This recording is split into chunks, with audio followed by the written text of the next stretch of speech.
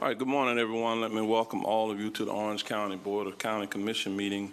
As we begin today's meeting of April 8th, 2025, we'll start with an invocation. The invocation is going to be led by Chaplain Dave Weaver. He is an employee at the Orlando VA Medical Center, but he is also a U.S. Navy Reserve chaplain assigned to NCB 27, the Fighting Seabees based out of Gulfport, Mississippi. Chaplain Weaver is a board-certified specialist in suicidal prevention and hospice and palliative care. Prior to his arrival at the Orlando VA Hospital, he served as hospice and palliative care chaplain at the Cornerstone Hospice. Chaplain Weaver earned a bachelor's degree in addiction counseling and a master's degree in divinity. He is a native of West Michigan. Early in his adult life, he managed a men's residential housing program, worked as an Alaskan commercial fisherman, and operated his own property care business. Chaplain Weaver married his wife and best friend in March of 2000, spending the next 2 years serving as missionaries in northern India. Together, they've raised 3 sons, Jack, 23, Ricardo, 19, and Job, 17. Chaplain Weaver enjoys taking walks with his wife and working on renovation projects and traveling. Again, after his invocation, I will lead us in the Pledge of Allegiance, and then we will follow the remainder of our meeting. We do have several proclamations that will be presented today. Dr. Jeffrey Williamson will be coming up, and he'll be reading a proclamation recognizing Water Conservation Month and U.S. 65th Infantry Regiment Buccaneers Day, and introduce the presentation of the Mayor's Veteran of the Year Award. And so with that, Chaplain, we're going to turn it over to you at this time. Please join me in standing.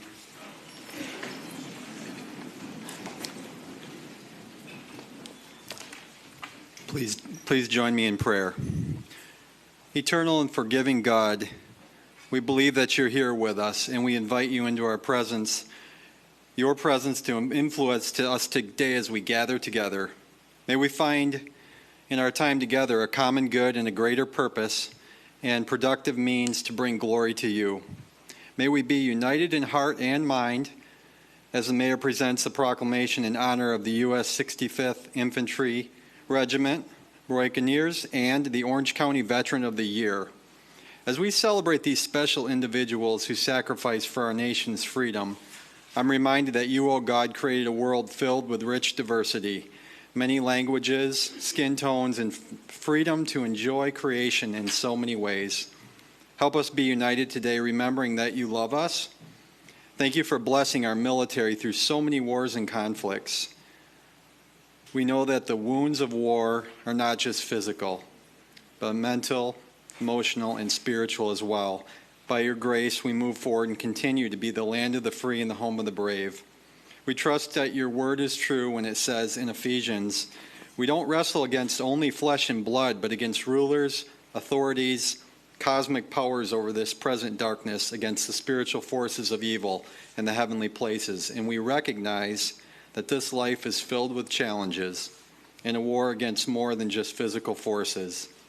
I request that you place your wisdom and guidance upon the mayor and his staff as they lead, and out from Orange County over the state of Florida. And beyond that, Lord, we entrust our nation into your hands. As the little children's song goes, he has the whole world in his hands. We have little reason to spend our days in fear and worry because you watch over us daily. Bless our conversation with goodness worthy of your hearing. Bless our bodies and strengthen us for the work you've prepared for each of us to do. We give thanks for the callings upon our lives, and may we each welcome any task you give, doing it in your strength and goodness. It's in your anointed name I pray. Amen. Amen. All right, please join me in pledge allegiance to the greatest nation in the world. I pledge allegiance to the flag of the United States of America and to the republic for which it stands, one nation, under God, indivisible, with liberty and justice for all.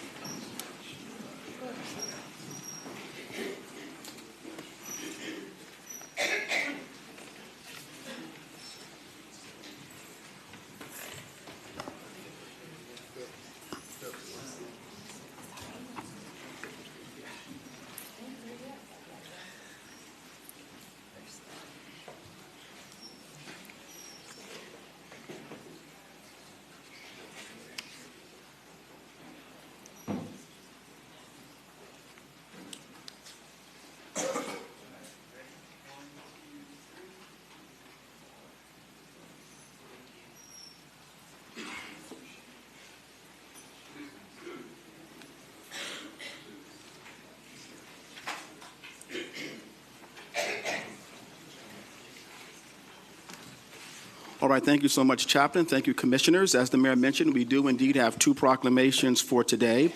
And the first proclamation that we have is for Water Conservation Month. Water Conservation Month. And the proclamation reads, whereas clean, safe, and sustainable water resources and supplies are vital to Orange County's economy, environment, quality of life, and whereas in partnership with the state of Florida and the water management districts, Orange County continues to increase awareness about the importance of water conservation.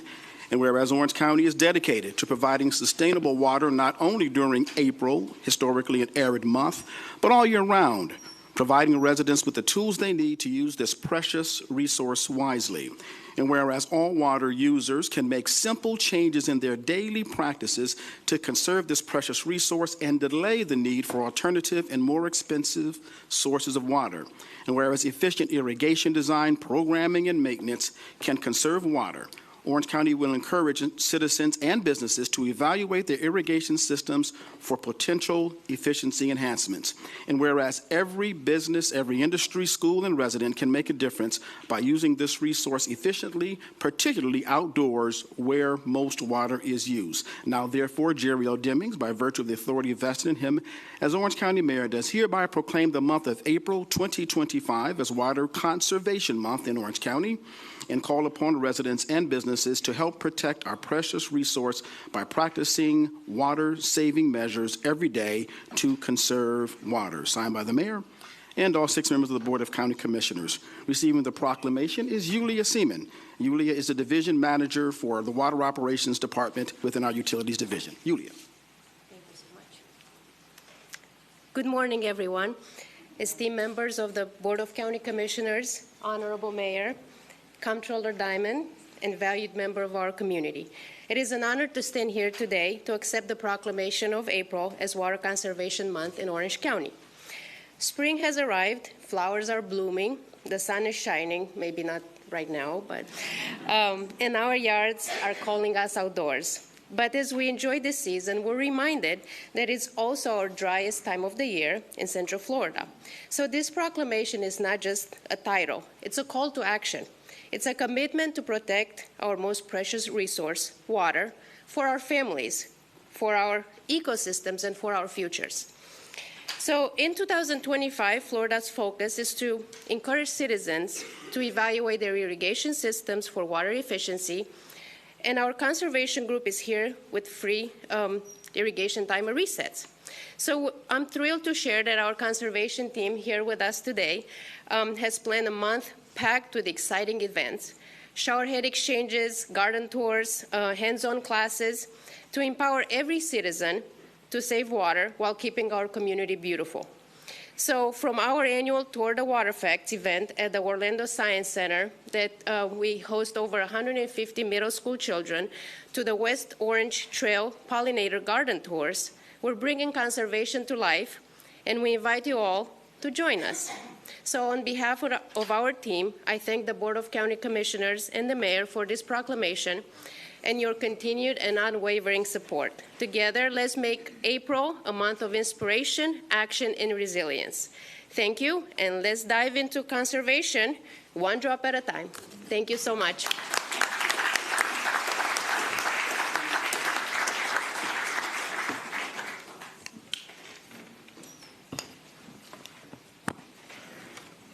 All right, members of our utility team will join Yulia and the mayor for a photograph.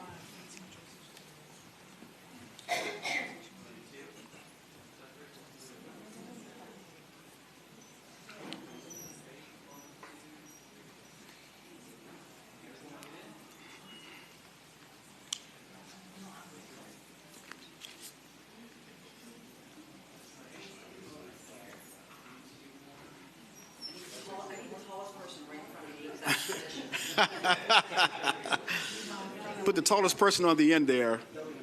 The gentleman with the glasses towards the end. Yes, please.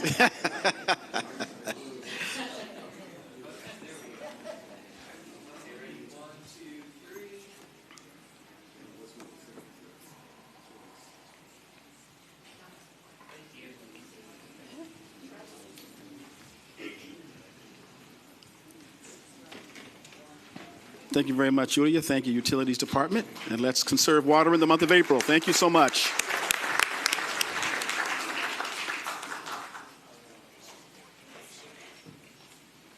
Our second and final proclamation is for Boren Kinnears Day, U.S. 65th Infantry Regiment Boren Kinnears Day. And the proclamation reads, whereas the 65th Infantry Regiment, known as Boren Kinnears, has a distinguished history of military service demonstrating extraordinary valor and dedication to the United States since its establishment as a Puerto Rican volunteer battalion in 1899.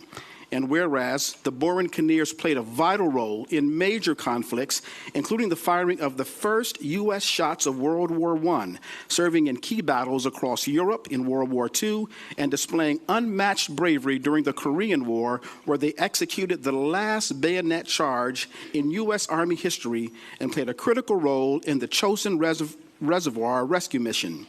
And whereas General Douglas MacArthur recognized the Boren Kinnears for their unwavering loyalty and courage, stating that their record in battle was one of great honor and distinction. Whereas the Boren Kinnears have received numerous prestigious honors, including the Presidential Unit Citation, Republic of Korea Presidential Unit Citation, and the Congressional Medal in 2016, the highest award given by the U.S. Congress and the President of the United States. And whereas the legacy of the Boren Kinnears continues to inspire future generations, highlighting strength, patriotism, and invaluable contributions of Puerto Rican service members to the United States. Therefore, Jerry L. Demings, by virtue of the authority vested in him as Orange County Mayor, does hereby proclaim April 8th, 2025, as U.S. 65th Infantry Regiment Boren Kinnears Day in Orange County, Florida, and encourage all residents to honor, remember the remarkable sacrifice and service of these courageous Boren Kinnears. Receiving the proclamation is Lieutenant Colonel, retired from the U.S. Army, Dennis Freitas. Dennis, let's give him a big round of applause as he comes forward.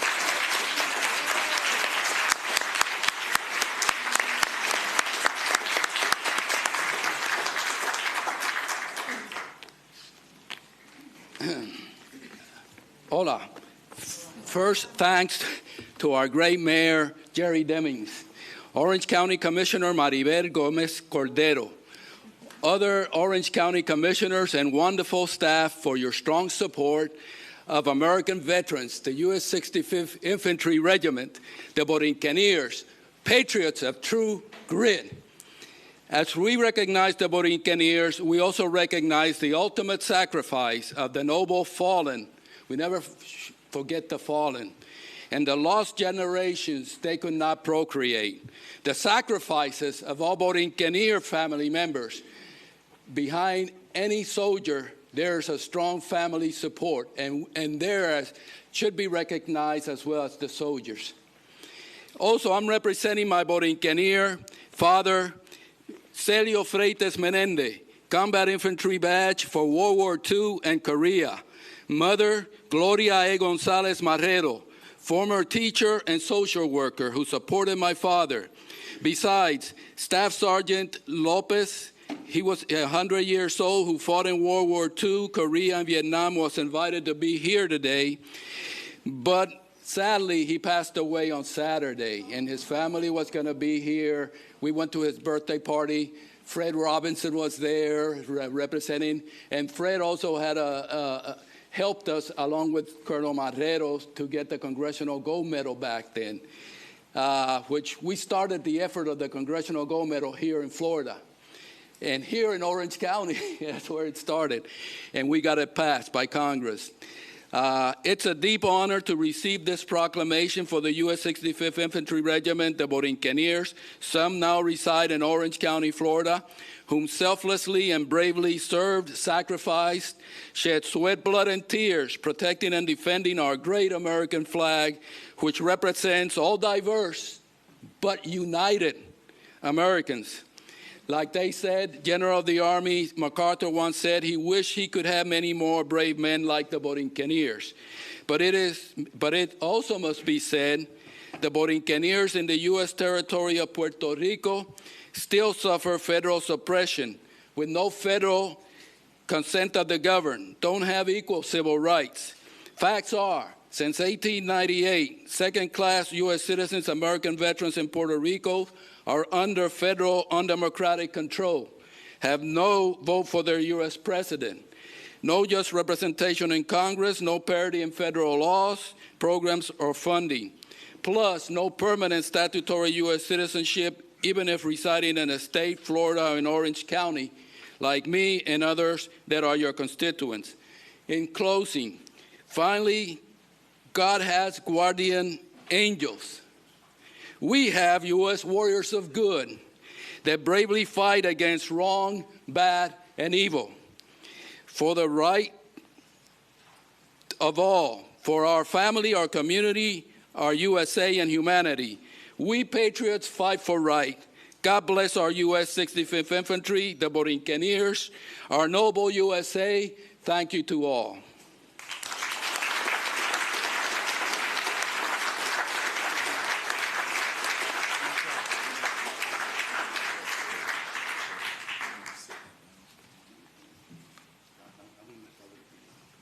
I want my father to be in the photo. He was the one that did the statue.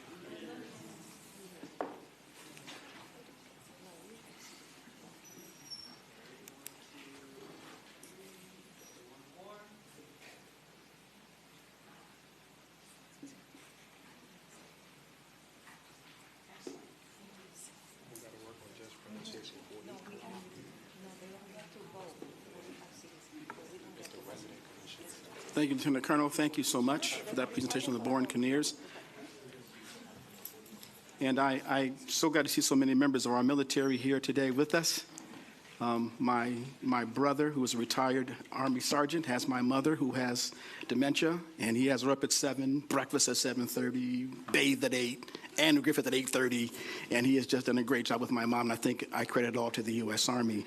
So this is an announcement today, speaking of our armed forces, for the Orange County Veteran of the Year. The Orange County Veteran of the Year. Some things of note for the Orange County Veteran of the Year. 5 came from the west side of the county, 6 from the east side of the county for the nominees. Only Orange County residents are considered for this prestigious award. If you didn't live in Orange County, you could not be nominated. There were 3 judges. Are the judges here today with us? All right. That's Major Lorraine Holland. Good to see you, Major. Is Colonel Marrero here? Colonel Marrero was here with us as well. And Paul Bertram. Is Paul here? Paul did not make it today. And the Orange County Veteran of the Year is Orange County Mayor Jerry L. Demings. Will announce that person. Mayor. Thank you, Dr. Williamson. Before I make the announcement, I would ask that if you're a veteran, would all veterans stand at this time and be recognized?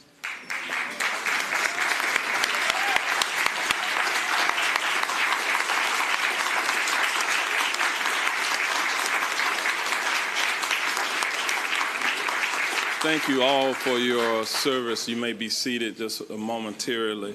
I have the greatest admiration for the men and women who have served in our armed forces, and we welcome you here today.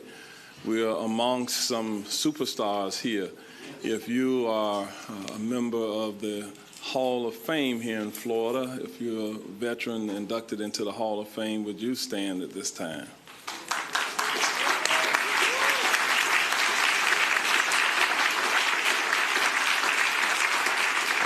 Thank you. We also have Miss Veteran America, Miss Kathleen Guzman, who is here, Goodman, who is here. Would you please stand and be recognized at this time? Very distinguished individuals. And now I have the privilege to announce the Orange County Veteran of the Year. I'll read a little bit about his biography. Norris Henderson is a dedicated veteran, advocate, and community leader with 20 years of service in the United States Navy, having served from 1993 to 2013. He is a recipient of the Navy and Marine Corps Achievement Medal and Global War on Terrorism Medal. Currently serving as the program manager of Mission United of Heart of Florida United Way, Mr. Henderson leads efforts to support veterans and their families in Orange, Osceola, and Seminole counties.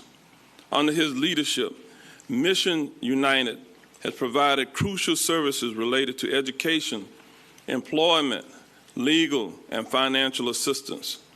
In fiscal year 2024 alone, his team assisted 715 veterans and provided 800 lift rides to veterans. Beyond his professional role, Henderson is an active community volunteer. He has participated in Heart of Florida United Way's Thanksgiving basket giveaway and community baby shower, ensuring military families receive essential support. He also played a key role in organizing the State of Our Veterans event, focusing on mental health resources for veterans. His efforts helped secure a $50,000 grant to assist veterans with housing and utility costs, as well as partnerships with the Legal Aid Society to provide free legal assistance to over 150 veterans. Henderson serves on multiple boards and councils, including the Mission United Advisory Council, Emergency Food and Shelter Program, EFSP, Orange County Mayor's Veterans Advisory Council, and the Homeless Services Network. His commitment to tracking veteran referrals, expanding services, and advocating for financial stability initiatives demonstrates his passion for improving the lives of those who have served. Though relatively new to Central Florida, Norris Henderson's impact is undeniable. Through his leadership, advocacy, and volunteerism, he continues to make a lasting difference in the veteran community. It is my honor to present Norris Henderson the 2024 Orange County Mayor's Veteran of the Year Award with a plaque in recognition of his distinguished service. And the plaque reads, Orange County Mayor's Veterans Advisory Council, Veteran of the Year 2024, awarded to Staff Sergeant Norris Henderson, United States Marine Corps veteran, retired, in recognition of your unwavering service to Orange County veterans and their families. Thank you for your commitment and service to our great nation and continued support of our veterans. Signed this day, April the 8th, 2025.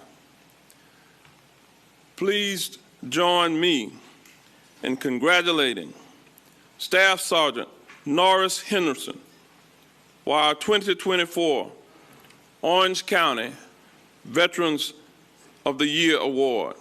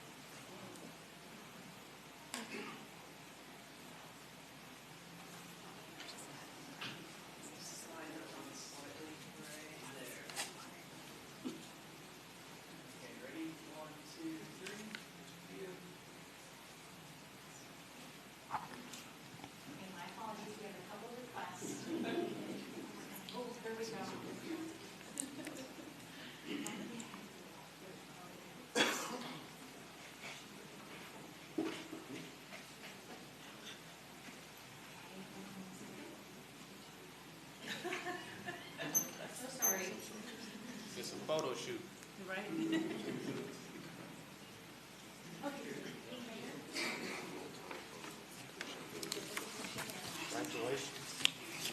We're going to invite Sergeant Henderson to have a few comments.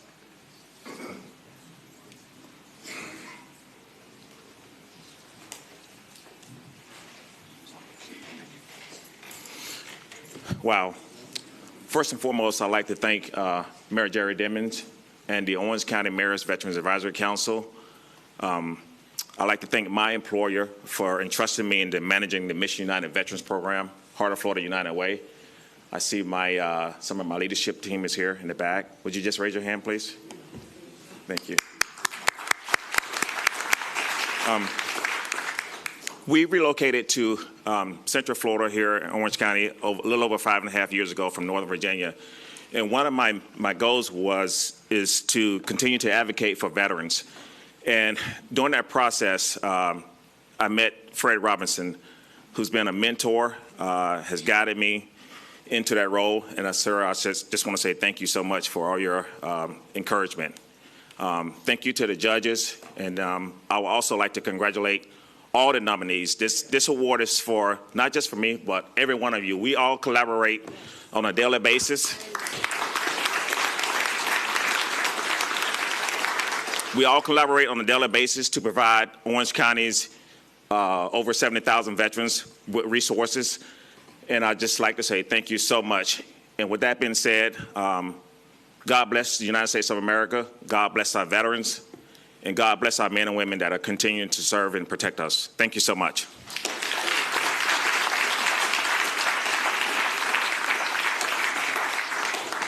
We're going to ask all the nominees to come forward for a photograph at this time. And Norris, of course, we're going to take a picture.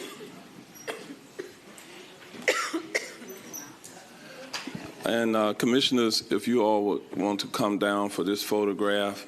And then while you're down, after we take this photograph, we're going to stand in front and we will ask Jared to take the photograph in that direction. Okay.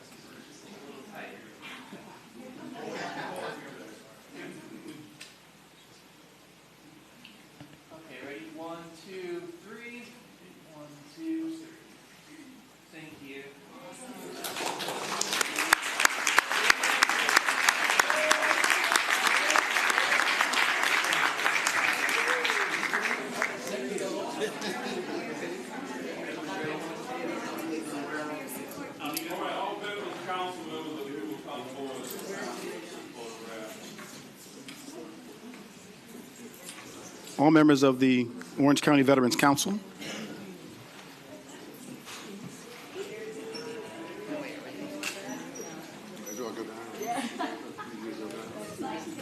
Hang on one second. Let's get our commissioners in place. Commissioners, let's come back to the photograph, please. One more. 1 second, Jared.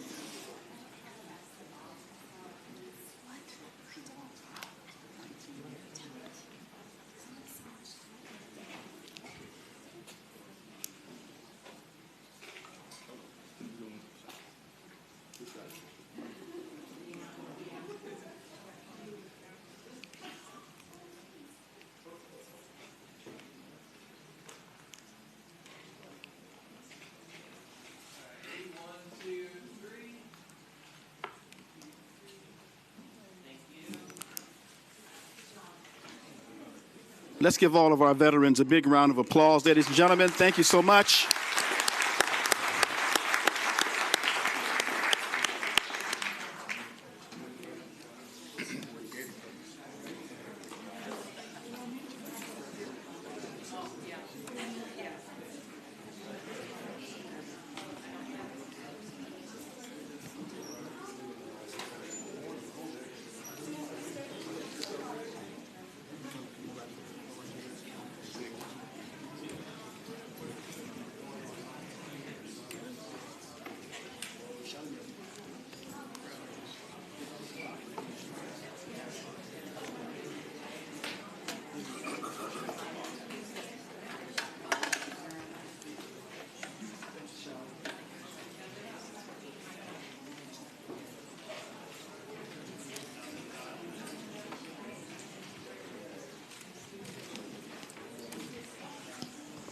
All right, as we move forward on our agenda today, I want to do a couple of things. I want to make some acknowledgments.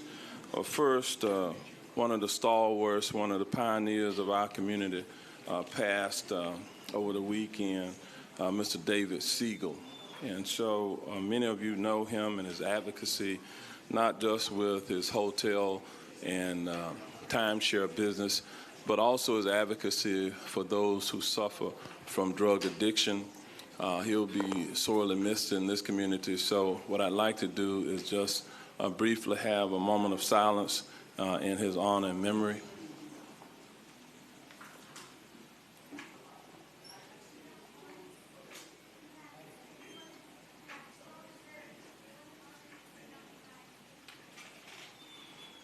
All right, thank you for that honor. And now, many of you, if you were like me, you were watching the NCAA basketball championships last night. And congratulations to the Florida Gators for becoming the NCAA Division I champions. And that's saying a lot from a guy that went to Florida State University. But we're proud of them for the hard work that they put in to make that a reality. With that now, we will move forward on our agenda. We do have a full agenda today. We're going to move to the public comment portion of our meeting, and we will invite members of the public to come forward to offer any concerns within this board's authority. I say that because sometimes we have people who come in and the issues that they may have are not within this board's authority. However, there are certain matters which are not appropriate for public discussion during this public comment meeting. These include pending procurement or land use issues. This afternoon we will be having public meetings regarding the land use hearings, and we invite those who have issues related to that to be present for that. With that, Mr. Thal Mueller, do we have members of the public present who wish to be heard at this time? We do, Mayor. We have 15 registered speakers this morning. All right. To those who will speak, we ask that you be so kind as to pay attention to, you will have 2 minutes by which to speak. As you come forward, we ask that you provide your name and address if you can, and pay attention to the 2 minutes. It will go quickly, but I know from experience that you can get in the significant portions of what you intend to say within that 2-minute period of time. So thank you, and with that, we'll begin with the call of the names and perhaps the order in which we receive them. All right, folks, I'm going to call your names in batches. When I do, please line up along the back wall. Approach the podium one by one in the order called. When you approach the podium, please begin with your name and address for the record. Our first speaker this morning is going to be Linda Ferroni. followed by Jacob Harn, Gus Martinez, and Zachary Moldoff. Are any of those names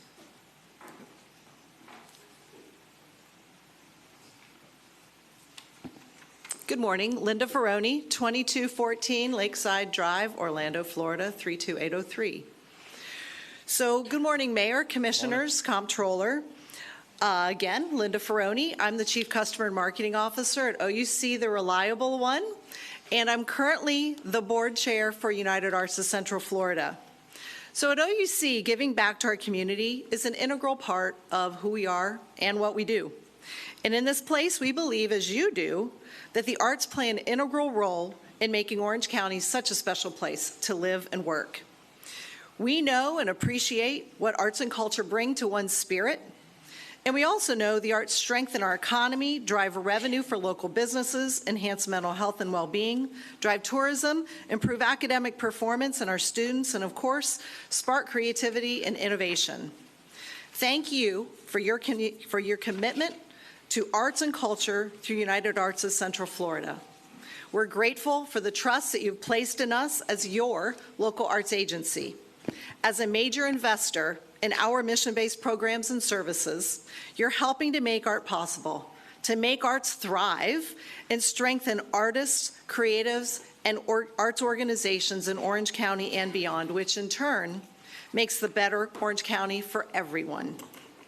The United Arts Board is 41 members strong and includes Commissioner Gomez Cordero, Roseanne Harrington, and Vicki Landon, all who do such a wonderful job representing Orange County. Thank you for allowing me to share a few words of appreciation for your support of arts and culture and your continued partnership with United Arts of Central Florida. Thanks so much. All right, thank you, Ms. Ferroni, for those wonderful comments. We'll move to the next speaker, please.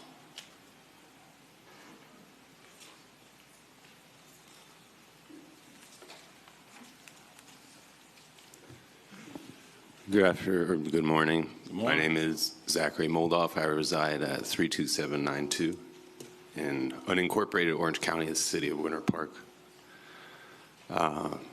I'd first like to thank the mayor and the commissioners for giving me an opportunity to come and bring a conversation to the public realm that I feel is pretty desperately needed at this point. I'm proud to say that after receiving $15,000 of funding from Florida Division of Arts and Culture, I've managed to find support from the Central Florida Fairgrounds to make that the location where we will host this event. It will be totally free to attend for all citizens of Florida from July 18th through the 20th. Unfortunately, though, I started a conversation with the Sports Commission about how we could potentially get some support to bring some Olympic athletes and Olympic coaches and emphasize the amount of revenue and attention and return on community that could be generated by bringing Olympic skateboarding here. And although the conversation was started, it was stopped at the point when the Olympic coach was ready to really jump in and talk about the tremendous amount of games that could be brought to our community. On top of this, I'd like to add that in the midst, I've managed to get $267,000 of funding added to the Senate draft budget to bring more public skate spaces and skate programming here to Central Florida with the support of Representative Ana Escamani. And what I'm asking for at this point is for someone to push on the Sports Commission to be held accountable. Because if a citizen of my means can bring an Olympic opportunity to this community, it should be investigated, it should be brought here and at least tested out. It's not a lot of money. And I'm being told that that's not important. And that sends all the wrong messages, and that goes against what's posted on their website. It goes against what they're being paid to do for the county. So I would appreciate it if we can get some support and really push back. And if they're not going to engage with me, I need to know why. Because I'm not just a person. I'm a person who's brought an Olympic opportunity here with the USOPC, with IOC, and with LA28, and that's what they're after. All right. Thank you, Mr. Moldoff, for your advocacy. You know, that's a conversation that will continue. You're in the early stages at this point, but we do appreciate your advocacy here within this community. We'll move to the next speaker, please. All right, our next speaker is going to be Dr. Jim Moyer, followed by Martin Friedman, Sheila Mayhew, and Sue Grody. Good morning. Morning. Dr. Jim Moyer, 1811 Southern Red Oak Court, Coe, Florida, 34761. I hope, Mayor, Commissioners, that you have some idea how much I would love to be speaking about soil, water conservation, or veterans, all of which are very passionate to me. However, I have to bring to your attention Florida CS HB 973, which has already gone through several committees, and if it passes, would dissolve 35 of the soil and water conservation districts in the state of Florida, including Orange. And I want to express my particular situation, and I believe others. I ran for office for the first time last year, after the performance reviews were completed and it was reported upon. So contrary to what was said on Monday at the subcommittee hearing, I had no idea that basically 3.5 years out of my 4-year term could just go poof. If this passes and becomes law, I'll be spending the last 6 months of my first year disbanding something, when it was my intent all along to spend 4 years helping the agricultural community in regard to soil and water issues that are dear to my heart. So I would just wanted to bring that to your attention, and it'd be undermining the election of the people of Northwest Orange County. Thank you for your time, and God bless you all. Thank you, Dr. Moyer. That is an issue that we are watching carefully from our board as well as the Florida Association of Counties for the outcome. Of course, that conversation is in Tallahassee, and we're not sure where that will land. But if that is something that others view to be important to continue, then you should certainly communicate with your local state representatives from this area. All right, with that, we'll move to the next speaker. Thank you, Mayor. Commissioners, my name is Marty Friedman. I'm with the Dean Meade Law Firm attorney for Ploris Wedgefield. I'm here to talk about the discussion agenda item C.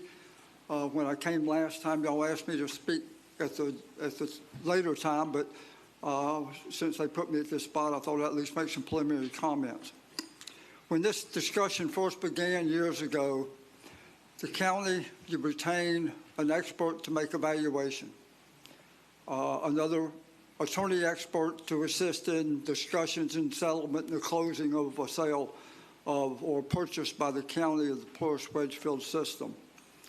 The county's evaluating expert, who's probably the most experienced in Florida on utility evaluation of water and sewer systems. His latest valuation was at $25.9 million. The utility department's best offer so far has been what they call a good faith $10 million. It's hard to understand how $10 million could be a reasonable good faith offer when your own experts are telling you that the system's worth $25.9 million. That said, Ploris is willing to sell the utility system in a fair value negotiated arena. And we look forward to negotiations with the county to hopefully accomplish what these customers want to accomplish.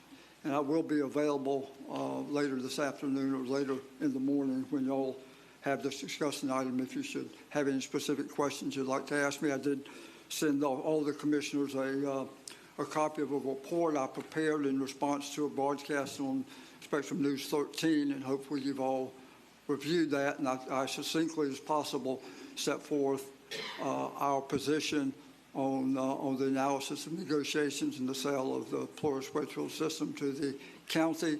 or to the FGUA. Thank you. All right, thank you, Mr. Friedman. To all those gathered, this is an issue which we will be seeing later today, a comprehensive staff presentation with a lot of information and details by which the board will receive for information going forward regarding any discussions related to the Plurist Wedgefield issues. Next speaker, please. Sheila Mayhew, 2828 Abney Avenue, Orlando, Florida, 32833. Good morning, Mayor and Commissioners. My community's fair share, $35 million. My community's skin in the game, $35 million.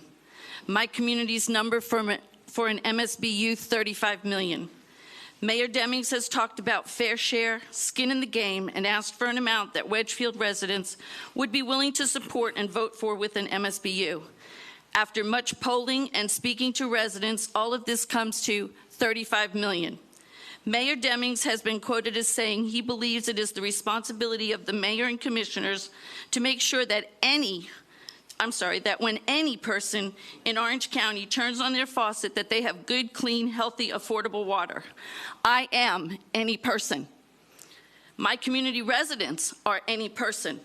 The children, teachers, and staff at Wedgefield School are any person. Mayor Demings, are you going to hold true to what you said? When does Orange County have skin in the game and does their fair share? A Wedgefield resident figured out that it would only cost between $1 to $2 per month for each current OCU customer to help pay for the repairs only. See the document that I've given you. I believe that asking the current OCU customers to do so is not unreasonable. I am requesting the mayor and board vote today to present an MSBU for $35 million to the Plurist Water customers in Wedgefield so that this project can move forward.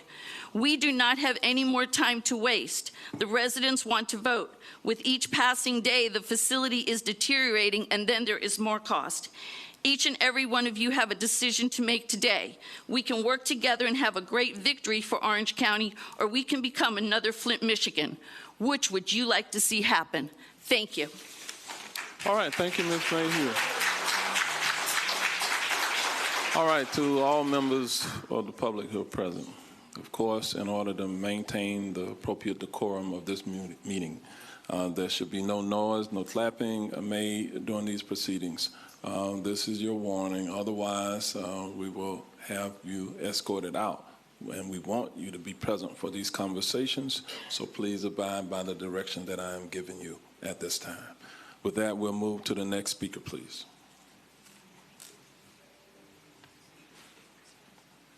Hello, my name is Sue Grody. I reside at 20618 Netherlands Street in Orlando, Florida. I am here representing the residents of Wedgefield, and if you can please stand just for a moment. Thank you all for coming. You can have a seat.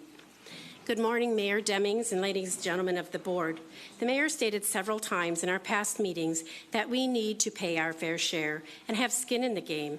I would like to have the board clarify, what does the definition of fair share and skin in the game mean to you? When do we, Wedgefield, become a real customer of OCU? OCU representatives have stated in an email that OCU's current customer base will not be burdened by us. When, if ever, will we become a part of OCU's customer base? What will this Board of Commissions from Orange County be willing to commit from the general fund? What will OCU be willing to ask of their customer base to contribute? Again, please clarify what fair share and skin in the game would look like. We here in Wedgefield believe the previously proposed 1/3, 1/3, and 1/3 was fair. The total amount cost will be paid back by Wedgefield residents through an MSBU. 1/3 from the state, federal appropriations and grants will be sought over the next 10 years. 1/3 is being asked of Orange County General Fund and OCU customer base over the next 10 years. We did the breakdown, and it equates to just $2 a month per OCU customer. After all, in the end, OCU will own our utility company with almost 1,800 homes at current. Also, our utility company will have been updated with state-of-the-art equipment to OCU standards, and that will add to their portfolio and positive cash flow. These are positive things for the county. We're not asking you to give us a handout, just a hand up. Please consider, we have been asking for a long time. Thank you so much for your time and your attention to this matter. All right, thank you.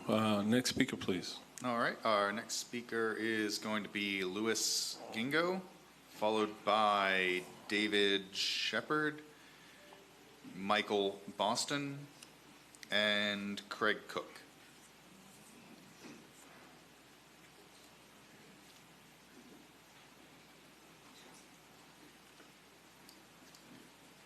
Good morning, everyone. Good morning. Good morning. Didn't know I was going to speak. This is an example, not an Please give us your name and address if you remember. Sorry. Louis Jingo, 2842 Marlin, Wedgefield. This is an example, not an endorsement, but these people constantly are with the legislators trying to enact laws that keep predatory corporations from destroying citizens' lives. So it comes down to the legislation to create laws that keep us safe from predatory corporations. We're already paying 4 times the amount that everybody else is paying for water. That's, to put that in perspective, if everybody's paying $4 a gallon for gas, we're paying 16. That's not fair. And if we don't get help from our legislators, we're going to be paying $40 a gallon for gas when everybody else is paying $4. That's how you equate that. That's not fair. And the greatest harm is going to be to the families. I'm paying $122 a month. That's what I average it out over the 12 months. It's going to go, it could go up to $400 a month. And I could probably swing that. It'll be tough. It'll be no Chinese, no Italian, no water parks, no theme parks, cooking at home. But the families, they're not going to have savings for retirement. They're not going to have college funds for their kids. They're not going to have anything. They're not going to have theme parks. What I don't understand is I'd like to see a copy of the contract, the agreement that we have with the company, because there's got to be something in there that shows that there's a way around this. I know any one of you, if you buy a brand new car off the lot, full warranty, if you don't get the tires changed, if you don't get the oil changed, if you don't have all the regular maintenance, that car's going to be crap in a couple years. So why is all their water equipment and sewage equipment look like it's been neglected? What have they been doing with all that money? They're neglecting their equipment. Sure, the water quality meets the state standards, that's fine, but the equipment looks like crap, and they're not maintaining the equipment with the money we've been giving them. So, is that my timer? Yes, sir. Thank you very much. We understand. We won't be able to sell our houses for 20 years. No one will be able to sell a house. No one, because no one's We'll going have to buy to go it. to the next speaker. All right, thank you. Hi, my name is David Shepard. I'm a resident of Wedgefield. I'm here today to hopefully help have the county commission push for the MSTU vote so we can actually move forward. The only real way for us to not kick the can down the road is to actually become customers of OUC so we have representation within our community. And that's pretty much all I have to say. So thank you. All right. Thank you. The next speaker, please.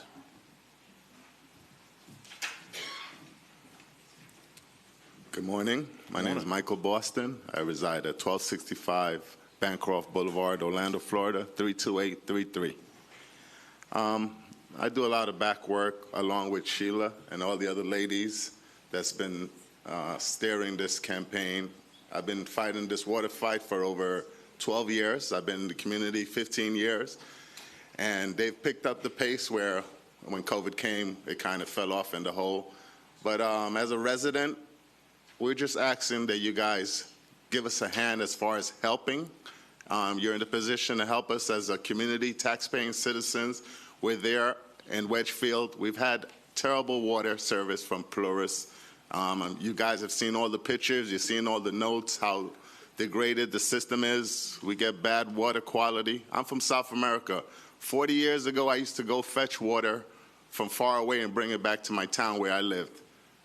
I'm here in America, 2025, and I'm going still fetching water from out of my community at Publix when I'm already getting a service and paying for a service that is no good. The quality is no good that I wouldn't even drink that water myself, that I go to Publix and fill bottles of water and bring it home. I don't think I should be doing that here in America in 2025. We're just asking the board, the mayor, for your help. The community have gone back and forth. We've had meetings. We've built up pamphlets. We've done everything that you've asked us to do. Go back, get a number for us. We've gotten the number. We brought the number back to you guys. Now the ball's in your court. We're asking please to help us get quality water. We're not asking for money, millions, and it's quality water. This is going to affect our family, our lives. It will affect Orange County as a whole as well. You know, we're all part together of the system. If it breaks or something happens, you guys have to come to the rescue. There's going to be a lot more money wasted when we have the opportunity to try to fix it and help us. Please. Thank you. All right. Thank you, Mr. Boston. Next speaker, please.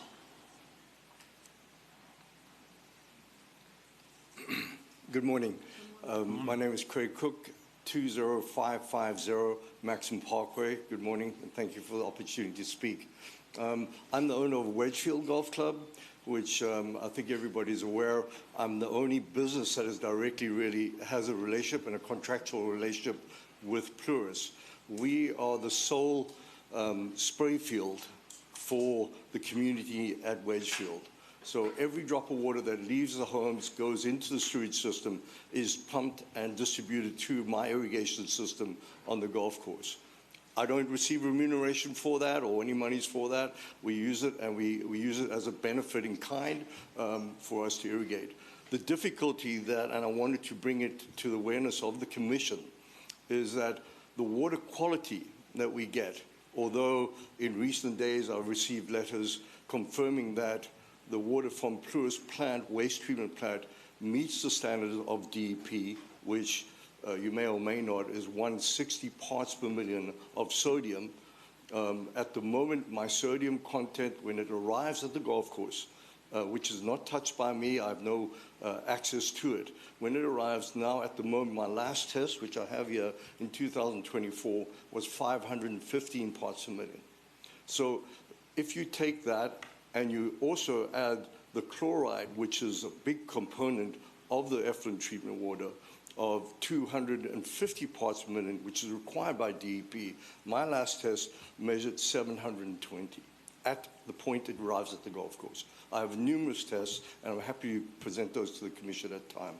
I support Plurus being bought by OUC and in effect by Orange County, and I hope that this helps you to make some decisions in the future. Thank you very much. Thank you, Mr. Cook. Next speaker. All right, we have 3 more speakers this morning, starting with Jay Madigan, followed by Val Mobley and Trini Kuros.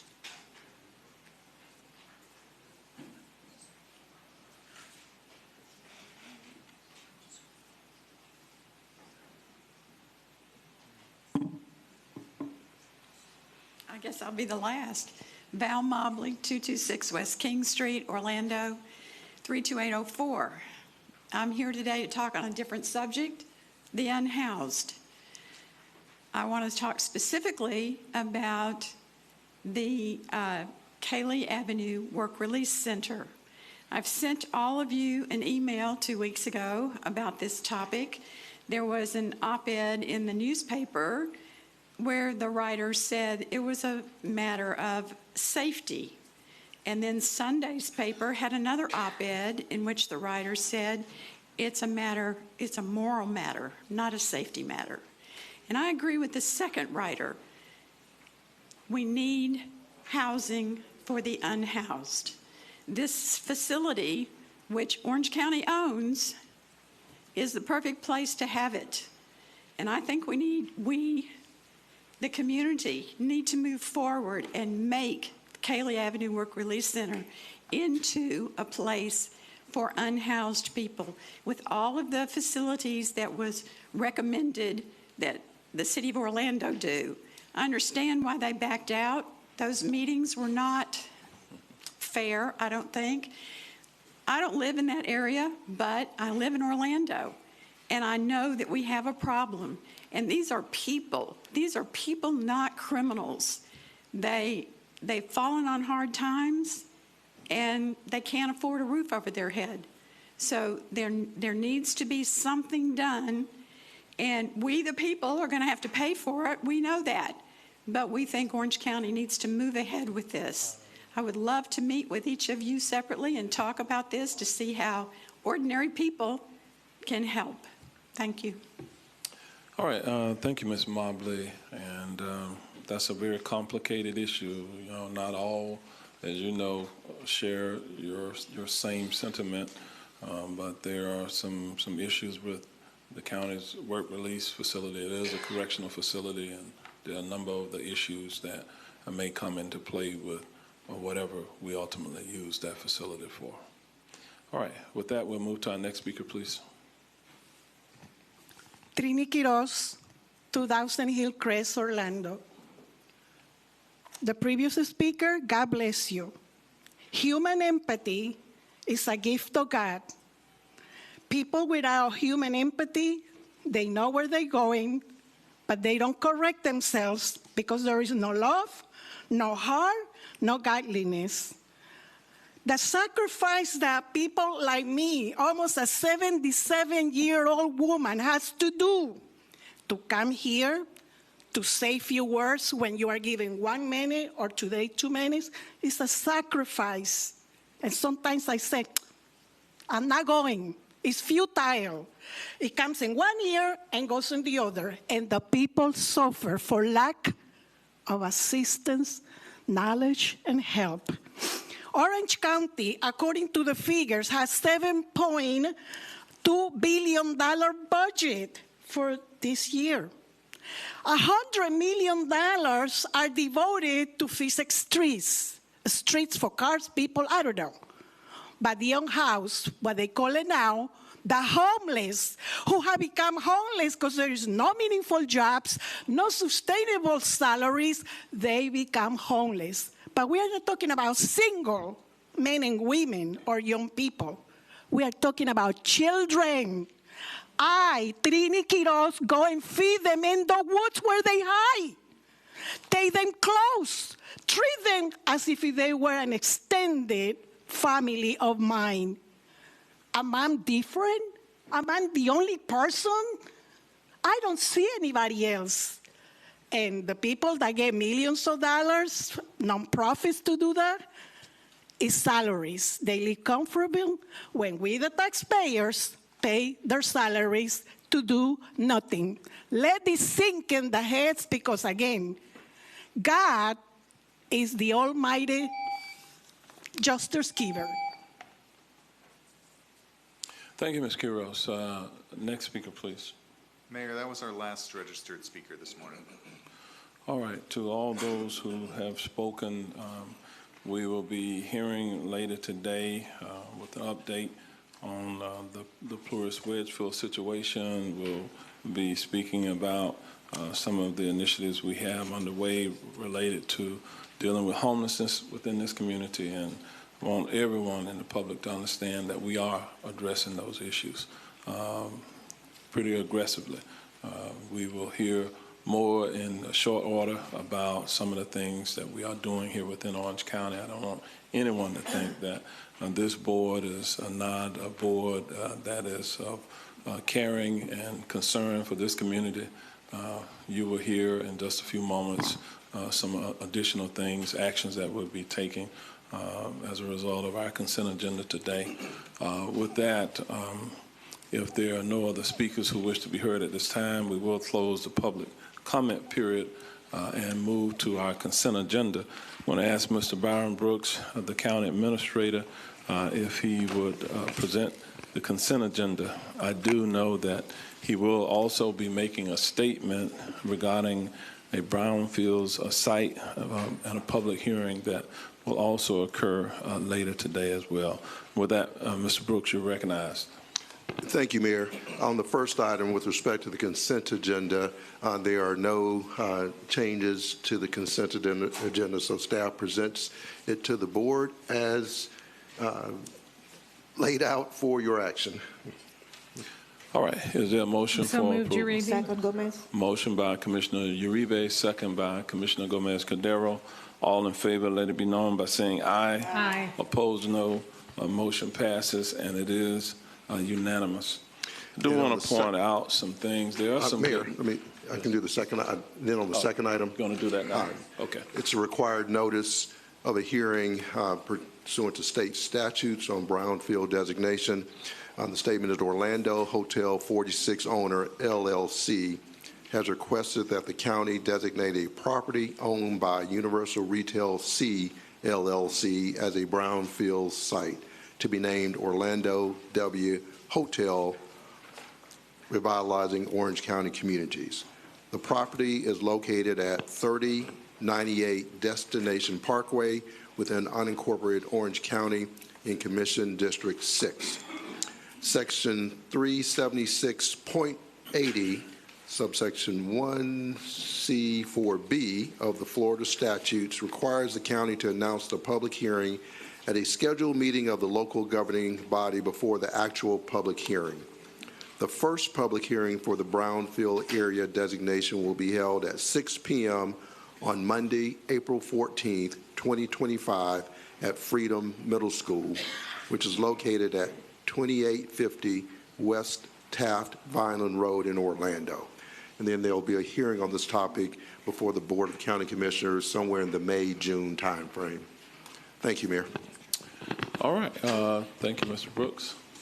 Let me just point out a few things that we passed on the consent agenda. As we try to preserve green spaces within our county, we approved a contract to purchase 396.14 acres of environmentally sensitive land in East Orange County. That's good news. The preservation of the parcel located in East Orange County will add to an existing 838,000-acre ecological corridor spanning across Orange, Brevard, Seminole, and Volusia counties, which includes the Charles H. Bronson State Forest, the Christmas Creek Ranch, Seminole Ranch Conservation Area, Orlando Wetlands Park, and the Little Big Econ State Forest. The property will preserve the rare habitat of basin swamp, bay gall, and depression marsh, provide water resource protection, and is a critical linkage for the Florida Wildlife Corridor. Lastly, the parcel has the potential to provide nature-based recreational opportunities. These potential nature-based opportunities could provide the continuation of Charles H. Bronson State Forest and the Little Big Econ River Forest trail systems. To date, Orange County has purchased and preserved 1,824 acres since the board approved the $100 million to purchase environmentally sensitive lands. And now we'll move forward on our discussion agenda for this morning.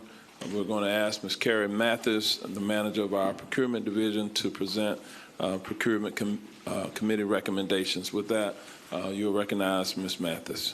Thank you. Good morning, Mayor and Commissioners. The Procurement Committee has evaluated proposals for continuing engineering services for building commissioning.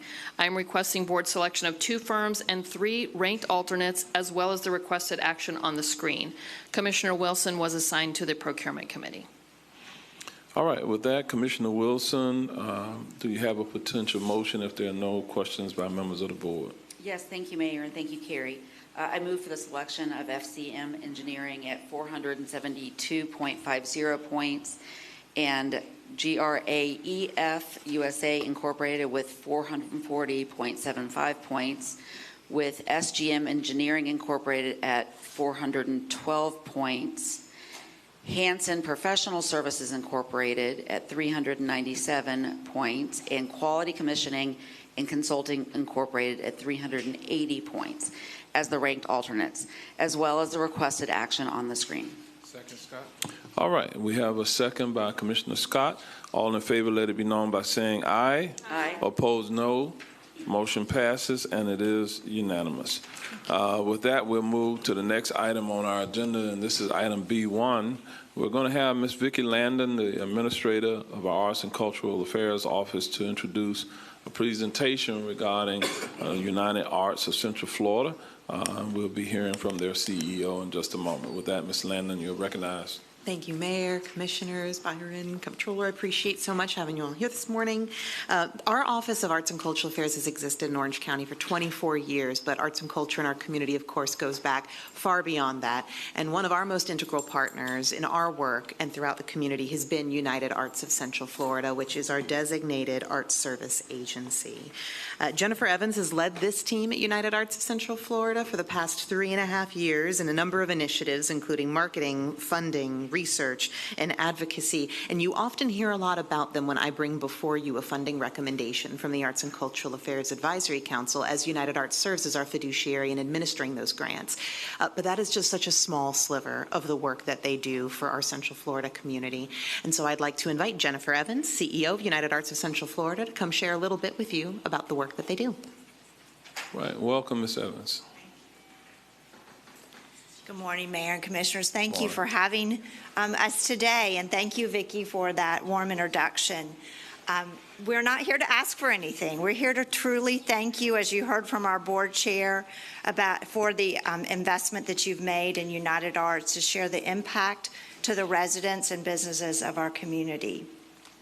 For 28 years, we've been your partner, and together we have championed arts and culture that have an economic impact in our county of over $265 million and support over 4,943 jobs. This work together really helps us to provide programs and services and make the art possible for the people that live in our community and the people that travel here. As your leading resource for arts and culture, we really serve as that local arts agency. We are your connection to helping artists and organizations to be a catalyst to create the greatest impact.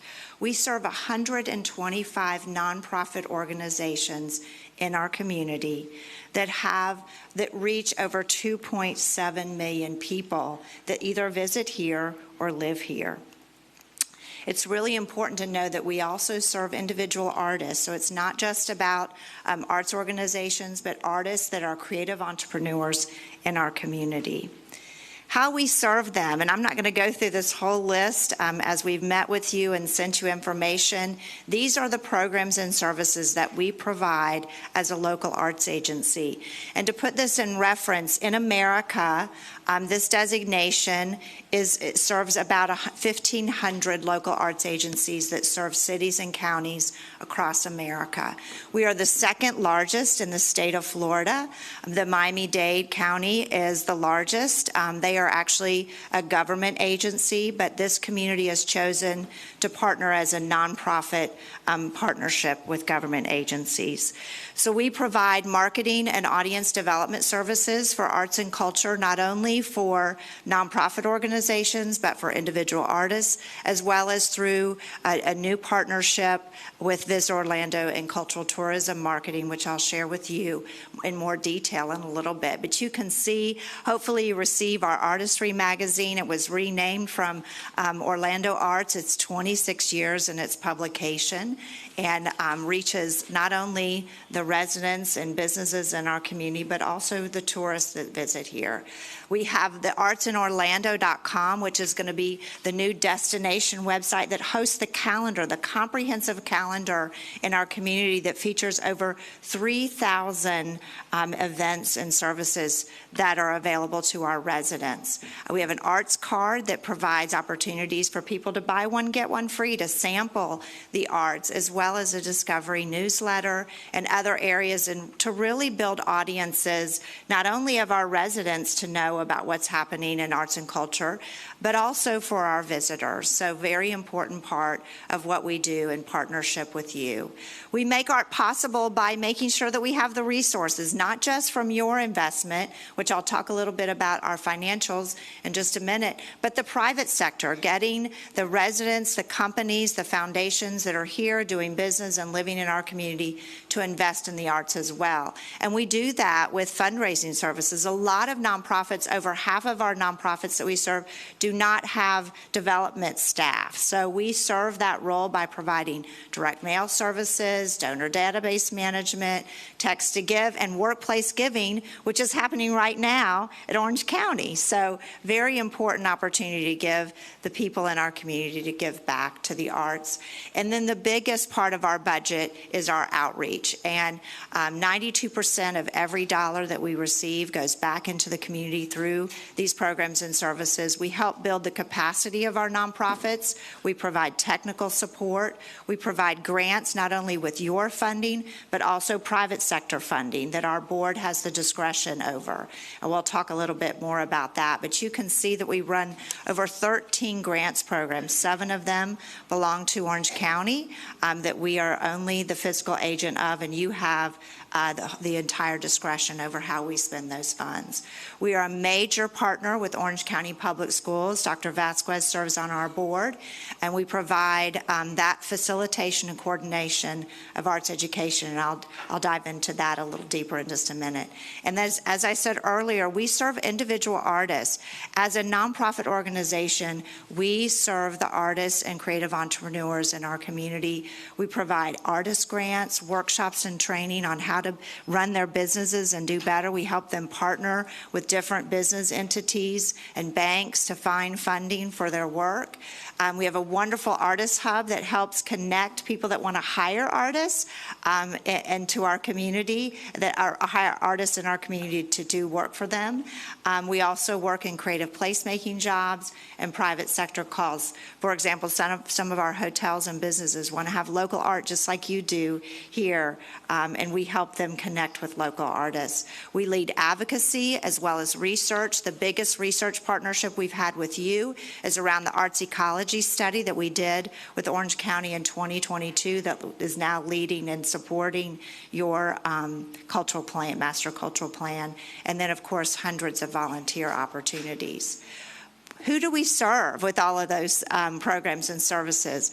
Over 2.7 million people have access to the arts in Lake, Orange, Osceola, and Seminole counties. So we are the Central Florida Local Arts Agency, and we report to you, have accountability to you, but we also serve those other 3 counties. We've engaged 6,000 artists through the work that we do, and over 23,000 events, programs, performances, workshops that are open to the public also come through the work that we do. I do want you to know that there isn't always the money, just like when people come to you and ask you for services.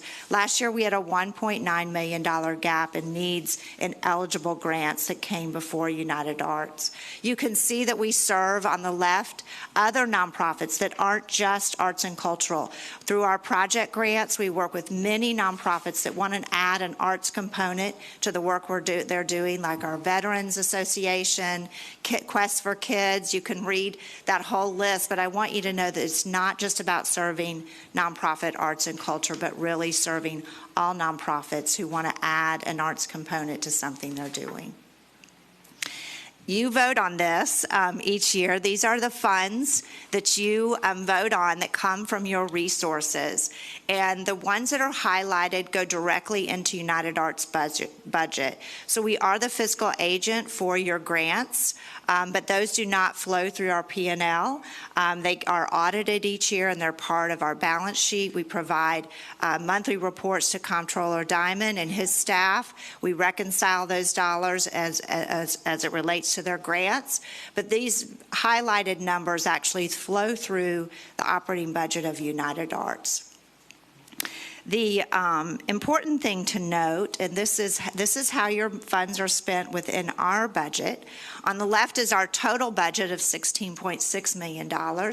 Your investment in our mission is $4.4, and we leverage that with $12 million from other resources, the city, the state, private sector, as well as earned income. And you can see that the public funding at the top, the private sector funding of $8.3 million, and then earned in revenue of $2.4. Now, how do we spend your money? And that's the orange column in the middle. So first, of course, administratively, 8% of our overhead, of our funding is to run our organization from an administrative standpoint of view, and you contribute $388,000 to that. And then the programs and services that I just detailed, you're investing $3.7 million, $8.8 million comes from from other sources, and then $300,000 in marketing the arts. And I want to thank you for that increase. For many years, you'd have been investing $100,000 in marketing the arts, and just in January, we received the additional $200,000. We're very excited to have that increase, and we'll be reporting back to you on the impact of that increased investment. So that's how we use your funds. And then, as I mentioned, another $11 million we're the fiscal agent of, and those are managed through our balance sheet and audited annually and monthly reported to the Comptroller's office. We serve 144 grantees, and your grants and our grants combined of almost $22 million in resources brought to the cultural sector from the private sector and the public sector. And we work, I mentioned our youth arts engagement. So arts education is a big responsibility of United Arts in partnership with Orange County. Last year, we provided this last 2024, connected 393 children to arts experiences. This is from all of the programs within the cultural sector that we work with and facilitate. And throughout the 4-county region, that's over 600,000. So bringing children access to the arts is really an important part of their mental health as well as their academic success. Arts marketing, as I mentioned, has been a role and a responsibility. We're not the only ones that market the arts, but we do that through a comprehensive arts and cultural calendar. And you can find that on our website. That's everything from summer camps to classes, exhibits, but also over 600 free events that are available in our community that our arts and cultural community presents. And then I mentioned the Artistry magazine. Those are mailed to your offices. We hope that you get them, but they also are distributed throughout our county and visitor sites as well as businesses and hotels and shops and local businesses in our community. One of the things we immediately did with the increase in your funding was do a campaign around reaching our Hispanic community to let them know that the arts, that United Arts is serving them, that there are opportunities for individual artists as well as being involved as consumers in the arts. And you can see from those numbers that we really increased the awareness of our Hispanic, our Spanish-speaking residents and visitors on what's going on in the arts that relates to them, and that they would enjoy the arts and knowing that they're available to all people. And especially, we have a lot of Spanish-speaking artists that benefit from United Arts programs and services. You can look at that, a lot of impact, really just trying to get awareness, and your increase in funding has been substantial. Our cultural tourism initiative with Visit Orlando just began a year ago. We had our first year in the pilot. We're very excited. They've invested $300,000 in a dedicated staff. Tali Sugasawa is here joining me today. She is the director of our Cultural Tourism Initiative. This is a brand new partnership with Visit Orlando, and it's really around product development and execution of that product around the globe, to really for the world to know that we are a destination for arts and culture. And as you know already, because of your major investments, arts and culture is about what makes us unique and authentic as a community. And so making sure that we have product development and execution, but also national and global marketing strategies to attract the leisure audience, meetings and conventions, as well as making sure that our tourism industry is ready and our arts community is ready for tourists. So we really connect the local arts and science history with the tourism and travel industry. And I mentioned Tali, but we also have one other full-time staff member, Bianca Ruiz, who also serves us as well. To give you an idea, just last fall, through our work, we identified 100 local music performances in our region in 8 weeks, and we told the world about it. So we did a campaign to say, come to Orlando. We have live local music, 100 shows in 8 weeks. And that's the kind of work that there isn't anyone else doing in our community. And so a big part of what we do. And finally, the collaborative campaign. I mentioned that we are in the business of raising funds for the arts from the private sector. And because of your challenge match of $500,000, the collaborative campaign has grown by 42%. We have a $6.5 million goal this year. It will end on April 30th. We have 39 partners now. It used to be that we had 21, and when we started, we had 9. So we're at 39 partners. We're all unified to raise money from the private sector for the arts, and that's over 10,000 donations. So your challenge match has made a big difference in that growth. So finally, we are here together as your partner to help make the arts thrive. And when we make the arts thrive, our community thrives, whether it's individuals or corporations or businesses that want to help other people in our community. So I welcome any questions. We are so proud to be your partner and hope that these 28 years will continue to help us really make the arts thrive in our community. So thank you.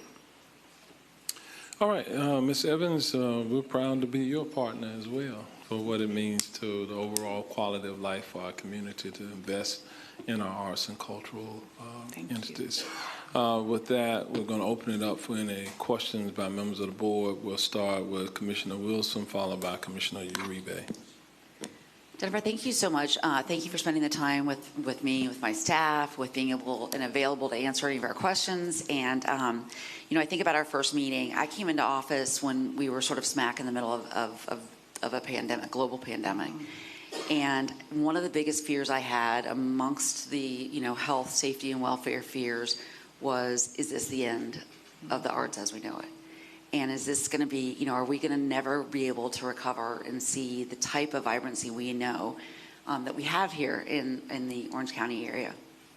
Yes, we did it. You really have made up ground, and we see how far and wide the different organizations, the different individual artists and the events that are being touched. So thank you, thank you, thank you. That being said, we're under a sort of a cloud right now of other threats, which really strangely come, created by the legislative body in Tallahassee and to some extent the federal government in the way they're allocating funding towards education and other programs that are critical for the types of arts projects that we know are important to residents. So I paid close attention to the last school board meeting and heard that they are essentially being dealt a funding cliff as far as their own educational programs, AP programs, arts programs, potentially sports programs.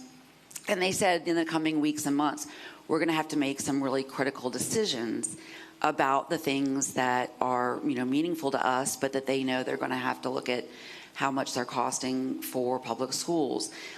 This isn't because we've had some housing crash. This is because the legislature is deciding to take that money and apply it to private schools and vouchers, and they have to cover the bill that they've promised private schools. So our public school programs and their arts programs are on the chopping block. And I would just love to hear your thoughts about what we can do as a county in trying to wrestle down some of these revenue dollars that we've been able to put in arts and how that applies to education, and so that we can make sure that our children continue to be supported in their arts endeavors and arts education. Thank you for asking that, and you're right. The arts education has been on the chopping block for years, and not just here in Florida, but all over the country. And there's so much evidence that shows that the arts and academia provide incredible outcomes. And so that's why nonprofits like United Arts and the partners that we work with that are providing that in arts enrichment and those arts education. So if the schools cannot do it in the classroom, that it does happen in youth development programs and after-school programs. But thankfully, within Orange County Public Schools, they have been dedicated to investing, but this is also the critical role of the private sector. So this is why the collaborative campaign is so important. This is why I talked about how we've leveraged the dollars that you've invested with private money. So it's a fight that we all have to fight, so thank you for bringing that up, because our children are our workforce of the future, and so thank you, and it is critical. But we know, and we have, the great thing is the research backs it up academically of why there's value to it. So as long as we continue to put that information in front of, school board members and decision makers at the legislature at your level, please be an advocate for arts education in our schools, because we know that it makes a difference. Well, thank you. And we are here. It's an important piece of the quality of life investment, and I'm just grateful for the work. Thank you so much. Thank you. Commissioner Uribe, then Commissioner Gomez-Cordero, then Commissioner Moore. Jennifer, I do want to acknowledge when you first came on board in your role, you came and saw us on, you said, really, what do we want to see? Mm-hmm. And you have really taken an initiative on that, and I appreciate that. Over the weekend, we were honoring the arts over at the Manello, yes, with the two mayors who really spearheaded the investment of arts, which is really phenomenal to see. But I do, and I want to say that you're really trying to go to that barrier of getting to people who don't run in these circles of, as I always talk, an artist isn't really a corporate person. An artist is an artist, and that's what they're great at. And so trying to find that artist and give them the tools and ability to grow that and to expose their art is great. And I think it's phenomenal. I know that you had a slide where you said, where you had Visit Orlando. So I know I wrote down 14 million comes from TDT and roughly 1.5 million comes from our general fund. But yet I've seen on Visit Orlando's finances giving you all money. And to me, I'd like to understand that, because it's almost like we give them money for a certain thing, but you're an agency that we fund through those dollars. Can you explain why? Because Visit Orlando's funding is TDT. So you're getting TDT from us, but you're getting a portion of TDT from them. And normally you come in front of us, obviously, and I know you're on the Visit Orlando board, but can you explain how that works? Because it does draw to question to me, because it's almost like double dipping, and then it also, they get their funding from us. You always have gotten your funding from us, but yet you're getting funding from them, and I wonder if there might be some concerns there. If you can explain that for me. Absolutely, and thank you for asking. So this is a new partnership with Visit Orlando. It's $300,000. It's funding specifically for 2 full-time employees that are dedicated every day to developing strategy and marketing for cultural tourism to really attract. Right now, Tali, I think we're at 16%. Tali Sugasawa is our director here. As a county, the visitors that come to Orange County through the surveys that Visit Orlando do is 16%. The national average is 25%. So we have a lot of work to do to get visitors to come here and add arts and culture to their visits. So as we know, we're top destination in America for many wonderful things that have to do with arts and culture. Our entertainment, our theme parks are all about arts and culture. So Visit Orlando saw that United Arts is an expert in our cultural sector. So who are those great artists that can entertain at the convention center during meetings? Who are the local arts organizations that are destinations? Our museum, you mentioned Manello.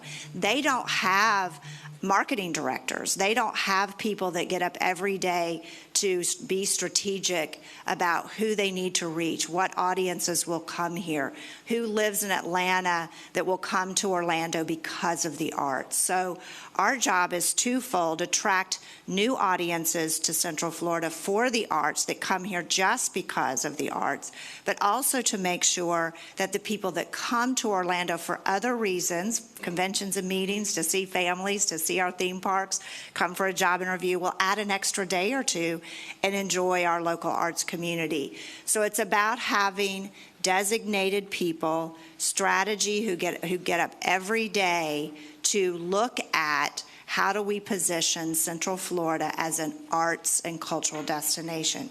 And Visit Orlando does the high level, unbelievably real. We've got arts and culture, but we actually tell them that there's 100 music performances, during 8 weeks in the fall. And we tell them about our winter festivals and heritage festivals, so music festivals. And so we're really taking everything that exists, wrapping a ribbon around it, and saying this is what we have. So you're saying they only give you $300,000? Because I saw over $1 million on their budget. So you're saying just $300,000? Okay, I can look into that even more. Fantastic. And I know we talked about, I wasn't aware of the magazine. There are a couple that I guess come to this building, but I don't get to see it. And I know that you guys are going to make sure I see it. But one of the things that, and I know the online, I feel like that online should be everywhere. And again, I've offered to help share some of the episodes, some of the versions that come out. But I really do think, have you guys ever looked at doing things bilingually?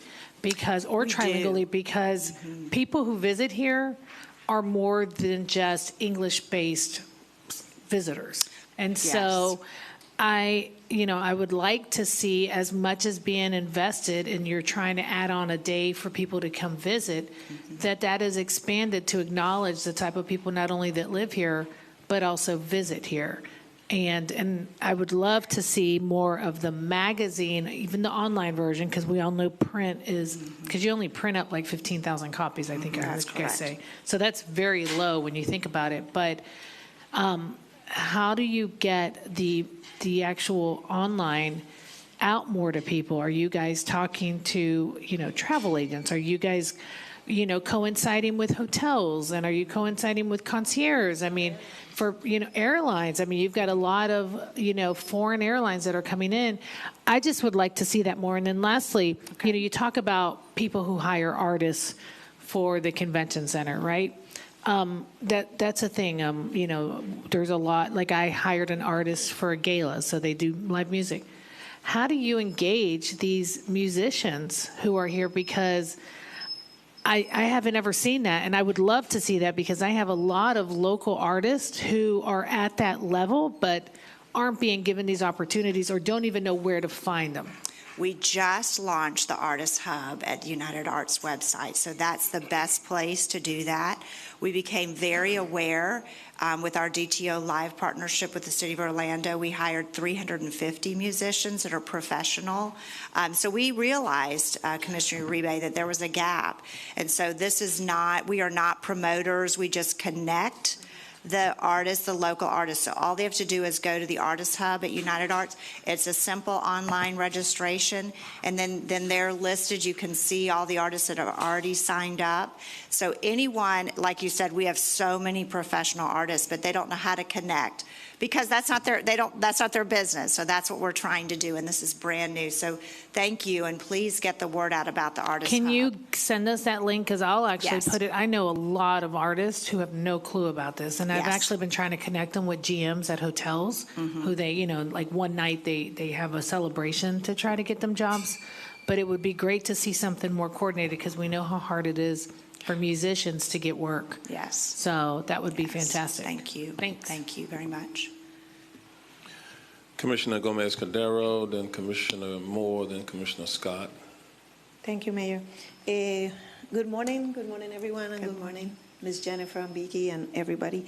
I have two easy questions. I just want for the public to know exactly, how can they become volunteers? What opportunity you have for them to become volunteers? Absolutely. There are a number of volunteer opportunities in the arts. Certainly on our website, you can sign up to be a panelist. So all the money that we talked about in grants, those decisions are made at grants panel, on volunteer grants panel. So before they come to you as a vote as the Board of County Commissioners through the Arts and Cultural Affairs Council and through United Arts Board of Directors, we have 100 volunteer panelist opportunities. And this is an opportunity for residents and business, anybody to sit on a panel and read what our arts community is doing and find out what they want those funds for. So very important part of volunteerism. There's also 600 nonprofit board positions in arts and culture that we desperately want to fill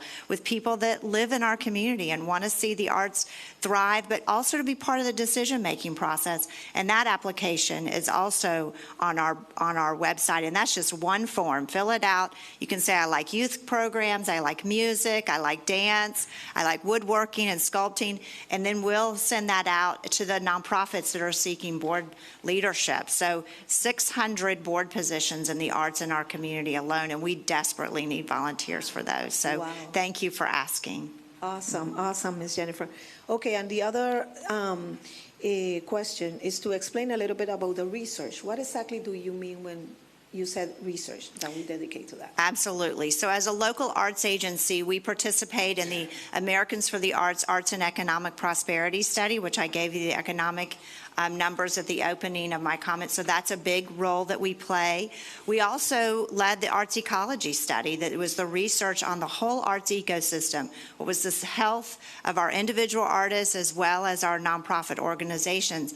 And this information is advising the Arts and Cultural Plan that you are leading as a county through Vicki's office, so along with the City of Orlando. So we look at the whole ecosystem. So we're the only organization that isn't just about one art form or one population, but really about the whole ecosystem. So we do research based on what your needs are, as well as the community, to identify gaps. Awesome. So, Ms. Jennifer, I have to say thank you so much. I know I'm part of the member, of the board, and I learn so much every day when all these things come up, and also thank you for all the hard work and, expanding to increase the partnership, private partnership, which is much needed. So thank you so much. Thank you. Thank you. Commissioner Moore and then Commissioner Scott. Hi, Jennifer. I'm not really sure where to start because I can't always wrap my arms around how much you've expanded and you've improved. And I've had the opportunity to serve on this board while I was on the school board and here for several years. And I was thinking while you were talking that my career started out as a professional musician, and maybe if United Arts had been this developed, I wouldn't have gotten into politics. Well, we need you in this public service role too.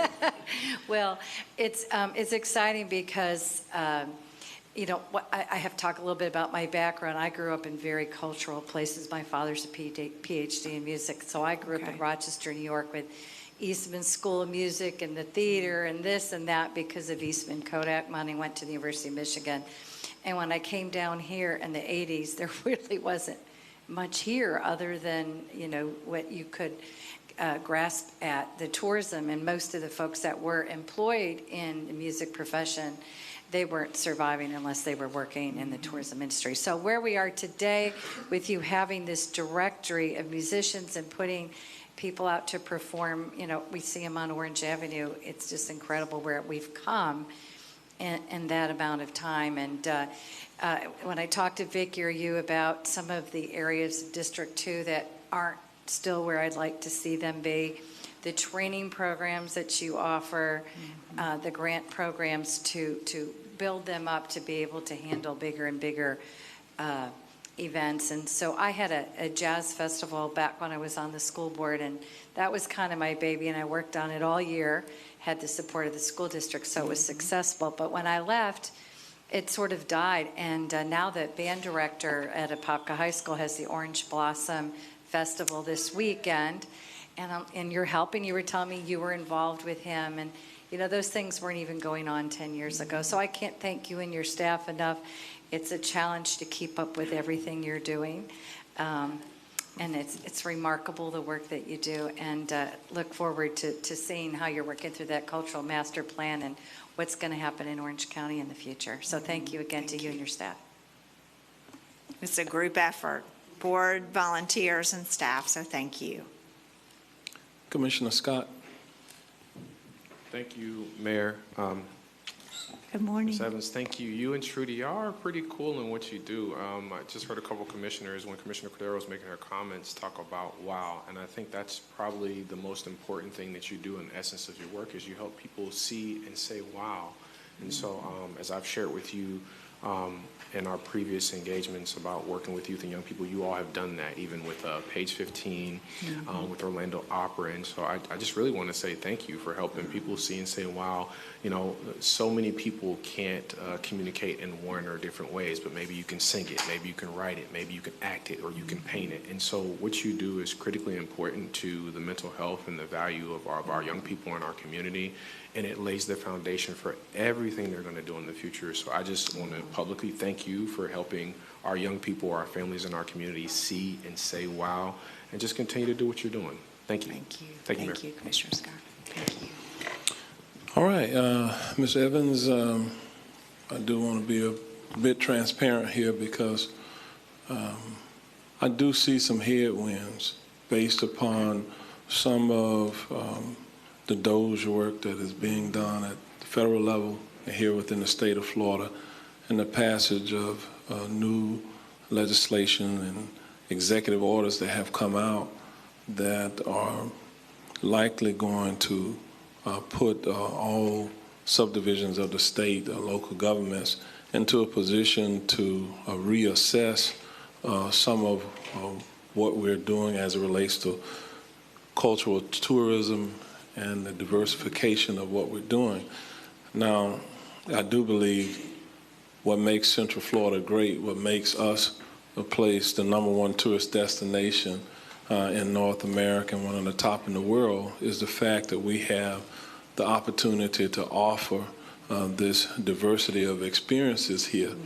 But with recent executive orders and some directives that have come out, they lack the clarity and the specification to give guidance to what our federal and state government has deemed as to be prohibitive uses of different revenue streams, public dollars.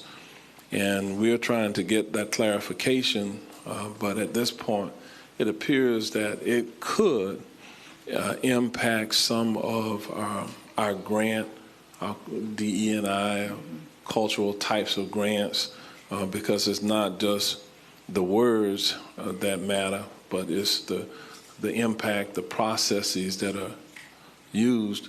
And so what we're doing, I've directed our staff to kind of look at it from a legal perspective, what these new directives mean, to seek clarification from the state through our advocacy, through the Florida Association of Counties, try to get some clarification. We certainly, as a subdivision of the state, must follow the law, and we must do so always, but continue our advocacy if we believe that laws are unjust, to try to change them.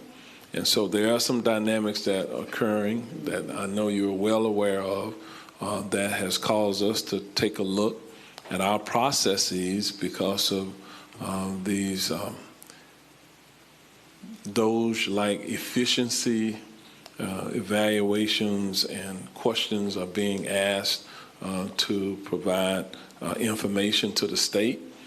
We don't want to inadvertently put ourselves in a position where we run afoul of the law. So I'm just saying this publicly to all people that it is our responsibility to take a look, to confirm that our processes are consistent with emerging laws.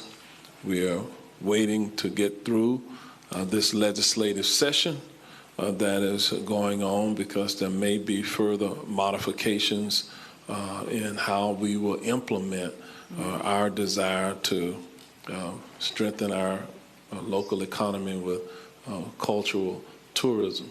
So more to follow there. I only simply bring it up now to put it on the radar screen of you and those in our community and even our board, but we're looking, okay? And so I want you to look as well. If we need to modify processes that we have, we will obviously have to do so. If we're okay after the clarification, then we're okay. But there are some early indicators that there could be some challenges there. All right. With that, let me just conclude by saying thank you for your presence. We'll bring you back at some point in the future and talk about all the good that is being done and better understand how we can help you to help us. Thank all you. Right. Thank you all so much. We're going to move forward on our agenda at this time. We'll move to discussion item. Many have come here today to listen to and to receive an update, and this is regarding the Plurus Wedgefield issue. There's no action being specifically requested today at this time, but staff will provide an update, and our Deputy Director of Utilities, Mr. Tim Armstrong, has been here on multiple occasions, keeping the board informed, keeping our public informed about the process and the ongoing process of discussions with Plurus, discussions with state regulatory agencies, and discussions with residents in Wedgefield about the potential acquisition of the Plurus water utility. So a lot to be said here. We are going to ask Mr. Armstrong at this time to dive in. Thank you, sir. Thank you very much, Mayor, Commissioners, Administrator Brooke, and Comptroller Diamond. Like the Mayor said, Tim Armstrong here to talk about the Plurus Wedgefield water wastewater system. And without further ado, I will dive in quickly. Standard presentation overview.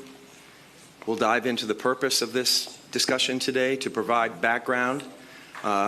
You've seen a lot of the background before. I've been here numerous times, but the update on negotiations and feedback from community meetings that we held since the July and the October 2024 BCC updates. And I'll go into detail about those, the outcomes of those July and October dates. We want to support policy discussion and potential public benefit and costs, go over options, bring it back home with a summary, and then talk about some options for the board's consideration. As far as background, I've got salient points kind of highlighted, but everybody knows that Rocket City was developed to provide housing for the Kennedy Space Center in the early 1960s. And the private utilities, water, wastewater utilities out there have always been privately owned since the inception in the early 1960s. Plurus came into the equation in 2009 when they purchased the water utility for, I believe, about $7.3 million.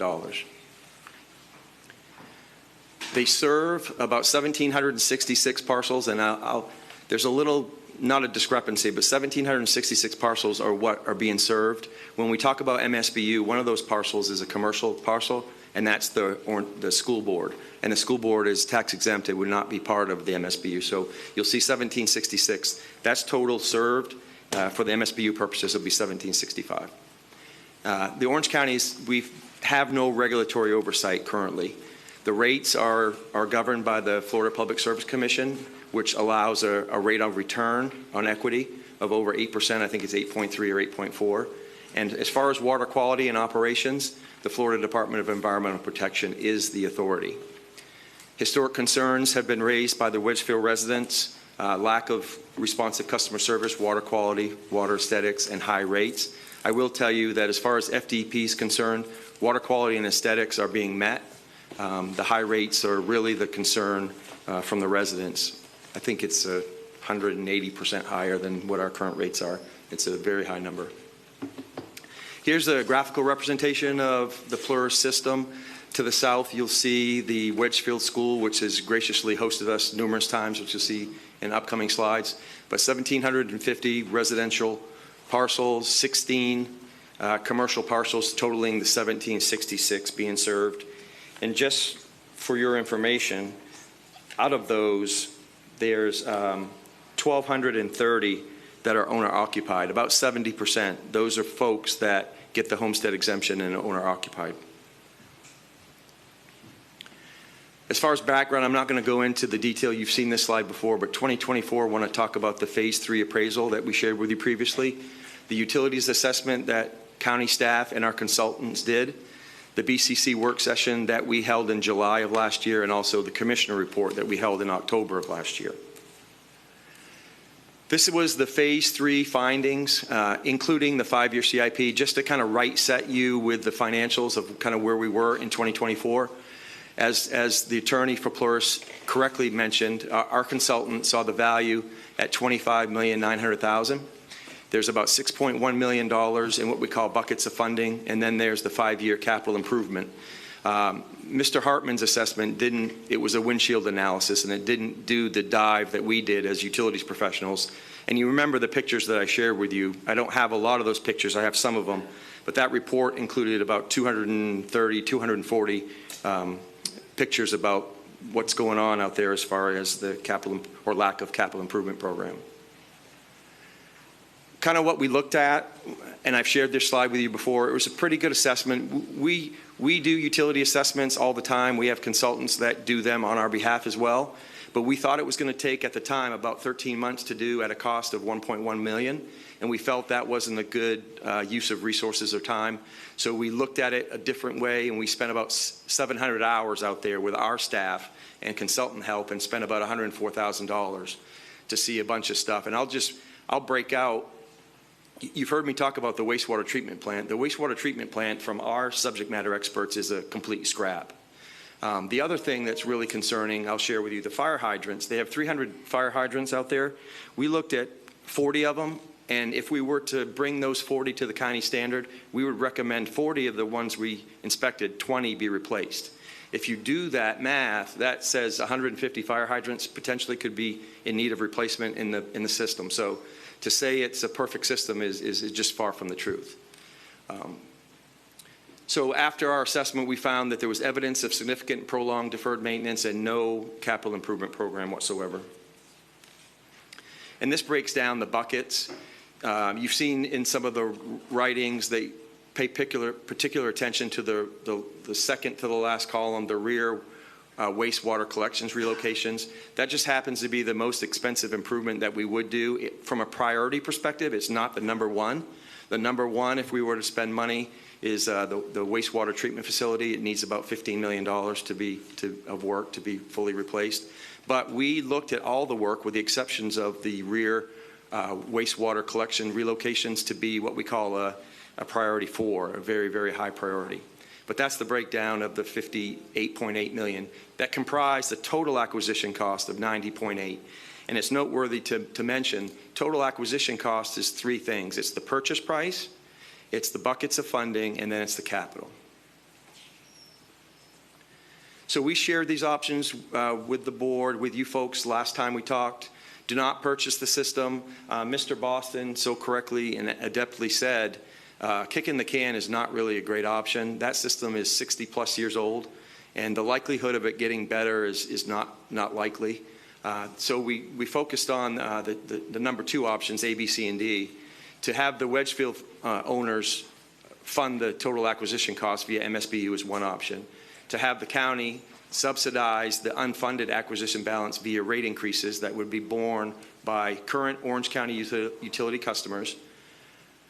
2C is to fund the unfunded balance through a general fund. And then D is just a subset of C, where we would only do that if there were significant grants or public funds available. I want to touch a little bit about the retrofit policy because we don't have a like-to-like comparison to Plurus, but the closest proxy that we have to what's going on there is our retrofit policy. And that's applicable for new utilities connecting to existing developments. And that's so customers bear the cost to connect to our system. And as an enterprise fund, we're funded by customers who pay their rates and our services that we provide. And the policy ensures that people pay for that connection through the development process. And owners would be polled by a MSBU through the comptroller to determine if it would move forward where they could have an MSBU.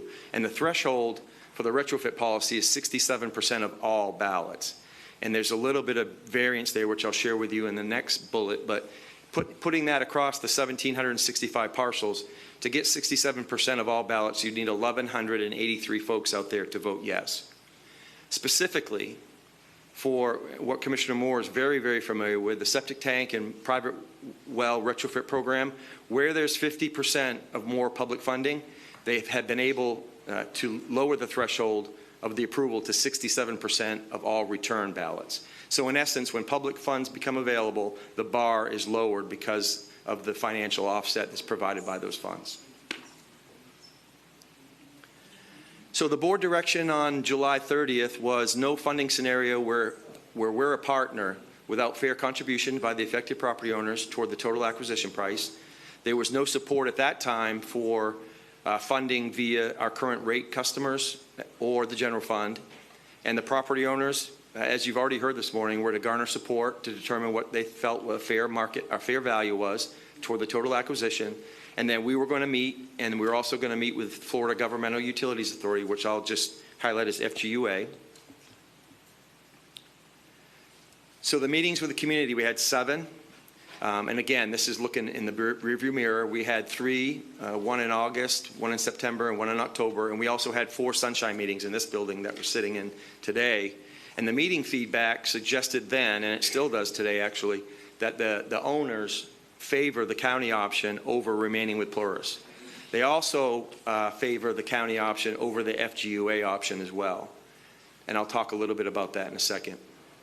And the community feedback in July was that they didn't want to provide a purchase price that would exceed $10 million. And again, 3 buckets: purchase price, buckets of funding to fund the actual bonding, and then capital. So they didn't want that number to exceed $10 million. That was their desire.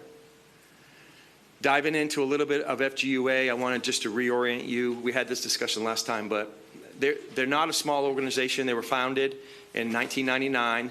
They have almost 100 systems in 14 Florida counties. If you look at the baby blue map of Florida, the navy blue portions are where they operate, including Orange County, where they run a small Tangerine facility of about 321 residents for water.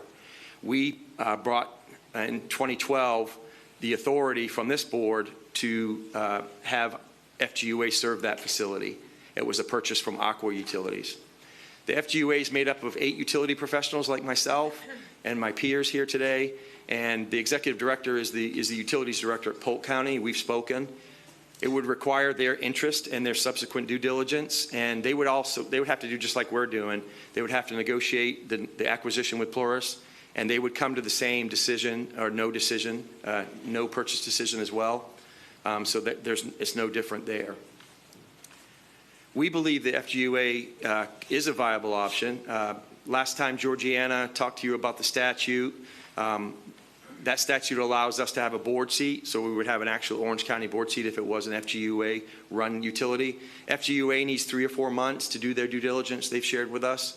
The acquisition cost, what differentiates the FGUA option from the county option is the FGUA option, there would be no MSBU. It would be purchased by FGUA and no MSBU. But where the difference also lies is they will potentially use the current rates or a little bit higher after they assess it to see if they have the funding to make the repairs they need to make. And their methodology is 75% of the consumer price index is where their threshold for their annual rate increases are. And I did a little math. I looked at, since Plurus was purchased in 2014, the consumer price index has hovered around 2.9, 3. If you do 75% of that, that would be a 2% rate increase. I also looked at the rates historically from when Plurus took ownership of that. And what it does, it averages over that 14-year period about 9%. So there'd be significant savings or right setting the rates with the FGUA option. So that's one of the reasons why we think it's viable. So under that scenario, Florida Governmental Utilities Authority likes to keep the system for 5 or 10 years. And then as the host government, we would have first refusal for purchase, and that would be purchased for whatever remaining debts on the system. Fast forward to October, the board direction was the same. I won't beleaguer it with the first two bullets, they're identical. There was a motion to allow FGUA to conduct due diligence, and that motion failed. I think it was a 3-3 tie at that board meeting.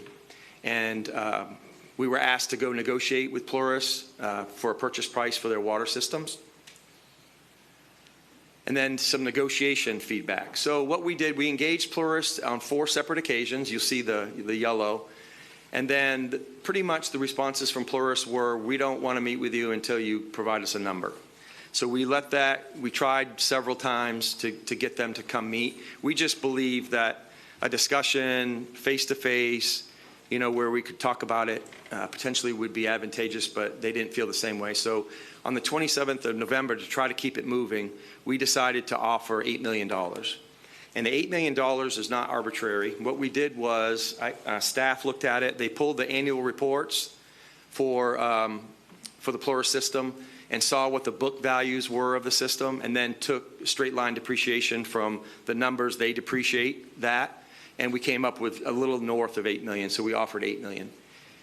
And it was kind of radio silence after the 27th, understanding that it's the holidays. You know, we reached out again the first of the year and then sent them another email asking them for an update before the 13th of January. We got a email right away after the 8th email, but there was no counteroffer. It was a discussion about being out of the country and things like that, but there was no counter. And then it pivoted a little bit to where their attorney engaged our attorney, and I found it a little bit odd, but they engaged our attorney, we went back and forth, and then I just sent an email out on the 4th of February saying, hey, what we're looking for is a counter to our offer that you wanted. So I was pretty clear with that. And they quickly came back on the same day with the 20.5 purchase price. And they also told us that they were engaging FDEP required repairs and that they needed some time to get those facilitated until they could continue the conversation.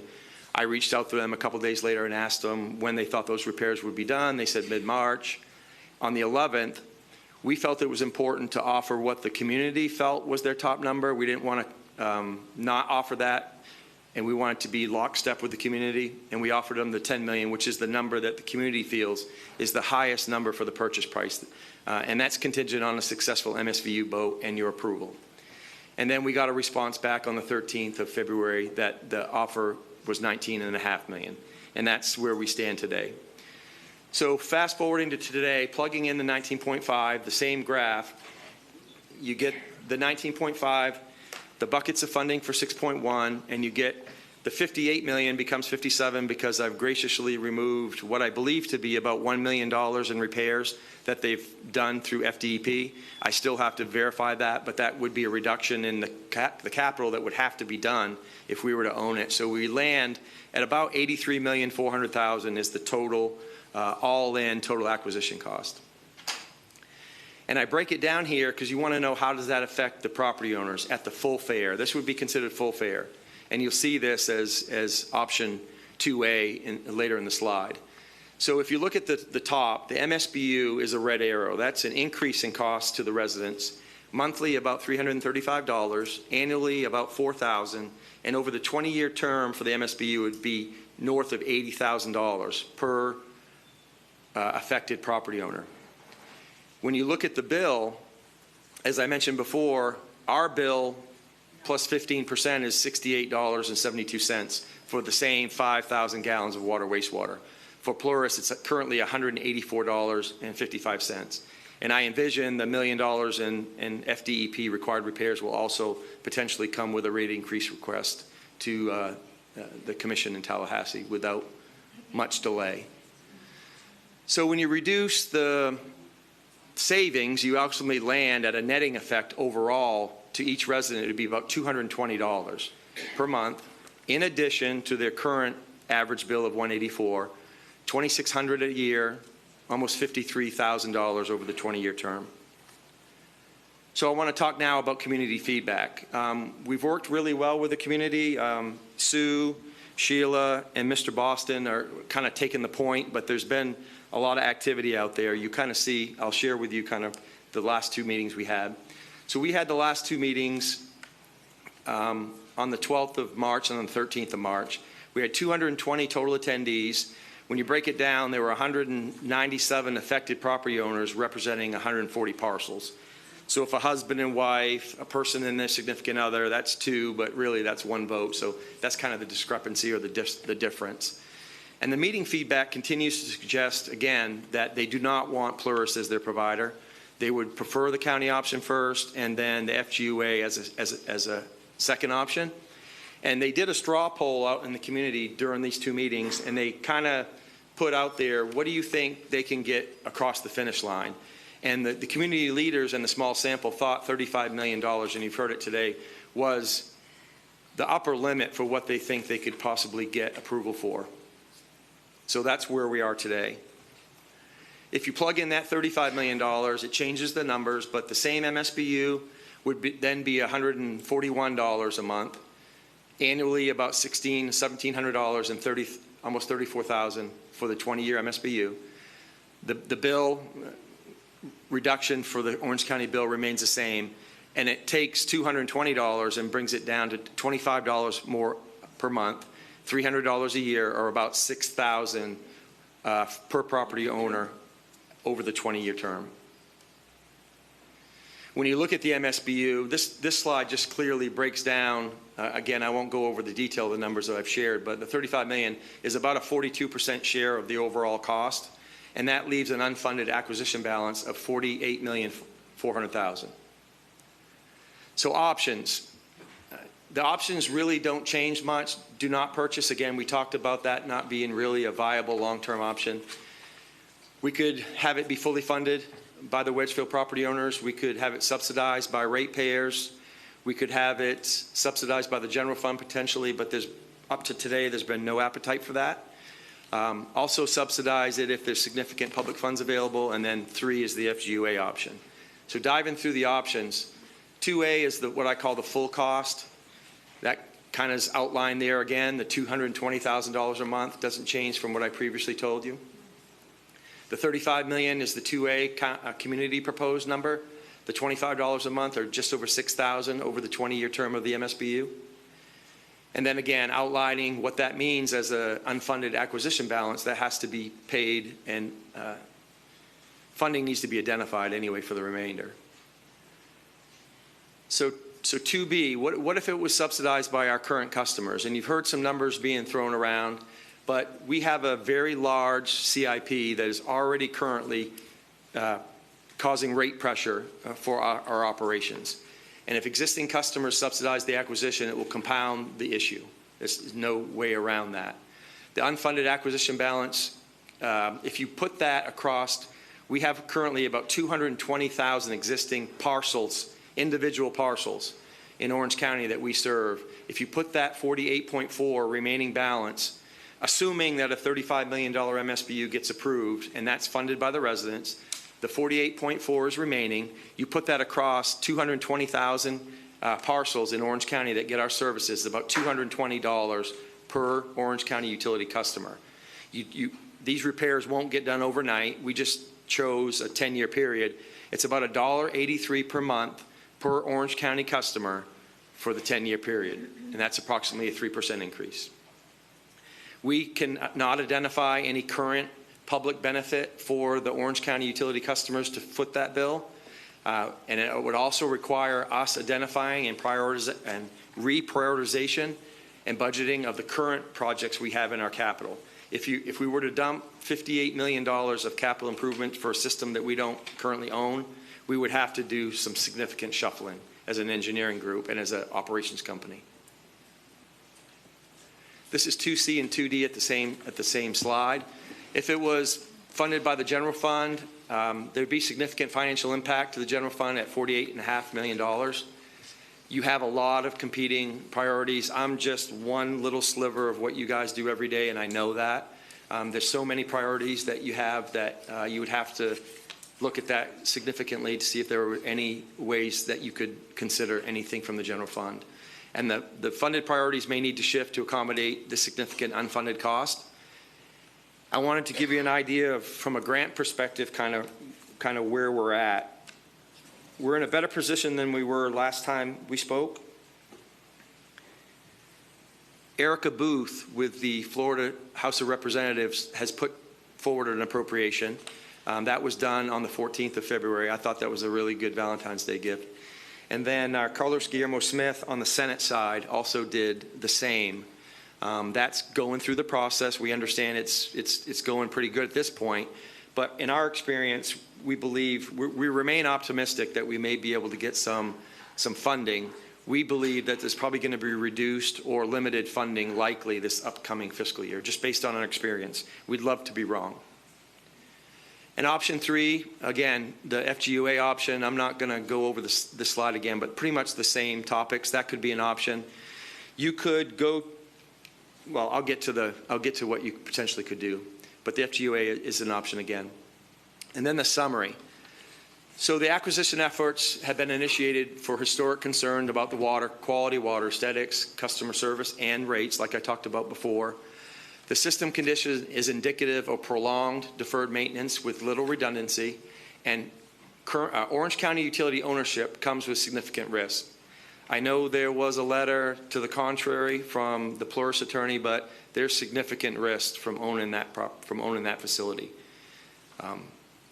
And currently, just breaking out the same thing, $25.6 million with the 57.8 gives us an unfunded balance of 83.4. Almost all of the options will require significant outside funding to garner the required community support. And from a business perspective, and this bullet has not changed since I've been doing this for quite some time, acquisition is not recommended without significant funding from others. So the direction, if you can follow this slide, is there interest in the acquisition of the Plurus wastewater system? And if so, how are the funding sources going to be identified to come up with the $83.4 million to acquire it? The first option in the left-hand side is 100% funded by the Wedgefield property owners. And I just noticed I'm missing an E in Wedgefield. I've been looking at this 1,000 times and just noticed that. Isn't that amazing? They'll tell you that the max they can do is $35 million, I think, and the second bullet is pretty much dead on arrival. They're highly unlikely not to get a 67% of the yes vote for a full fare. But there's no impact on our current customers or the general fund under that scenario, as you're acutely aware. From the community option, and again, the community option is $35 million, which they've proffered.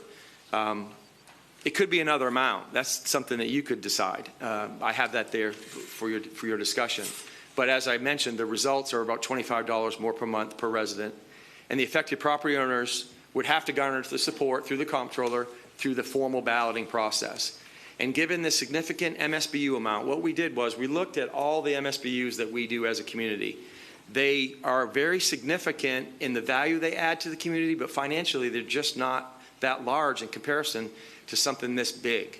With that size of an MSBU and also a 20-year duration, we recommend that it has to be 67% of all ballots for approval that stays consistent with our retrofit policy. And secondarily, if the unfunded balance that would become the county obligation upon acquisition. And that would, absent any grant funding or general fund contribution, that will affect the rates to Orange County customers. And without the required community support, FGUA options should be considered. The desire from the community is to have this discussion today, see how you feel about the $35 million that they believe they can get the votes for, and then discuss options for funding the remainder. And with that, I'll open it up to any questions. I have a very deep bench of professionals here. I've got professional engineers and Dr. Robert, who helped us from the water quality perspective, and we can answer any questions. Also with my director, we can answer any questions that you may have. Thank you. All right, Tim, you did a fine job. I will say that very comprehensive, I think, and balanced in the approach with the different options that we have.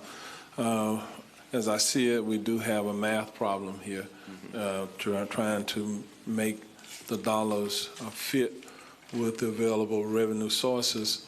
I believe that it likely will be somewhat premature if there's an opportunity for the state of Florida to bring some dollars to the table. through the legislative process and funding, we really do need to let that process continue. We have a few weeks left now with the current legislative session, and so I would like to know whether or not our local electeds will be successful in trying to get any state funding. You mentioned Representative Erica Booth and State Senator Carlos Guillermo Smith, who represent this area. I think we should afford them the opportunity to do their best to see if they can bring any amount of funding to the table to make this exercise, this math exercise, one that is more efficient. So I would say to our board, I think we need to let that process move forward. But at the end of the day, I do believe that we want to get to a place where the residents who live in the Wedgefield area do have better water quality. We heard some testimony today from Mr. Cook, who owns the golf course, and he's saying that he's been doing his own analysis of the water that he is using to irrigate the golf course, and he's saying that the data that he sees is indicating that the water quality is poor, below the standards established by the state. I think that's what I take away from what he's saying. We'll take it for what he presented today. I don't know if that's factual or not. But what we also concurrently hear is from the residents that live there that the water quality is poor, and they're concerned about health consequences if nothing is done. They've had to endure dealing with different ownership groups now for the last 60 years or so. And you have laid out some of the options. There's a big gap in what the residents of Wedgefield are saying that they can afford, what they believe is fair, and what your group of experts have said after a comprehensive review really is what it would take to bring the water quality to the standards of other Orange County utility customers. That's the standard that we have as a community, and we would want ultimately to get to the point where there's no difference between the water quality between our Orange County utility customers and the residents of Wedgefield. And to get there, it's going to take system-wide improvements. We know what they are. You are the experts. You're telling us what those approximate costs would be, and so I do trust the numbers. We didn't get here overnight. This has been something that has resulted from a lack of sufficient investment by the various ownership groups of the water utility there in Wedgefield over the years, and we are now dealing with the consequences. And so I'm certainly sympathetic to the residents who are saying, county, we pay you taxes, and we want you to help us get out of the situation that we're in. And one of the ingredients to the methodology is to go to Orange County utility customers, current customers, and say, are you all willing to see an increase in your rates to help lower the rates for those who live in Wedgefield who are Plurus customers today? I don't know the answer to that question, and I don't know how we could, if that's even lawful. I'll look to the county attorney office. You know, these enterprise funds typically work in the public domain where the costs are based and the rates are set based upon the true cost to those who are receiving the services. And what we're asking those Orange County, what we would be asking the Orange County utility customers who are paying now for the services that they receive to be sensitive to their fellow man or woman and the costs that they are paying, extraordinary costs. I heard you say it could be as high as 180% higher than the rates for the Orange County utility customers. And there's a disparity there. And I don't know if those customers on the Orange County utilities wants to be part of the process to bail out a private company that is shown little tolerance to substantially reduce their asking price to make this process one that works better for all of us. There's no free money here, okay? To fix this problem requires a ton of money. We're a public entity. The money that we use are the people's money. It's the taxpayers' money.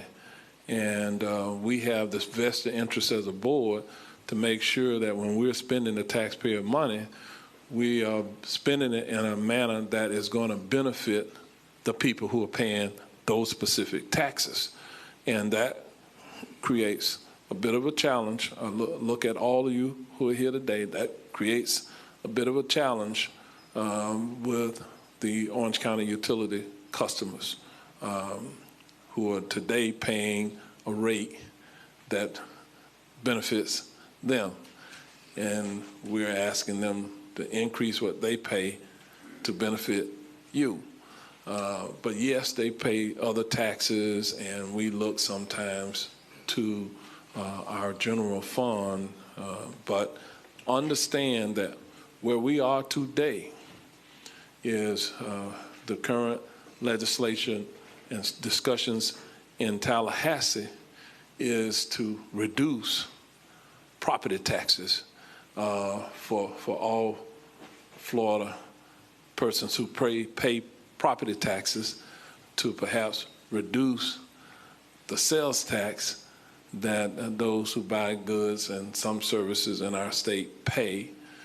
And then simultaneous to those conversations that will result in your local governments having less money to deal with all of what we have to deal with going forward in the very near future.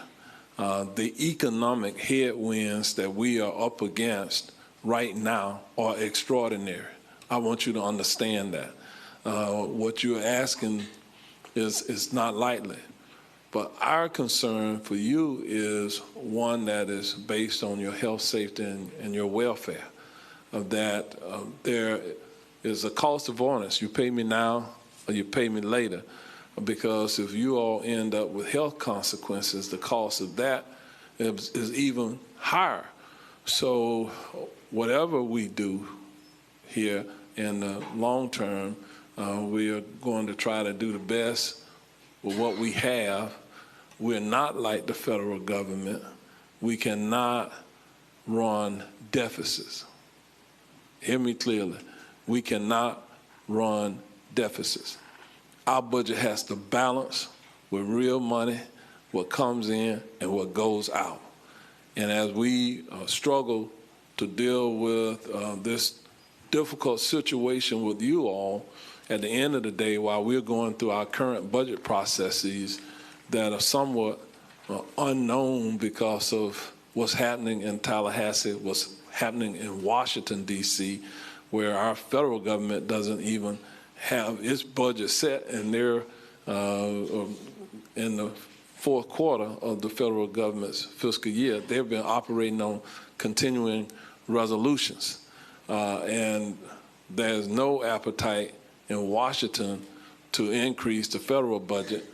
And a derivative of whatever we do here is a function of what they do in Washington, D.C. If they reduce funding in Washington, D.C., there is a trickle-down effect to us. That means our funding gets reduced. If Tallahassee reduces their budget, there's a trickle-down effect. Our budget is reduced. And in some ways, we cannot control what the reductions will look like. Those decisions are not ours. They are the states, they are the federal government, and that's where we are today. So I don't want anyone leaving feeling that there is a crystal ball, there's a magic wand that can be waved today to resolve all of those issues, and you can sit and you can shrug your shoulders, but we are here to help you. We're not here to hurt you. Do you understand what I'm saying? I'm just looking for a nod of affirmative. If you do not understand what I'm saying, before we're done, I want you to understand where we are today. We're not your enemies. We're not your foes. We are your elected representatives to help you who are here today. And we're going to do our best to try to do that in a way that we can have the money to be able to do, because there's no other option for us. Okay. So I'm going to open it up for members of the board to opine and give their input, but I wanted to start by kind of giving you an overview of what I'm hearing, what I'm seeing, what you have experienced going forward. We're going to start with Commissioner Moore, Commissioner Wilson, and then Commissioner Martinez-Simred. Commissioner Moore. Thank you, Mayor. Before I start on my comments, I just need a little clarification between the two of you. Mayor, you said something about waiting perhaps before we made a decision based on the legislature. Tim, how much is that grant? How much could we expect? I know Kelly Teague is sitting here. Do we have any idea of the range of the appropriation that's being asked for? Yes, I don't want to use the word what I expect, but I know what was submitted was $15 million. And I think that may have been reduced. Is that already reduced? She's coming. 14, yeah. Kelly's the one, boots on the ground. Yeah. And while she's walking, you know, last year everything was pretty much vetoed. So, Kelly, you might tell us where we are and then what you might expect to see in this environment if any of these are going to get through. Certainly. We do currently have $7.5 million on the House side. On the Senate side, it's currently zero. That means it's a conference issue. And what happens is the chairs from the respective committee go back and try and come up with a compromise between those two numbers. Sometimes it's zeroed out. Sometimes we see it's significantly reduced. Sometimes it's fully funded. So it's a little unclear right now what we can expect. I have not seen it go above one of the budget lines. So I think your high point is probably 7.5 and your low point 0. I think, Commissioner Moore, you bring up an important point. Except for one time, since the governor came into office, we've had all of our projects vetoed if they make it through the process. No, and believe me, I'm on the end of one of those vetoes, so I recall it's not really a very funny situation. Tim, and so we've also applied for a lot of grants with the Wekiva Septic to Sewer, and this last tranche, we were denied there as well.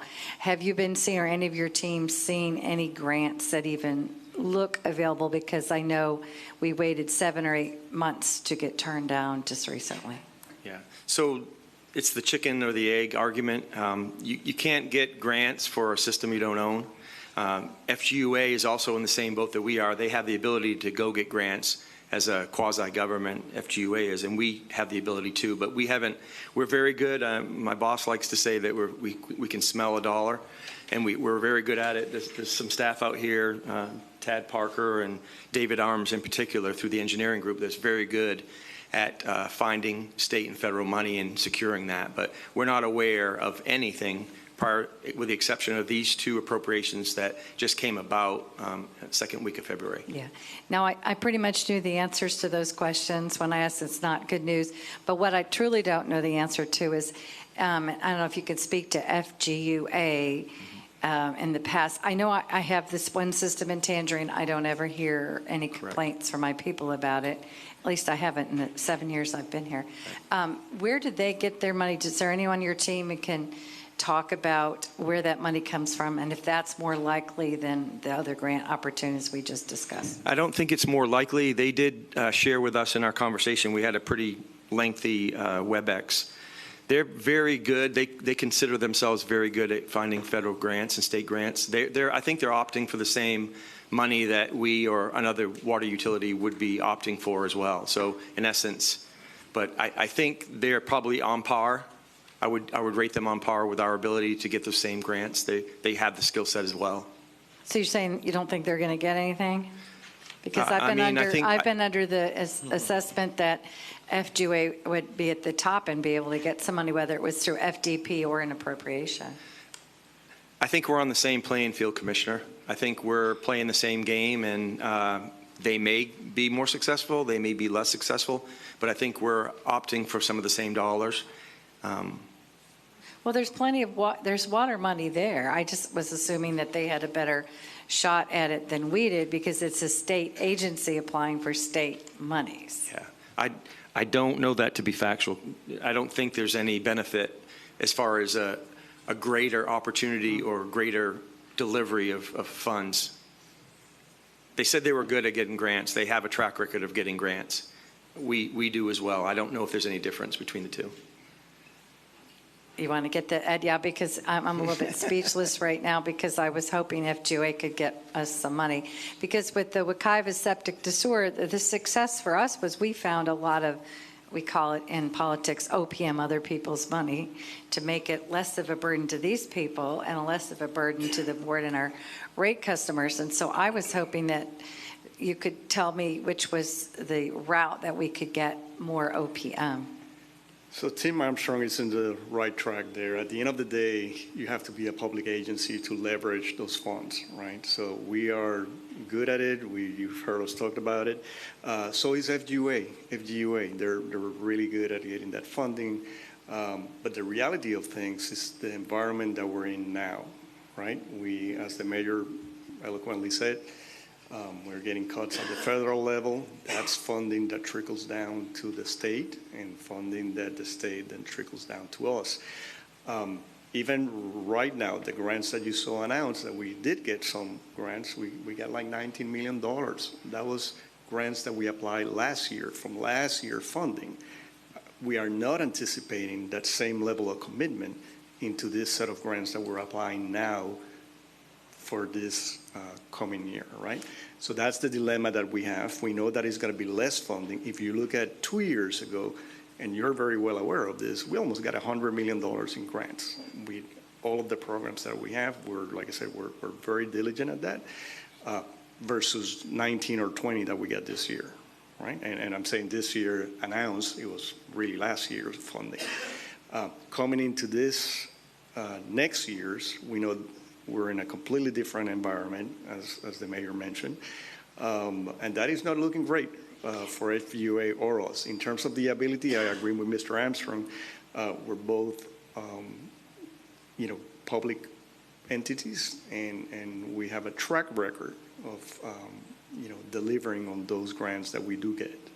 Well, I've been, of course, been quite aware and part of the process to get money. So what happens because the sewer plant is the worst situation aspect of this system, what happens if it fails and Plurus still owns it? What is the potential that FDP, the regulating agency, could require Plurus to do? Well, that honestly is our imaginary horrible, as you heard Mr. Armstrong describe. After the assessment, I know the residents talk about the water quality for drinking water. The drinking water actually meets the standards for DEP. And it is the wastewater system that it needs the most, work. And if that plant fails, the DEP will require Plurus to do an emergency repair. And this situation, and again, Mr. Armstrong did mention, the risk that we take. There's no plan B. There's no redundancy. There's no connecting to another system if that wastewater treatment plant fails, right? So it would be an emergency response that Flores would have to do, which would in turn be funded by, I'm assuming, the Flores customers. And you and I had talked in another time that I was wondering if the whole system had failed, could they all just have septic systems and wells? And you will tell them what you told me, because I asked that question. Yeah, so if there's a utility in place, the residents do not have an option to opt out of the utility sewer provider to have a septic tank. You can't do that. If there's a sewer line in place, and a utility in place, you have to connect to that utility. So it's not like all of a sudden the Flores customers could say, I'm out. I choose to have a well and a septic tank. They do not have that ability. Yeah. Okay. Well, your answer, it's dangerous when we ask questions and you thought you know the answer, and I didn't. The one answer that I got on FGA was a little bit concerning. So there's a lot concerning to this because the residents we're not seeing a high, and I know they've done a yeoman's job, but we just haven't seen enough attendance at these meetings to suggest that we're going to be able to pass any kind of a MSBU. And I can tell you, I posted this on my Facebook page. My people are not willing to pay.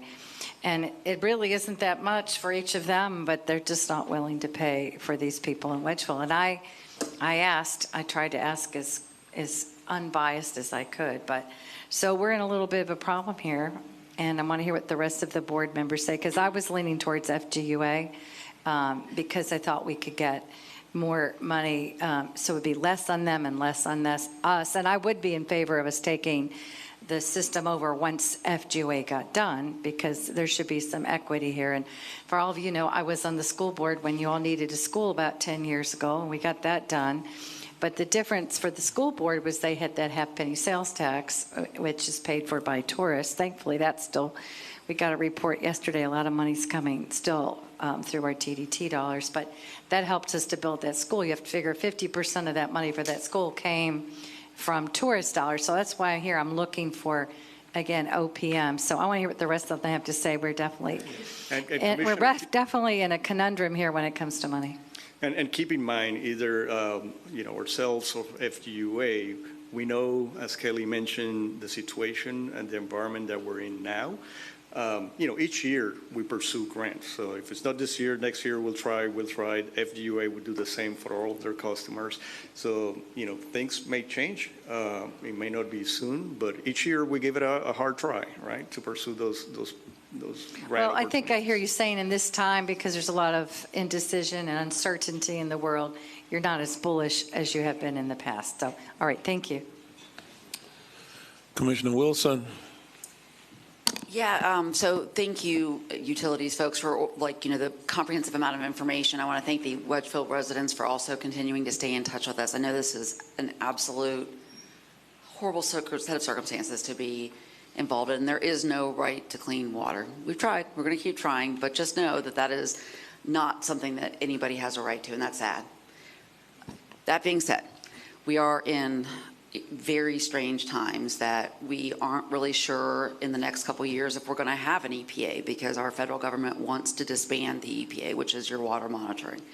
The current administration in our state doesn't necessarily think that these types of projects are important enough for people to have to kick in for property taxes. So we don't know what's going to happen to any of those things. And I think, I always appreciate the inspection of waste and government expenditure, but we should, never, ever, ever sacrifice what we know are people's health and safety. And that's sort of where they seem to be starting, as opposed to continuing to subsidize industries that we don't necessarily need to subsidize. So those questions should be asked at each level of your government, and you should continue to ask them. I think it's really important, because we are, even our programs for low-income seniors, they're going to be losing their water subsidy. So it is a horrible situation that we're in. My question really that dawned on me in the middle of the public comment that I didn't know about was that there was a golf course using reclaimed water.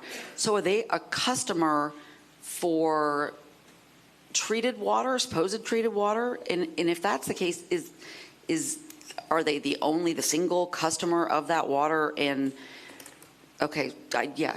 Yeah. Golf course. So I believe the golf course, and the gentleman that owns the golf course can correct me if I'm wrong. I haven't looked at the contract that they have with Plurus lately, so I may be off on the facts a little bit. But there's only one disposal method for the treated wastewater at Plurus. It's for application on the golf course for irrigation, and there's also some spray fields, I believe, that are not golf course specific, where that reclaimed water goes. And are the analysis of the finances, do they include that income that they're getting as if they have a purchaser of their? You're getting the reclaimed water for zero, correct? Okay. Yeah. Okay. I just wanted to make sure that there wasn't another line of income coming into Plurus that we weren't accounting. So I appreciate that information. That was new, and to hear from someone that's actually trying to participate in that cycle of water, and they're also concerned, it just continues to add to our heightened anxiety about this. So my follow-up question really is switching gears to the FG, and I'm like you, I keep trying to make it Florida Gulf University. Yeah, I want to do Florida Gulf University. Yeah, it looks like a college name, but but that G stands for government. In that acronym. Correct. But you're saying that it's a quasi-governmental entity. Could you just explain that a little bit? I may have misspoke, and I think I need an attorney for that. I mean, it is a governmental utility authority. I think they get powers from this through state statute. Okay. And so Georgiana's here. God bless her. And then just one real quick while she's coming up, so that we're not, staring at her, because I feel bad about doing that. Just to clarify, the amount per, if there was to be an absorption by all Orange County Utilities customers, it was $220 per customer per year, $220 per customer per year? Let me look at it real quick. I don't believe it was annually. Per what? Okay, so give me an annual. Yeah, just give me a second. I need to find it. Yeah, so by. So if you break down, Commissioner, the remaining balance under the assumption, and remind me to talk about reclaimed water a second before I forget. I'm going to talk about the dollars, and we'll go back to reclaimed water, because we had a discussion upstairs from an engineering perspective, trying to figure out the phenomenon that the golf course owner is understanding with the chlorites in his water. We'll talk about that in a second. But at any rate, if $35 million is moved forward through an MSBU, is the function that the residents believe they could put forward, the remaining $48.4 million across the 220,000 unique parcels we have is about $220 per customer. Okay, that's what I wrote that down. I'm like, how does that break out? So when you take the 220 and you multiply that times the 220,000 customers over the period of 10 years, which is 120 months, you get to $1.83 per month for 10 years. I got it. Yeah. All right, thank you. So on the reclaimed water side, we were trying to understand, and I apologize, we don't have the water treatment methods that Plurus has, so we don't know. But quickly, some of the engineers upstairs, when we saw the public comment from upstairs, there is a brine that's formed by using the MIAX system, and that brine, if it's put back into the discharge of the wastewater, can elevate the chloride level in the reclaimed water. That may be the nexus for what the golf course owner is seeing. That has a negative effect on. For those of us that don't have an engineering background, but when you say brine, that's the sodium? byproduct. The byproduct of the treatment process. Okay. So there's a media that's used to remove constituents, and that the brine, the byproduct of the wet side, that's potentially, we believe, could be, and again, we're just trying to understand what the owner is experiencing, what would cause the chlorides to be high, and we were easily able to find that the brine of that particular system they have could cause that, could be the reason for that. Okay, thank you. And that has a terrible effect on sod. Salt and sod don't go together well. Lawn, right? So. Mayor, would it be okay for the owner of the golf course to? No. Okay, I just, yeah. Oh, that would be out of order. Yeah, I just didn't know because I wanted to make sure I was. We're going to double back. Okay, that's- We'll double back and make sure that our assumptions are based in some fact. But the knowledge of the folks we had upstairs, they were like, that could be the reason. All right, thank you. But you did have a question for Ms. Holmes, I think, or maybe it Yes, came on up. the FGUA. Good morning, Georgiana Holmes, Deputy County Attorney. It's a special purpose government. So it has the limited powers that were granted by the legislature in Chapter 163 for the purpose to own, maintain, acquire wastewater utilities and alternative water supply projects. Okay, so just as a matter of clarification for sort of practical purposes, I know that the residents, when we first discussed the option of that particular entity being involved, there was a lot of concern about them also not having sort of the standards that we have here in Orange County, or that they were, getting back into a potential relationship with an entity that may not have success in the future. But this is not a private utility. No. Well, FGUA, like I said, this is a special purpose government. The difference between a private utility, I think the biggest ones that are relevant to the conversations here are that they're not subject to the regulatory, they're not under the PSC. Okay. So when it comes to rates, they're not obligated to go through the PSC process, but nothing about them removes them from Department of Environmental Protection regulations. Okay, great. Thank you so much. And Kelly, when is the session scheduled to end?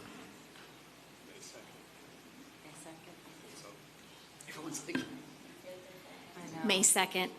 All right, so the session ends May 2nd. We can cross our fingers and hope for the best there if these elected representatives are successful with getting some funding. All right, we're going to go to Commissioner Martinez-Simrad. Thank you, Mayor. First, Ed and Tim and your whole team, thank you so much for dedicating so much time to this community in Wedgefield. They know you, they trust you.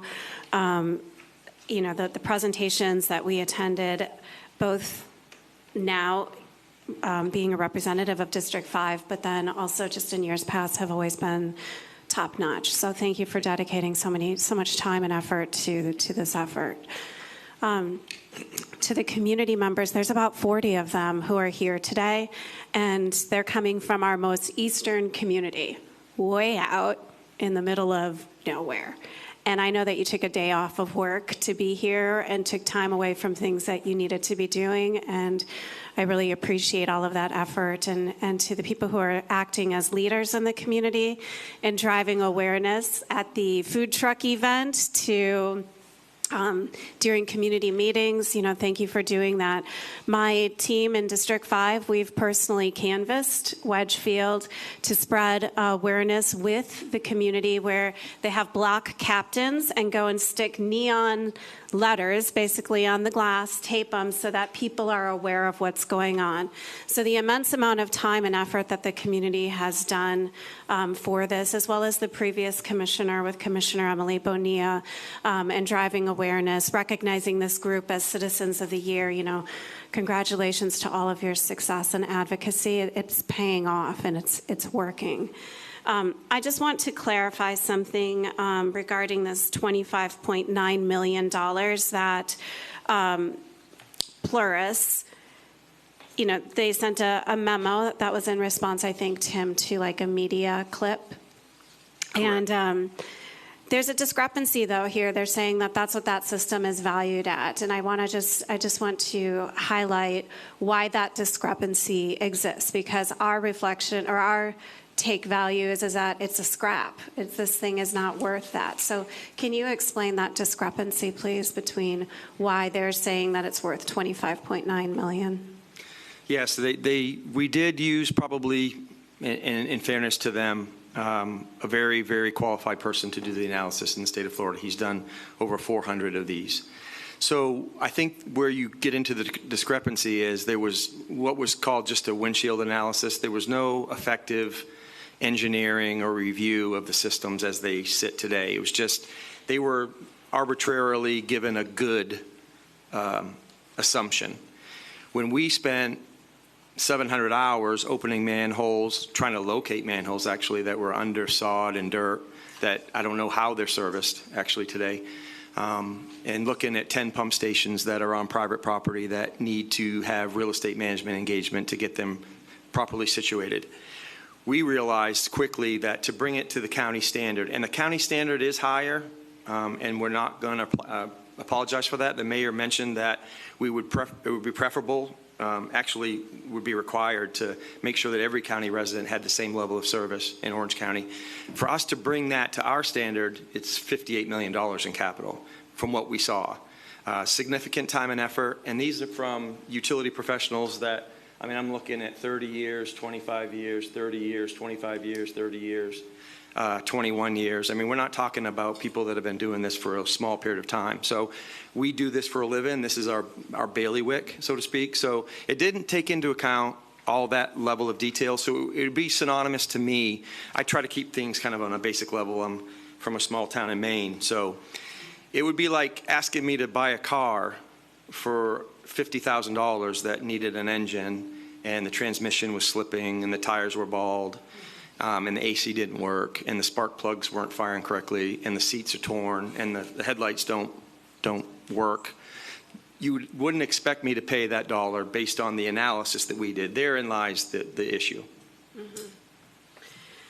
Thank you for the clarification. And then, you know, we reviewed the pictures that were in the county's report, and you know, the rust, which was described in the memo as surface rust, that it wasn't actually that big of a deal, and then seeing the pictures that are the sparkling new paint. What's the discrepancy there?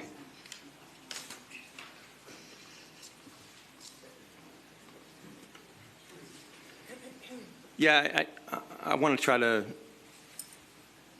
be kind. So there's a memo from August 2nd from Florida Department of Environmental Protection to Plurus, and it outlines the significant levels of corrosion. To categorize it as surface rust, I think, is less than genuine. I'll just leave it at that. Mm-hmm. And in reviewing the actual report that was conducted, myself and my team, you know, we read that the system is actually considered catastrophic, the sewer system in its existing shape. Is that right? I think likelihood of failure could be imminent. Mm-hmm. So this is where I come to the board, because the Wedgefield community is located in our most eastern area of the county, which is our St. Johns River Basin. And St. Johns River, the importance of that river, if we have somebody from EPD here, it's a drinking source for us in Central Florida. We pull water from our EPD. From our St. Johns River. If this system were to break, and it's imminent that it would, this is going raw sewage into our St. Johns River Basin, which today later we're actually discussing because it's considered an environmental jewel of our area and is worthy of protection. So Plurus, if this were to be a massive break, I'm assuming would likely not have the financial means to clean up this mess and could basically close up shop and say sorry. And we would then be stuck cleaning up catastrophic failure of a sewage plant in eastern Orange County. So I do think that this has concern for this entire board, and that it's not just, I heard the expression bailing out a private company. This is protecting a natural resource as well as guaranteeing that citizens have right to water. And Tim, I wanted to just emphasize that when we talk about the quality of the water, while it's passing the state threshold test for private utilities, that water quality is indeed less than what Orange County utilities customers receive. I think it's the same standard as FDP. We're both regulated by FDP to the same standard, I believe. Okay, but it's not the same standard what's coming out of the faucet in Wedgefield versus what's coming out of a faucet here in this or in Orange County utility, another home.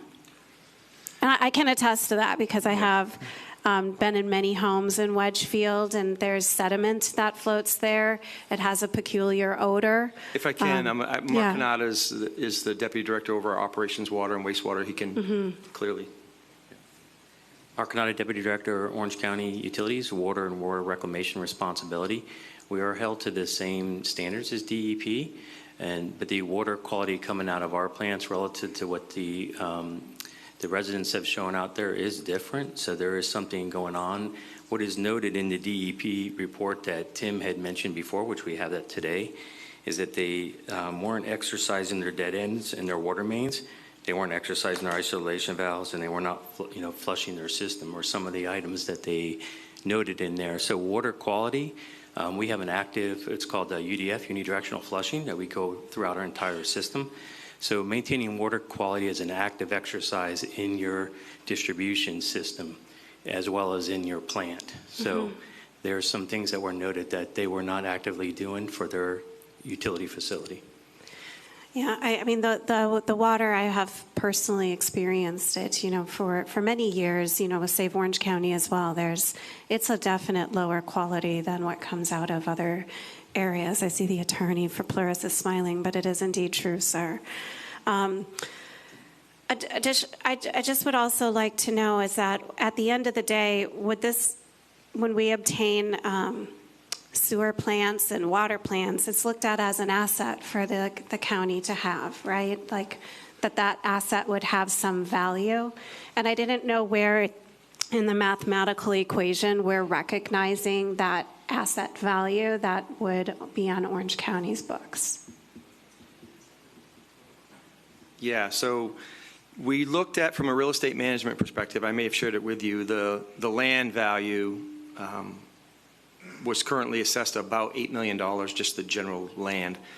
I want to say, if my mind, I think there was 65 acres, maybe 68 acres out there. It's in that realm.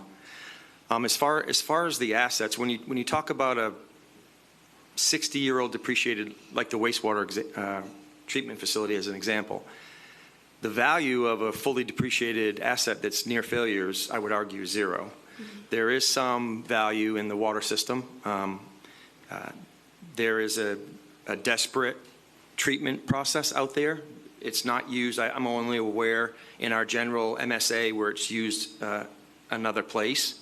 It's a MIAC system that has its own challenges. We choose not to use that.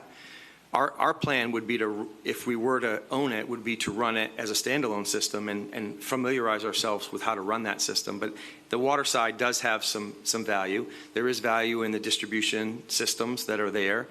When we did our due diligence work, we weren't able to televise 100% of all the lines, but we were able to see what we thought was statistically significant and could make some generalizations about what the value is. But it's going to take significant investment over time. But ultimately, when we do, if it does occur, we get it to our standard, and it would be an asset of the county and would be put on the books and depreciated accordingly, like our assets are currently. Is it possible anywhere in the mathematical formula to recognize that asset that the county would gain to reduce the cost on the people's side? We could look at it, Commissioner. Commissioner, just real quick, because you may be referring to the letter that Plurus sent. They were talking about that you're not accounting for the profit that's inherent to the utility, and therefore how the appraisal of the 25.9 million was done. We all have to keep in mind that assessment is assuming the 180% higher rates that Plurus is charging. We're not charging that. We have been very consistent to the community, indicating, and you've been in those meetings, indicating that we will lower the rates to the $68 or so. So it's not that 180% higher billing that they're putting out there. Of course, if we were to keep the same rates throughout, and we could reinvest that amount into the capital improvements that are needed, that would be a different scenario. We are providing that immediate rebate, if you will, to the residents in the monthly bill, as you saw in the tables that Mr. Armstrong showed earlier. So there's no asset to be had if you have to reinvest more than what its current value is, and you don't have those higher rates that Flores is currently charging, right? So we would have to completely reinvest into that, basically in the wastewater system scenario, the wastewater treatment plant. That's basically a glorified package plant that we have to rebuild, right? So that's the scenario on that one. Okay, I understand. I still think at the end, there has to come a point in time where the scale tips from having it been an investment in cost to bring it up to the level and profit. And at that point in time, we start saying that the county has an asset in that facility. And then, you know, given that the citizens would fund $35 million, but they're not coming away with an asset. You know, they're essentially all they're getting is the access to the clean water that everybody else in the county who uses that service has. So somewhere in the equation, if we could recognize when that time, when those scales turn. Absolutely, and that would be decades. Kind of clarify about the notion of profit that our, from Orange County Utilities, there is no profit. It actually goes into how you set rates, and then the ongoing maintenance and all that, but that all becomes part of the rate system. There's no point where it actually goes to profit. It just goes into how the rates are set in terms of overall maintenance operation of the system. Absolutely, and I was referring from the letter, the letter from Flores, that they were saying the profit that they generate and the O&M that they have to the tune of $500,000. Yes, that's all available on the current rate scenario that they have. That's not the rate scenario that we would have, right? Okay, well, thank you. But yes, we could look at that, and again, it would be a long time, right? I Decades in the making for that to happen. I just want to emphasize the issue of this thing, like basically being on its last flush, which is the sewer plant, and it being an immediate concern, not just for Wedgefield residents, but for all of us who live in Orange County and in Central Florida. I also wanted to think, because I know we deviated from our standard policy in terms of the appropriation that was submitted through Representative Booth. So thank you to the mayor's office and staff for working that through. She has identified this as her #1 funding issue. So she is really going hard after funding for this. And it's in the top 2 for Carlos Guillermo-Smith. He's also aggressive with this. And then Congressman Maxwell Frost is also on the federal level looking for funding. So I'm very optimistic that we are going to reach at least 1/3 funding eventually for this facility in the future. And I also just want to say about the golf course and the grass. I mean, anybody who's driven by it in the community, that's a living experiment every day, that whatever is going out onto the grass is not what is actually being reported in the reports from Flores, because it kills his grass. So we know that those values that are being reported, that there's a discrepancy there in terms of the quality. So what I know from this community is that they want the opportunity to vote. So they want to have they have done so much community awareness with this. I am supporting their effort. I think we can get the turnout that is needed, and that's all that they're asking for, is just a fair opportunity to vote, and I think it's worthy of that and giving that community that opportunity.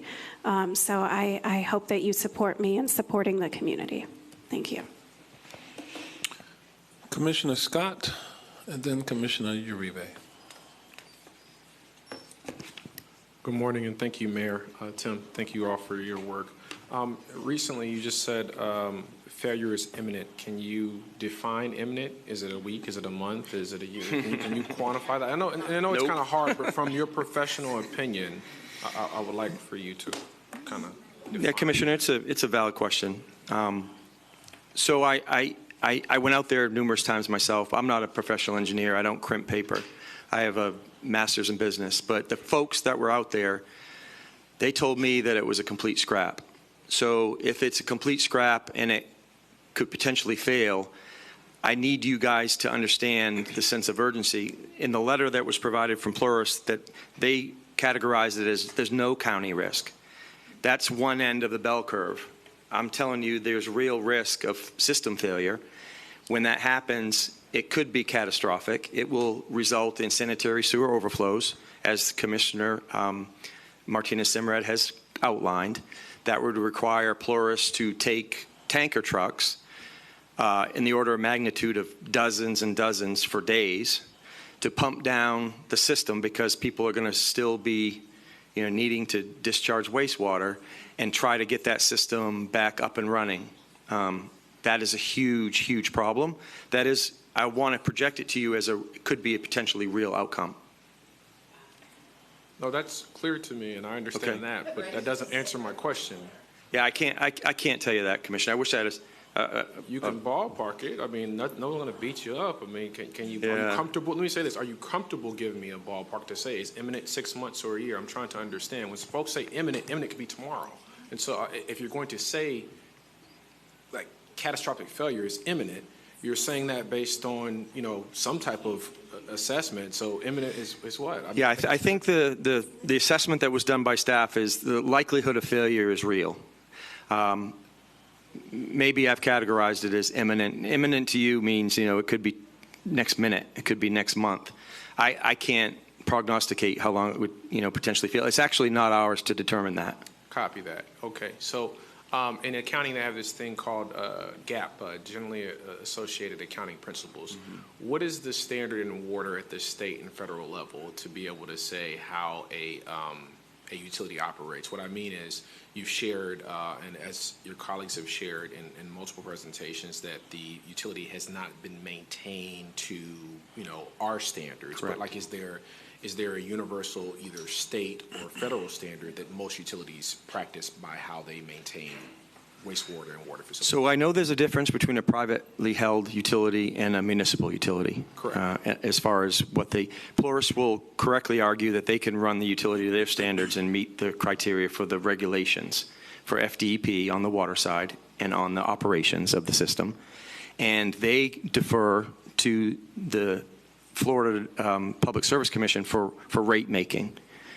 So those are the regulators for Plurus. The regulators for us is this board and Florida Department of Environmental Protection on the operations and on the water quality side. That's the differences between the two entities. Copy. So they're maintaining it to their own internal company standards, and they're basing those standards on Florida standards, and then our FDEP is saying, hey, you meet the standard, the water is good, right? Am I tracking? FDEP has shown through the reporting that the water quality standards meet FDEP requirements currently. Okay. And so what's confusing to me is that our state is saying that they meet the standards. We as a county saying that we would do it a little bit differently. We have higher standards, which is perfectly cool. But I think that anyone in this room who does not live in Wedgefield, to include the Wedgefield representatives, if they were to have, let's say, a meeting at someone's house and they were to give them a glass of water, they wouldn't drink it. I mean, I've seen it. It's like, well, it's almost like watered down Coca-Cola. No one would drink that, even though the standard is. So I'm really struggling with what they say is the value of the utility given that. Now, this $83.4 million, and you referenced $58 million in capital. The 83, that's encompassing of the $58 million in capital Correct. improvements?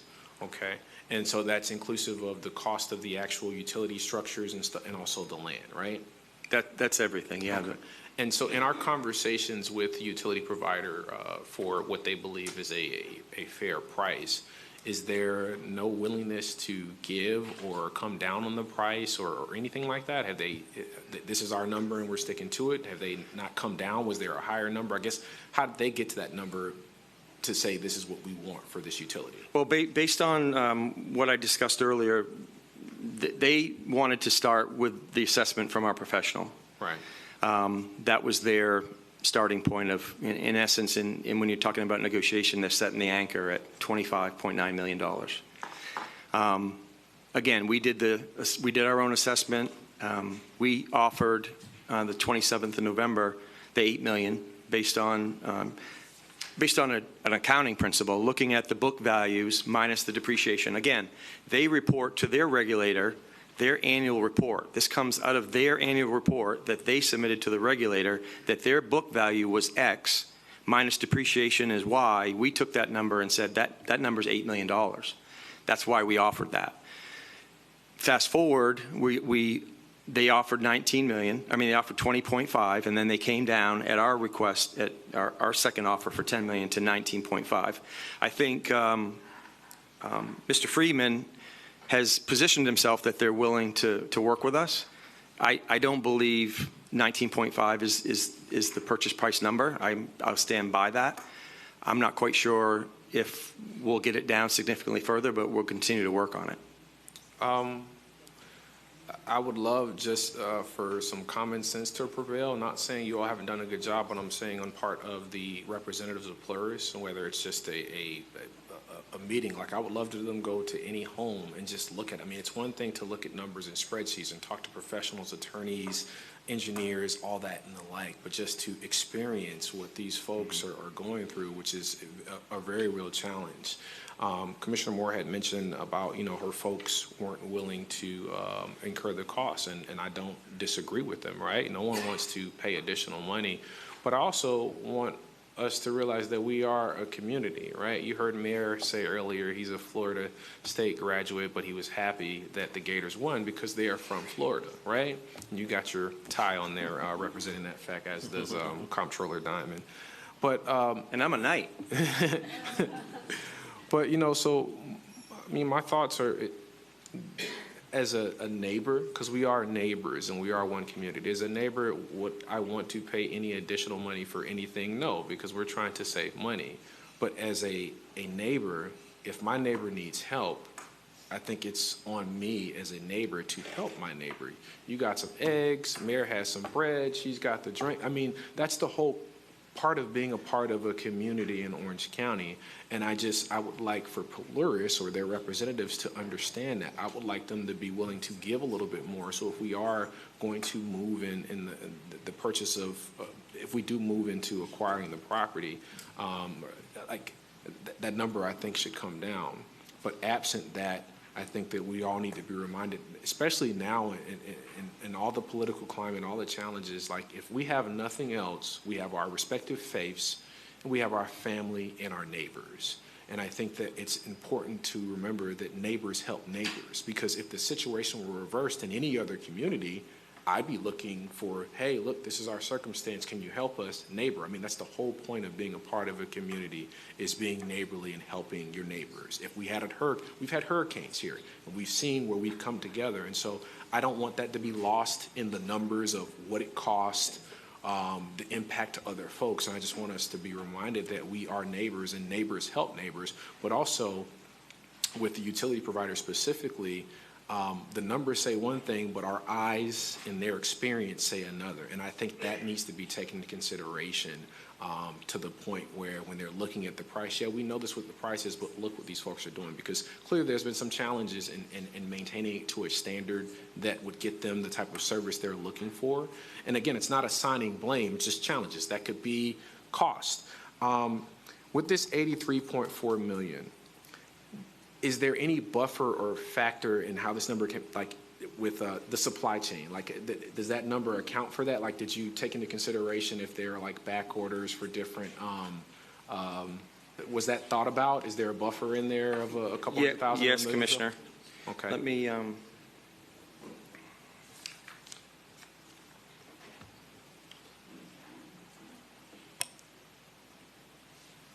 so if you look at this at the time, and this is now we know it's 83.4 based on the change in the purchase price, but this outlines when you start left to right, there is an engineering factor of 15% and also contingencies of 20 built into this. Okay. Into this, so you've got $43.5 million, 6.5 in engineering, 8.7 in contingencies, and again, this analysis is going on probably 14 months. So what I'm getting at with the contingencies, right? Thank you for reminding me of that piece. Okay. with that number, does it factor in the changes in the steel cost and potential impacts of tariffs? It does not. It does not. So the number could change depending on what happens with those two. Well, the steel's prices already fluctuated up. We don't know how the tariffs will impact that. Correct. Yeah, we're all taking a wait-and-see approach for the past 4 days. I want to say thank you to each of you. I think it's about 40 or 43 that came out because while we're the loudspeaker or the voice, you all are the power, right? And I don't want you to ever forget that, when you're dealing with any elected official in any role at any level, at the end of the day, the power and the decisions that we make are based on the input and what you give us. You empower us to be able to do our jobs. But likewise, we're in a climate where it's this way or that way, and it's very few folks that want to meet in the middle or even have a conversation in the middle. Commissioner Simrad did mention we have legislators at the state and federal level that are advocating for funding, but they're advocating in the minority, and there's no guarantee that they will be successful in those pursuits to achieve the funding. So there will be some hard decisions, but if it's my contention, I think we support our neighbors. I don't know how successful they will be at the state and federal level. I had $2 million I thought I was going to get for Ola Vista, and just for no particular reason, Tallahassee said no, and this was for flooding. And flooding isn't Democrat or Republican or this issue or that issue. It's flooding from a hurricane and storm mitigation, and so we had to deviate from that. And so to Mayor's point, we do have some very real challenges. But I think when we look at challenges, nothing's trump helping our neighbors. And so I just want to thank you all. These guys work all the time. They make big bucks. But I do want to thank you for coming out. And they know I thank them. I love them all the time. But just thank you for coming out because you drove a long time. You had other things, jobs, kids, families, or whatever. And I don't want you to think that, us as a board or myself as a commissioner that is not your commissioner but could potentially make a decision that will impact you is not taking this lightly. But whether we are 5 miles, 10 miles, or 20 miles, we all live in Orange County and we're all neighbors and neighbors help neighbors. And so hopefully we will come to some type of decision point that meets the needs that you're looking for. But I just want to say thank you for coming out and thank you for your patience because government doesn't move fast. Thank you, Mayor. All right, Commissioner Uribe has the final word on this issue. So I'm going to try to land this plane here, okay? We know what's required from the county if this goes through. What is holding us up with FGUA? If you could just kind of separate those two, because what I'm ultimately getting to is we've gone around in circles, communities out here. You guys haven't gotten the feedback that you need to get a threshold. I don't know if it's 64% or 67% to really make it accurate. You've got people who come to the meeting, you kind of do an assessment, but when, it hits the ground, what really is going to be the response when it comes through? I mean, we sat here and go through MSBUs every week, and there's way more that fail than actually pass, right? So my final question is, we know what this means, what it's going to cost, hopefully financially, with hoping all of these wonderful things happen. Tell me the FGUA option. Is it that they are going to want to take this on, or where is that implication and what's that fallout with FGUA? So this presentation was developed with collaboration from the neighborhood. It was not I think this, I think that. They said they preferred the county option. That's why we're here today talking about the county option. The FGUA option is a secondary option. Could it be a first option? Absolutely. When you look at FGUA is going to do the same analysis that we're doing. Quite frankly, they may take the analysis we've already done and use it as a jumping off point. But at the end of the day, they're going to have a buy, no buy decision. And we may be right back here because FGUA may say no, FGUA may say yes. And I think Mr. Torres hit on it.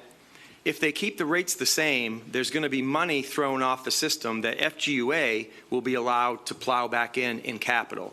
But FGUA has to make that decision whether it's financially feasible. But for them to do it, they want this board to say, okay, let us go look at it, and then we would do the appropriate agreements and resolutions that we have done in the past to allow FGUA to take a stab at it. That could be done first. It could be done second. It just simply is put second because that's the option that the community prefers. Okay. Financially, though, it's the same thing on what's going to happen with this community, of what they may have to pick up and what may have to pay. I'm just looking at how do we get this community to where they need to be? And I'm looking at FGUA sounds like a reasonable option that we have not vetted, that you're going to get a completely impartial, not us, not anything here. They're going to look at this system. They're going to assess it. They're going to assess what they want. They're going to assess what the value is, and they're going to make a determination. Because if they even say no, which that's what they do, that's all they do, why aren't we giving them that opportunity to assess this property? You're not going to lose it. Tim, you may want to refer back to, it was based upon the board's vote. So last time that option was presented to the board and it did not pass. So the board today should need to make, I think we should, because at this point, if we just walk away today and don't do anything, or worst case scenario, we say, go see if the votes are there, and you don't reach that threshold of, what is it, 64 or 67? 67% of all votes. 67%. It's dead in the water. Or we forever on the legislative session too, which all they talk about is cutting. They're not talking about putting in more money. They're talking about how do we find this new low. So why can't we just pursue the FGUA process? Or, and I don't feel, unless you feel totally confident that you put this out there for a vote, and if you don't make that 67%, there's still no guarantee that we're going to fund our part. But you're going to know either it's dead in the water or you have a savior of possibly FGUA taking it. And when you're hedging your bets, you've got one last lifeline before it's done, and you actually have an opportunity here. And I think, because I also worry about legally, are we allowed, and I know that the mayor asked our attorney, are we allowed to take someone else's cost and make the rest of our utility residents pay for it, which will have to be determined, because that's another threshold of, while we are neighbors and it sounds wonderful and we realize the poor conditions that this community has been going through, are we allowed to make everyone else in the county pay for that? And that ultimately will be figured out. So in my opinion, I'm comfortable voting for the FGUA to see that as a viable option, to see if you all have something here, because if not, it goes to 67% of actual ownership, not people who live in the house. Correct. Actual ownership. And if they don't respond, that counts as a no. That's correct as well. Okay, and that is very legitimate. So when you're looking at your options, I'm just going to give you mine, is one last thing, because you can always have your community vote. That doesn't go off the table.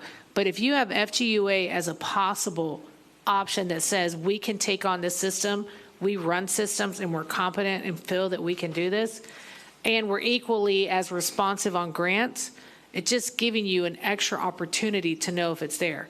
But if it dies, then there's nothing, because then that community finally said no. Not enough people said yes. 67% of the population of the ownership did not say yes. And we've had it come down to one vote. And then you're sitting for years again before you even have that option. So I don't see where you lose having someone independent look at your community and see how viable this is. I don't see a loss there. There's no loss, because even if they say yes or no, you still didn't have a decision. But going this route leaves it out on the table, and then ultimately comes back to even if we're even able to charge the rest of the utility customers in Orange County. And I know Commissioner Moore's community is already paying additional fees because of their investment into removing off a septic, but none of us in Orange County are paying for her community. Her community's paying for all of that completely. And so that's where my thoughts are. Nobody wants what your community is going through, but we have to find a way of finding a solution. But if this ends and and you don't get those votes, it's dead, as opposed to trying the FGUA option. So that's just my thought and thank you guys. This has been something we have discussed over and over again, because ultimately that MSBU on what they are going to have to pay, regardless, is not a inexpensive option. This is your community having to pay, not anyone else. That's on top of what that community would have to invest in. Okay, thank you. I have a question. All right, you thought you were going to land this plane. We got Commissioner Simrad and then Commissioner Wilson. Yeah. Commissioner Simrad. Thank you. So I just want to bring the discussion back because the FGUA is their second option for several different reasons. One is that if you look at like the reviews of the systems and things, there are customer service concerns, there are quality issues there as well. So for them, that's a second option to look at if they can't get the vote. But because they've been so active in terms of promoting this for the last, 18 months, 2 years, very active effort in the community, I think putting it to a vote to see what happens at the 67% and having the answer to then form the path forward is where we need to go. You know, just to understand what we get with the actual vote. It doesn't mean that FGUA is not an option later, but it's also, they're not a for sure. They may choose not to buy this system anyways, and then it's going to come back to Orange County again because we've got, again, a sewer plant that is listed as imminent failure, catastrophic. So somehow this comes back to us again in some capacity. But right now, I think what we need to do is allow the people to vote to see where we are. But if the vote doesn't go through, is FGUA still on the table? They're still on the table, yes. Well, I want to be clear. FGUA is on the table if they choose to be. They were very clear when they spoke to us. There's two things. They want to operate in an area where the local government wants them, and they want to operate a water utility where the residents want them. They're 100%, their core competency is taking distressed utilities and turning them around. But those two factors have to be there. They don't want to go to a place where they're not wanted. So if it denies, it doesn't look good. And that is this. I mean, you're describing this set of circumstances. So, I mean, I think my position in the last time we talked about this, and even where I weighed in at the end, was that I didn't have as much information about that entity and what its solvency is, what its basis is within the public sector. Right. And I have some more confidence in that now. My question, though, that I had for Commissioner, for you, about the community is, so when you say they want to take it to a vote as their primary, the first option, is that with the Wedgefield affected property owners funding the total acquisition? That's with the $35 million. That's where they believe that their threshold is. So that would essentially. So that means that we would need to make, for that to be the primary option we decided on here today, we would need to make really an assumption or take on potentially the possibility of a burden for each one of our customer holders throughout the county to make that the primary decision today. That's correct. Mm-hmm. Okay. So I'm just going to go ahead and put my cards on the table then. I think going with the Florida government utility. I'm going to get that acronym eventually. I've been struggling with it for weeks. It's like, yeah. That would be preferential, just sort of understanding our funding challenges and where we are at the time for just about everything. Okay. All right. So that's really the course that we're on right now. Okay. And some of this, I believe, by May 2nd will become clearer. So I don't see the urgency to make a decision right today without having that additional information. So I think we stay the course for now with the track that we're on, continue our conversations with FGUA, but also continue our conversations with these residents. And I believe that at some point we owe it to the existing Orange County utility customers to have a conversation with them somehow, whether or not that's working with them through some type of surveying to see if there's some public meetings or whatever to hear from that 220,000 customers, what that looks like if we're not. You're saying in the eventuality that we're turned down by by the FGUA. We don't get funding from the state. And we're back here because with square one. we don't have all of the information. We don't know what the delta is now, the difference between what our good citizens here in Wedgefield will bring to the table and where the gap is, how to fund the gap. We do not know that today. And as a result of that, we would be making a decision without having all of the information. And this isn't guesswork.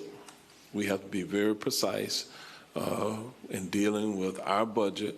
You know, you elect me and entrust me to submit a balanced budget, and that balanced budget is not guesswork.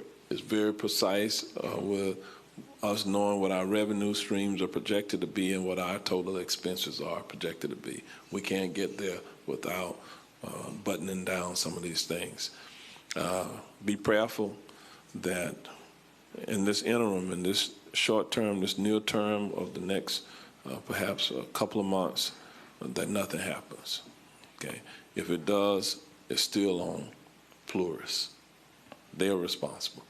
To the attorney, Mr. Friedman, they are responsible for whatever happens while it's still your utility company. Okay. All right. Any final words from Mayor, staff? So if I'm understanding the plan correctly, we're going to wait till the legislative session closes to find out what we get back for appropriations, and then are we bringing it back to the board to talk again, or? Absolutely. The board has to be engaged in that process. We'll do our due diligence to look at the options of how we may be able to communicate with those Orange County utility customers one way or the other. We have a discussion with Congressman Frost tomorrow scheduled. Kerry Cates, our legislative affairs gentleman, our deputy, is going to be meeting with him tomorrow. He really wanted me to kind of see how this was going when he could affect that conversation with the congressman tomorrow. So we're continuing to engage, Mayor. Okay.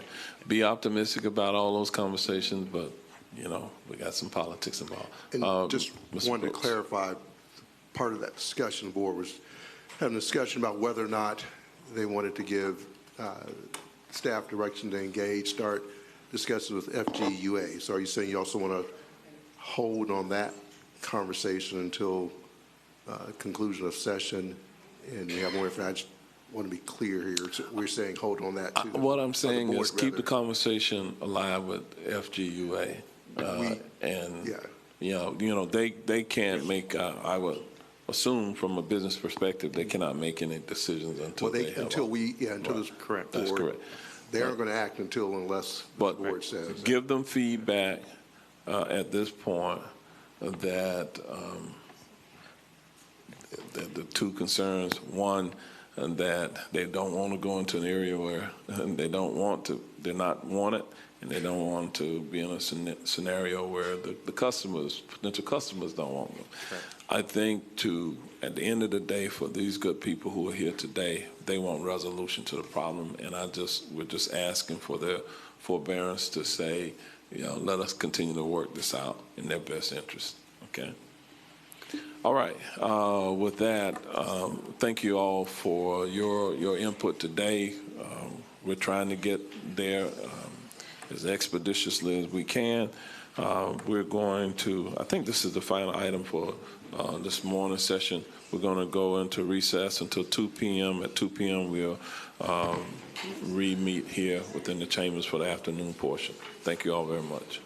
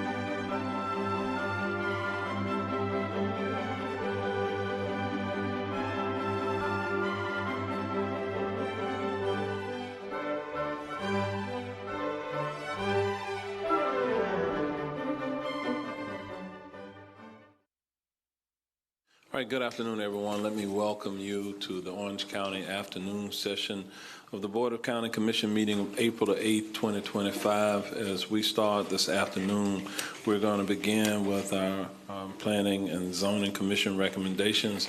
Mr. Jason Sorensen, our Chief Planner, is going to be framing those items. And with that, Mr. Sorensen, you're recognized.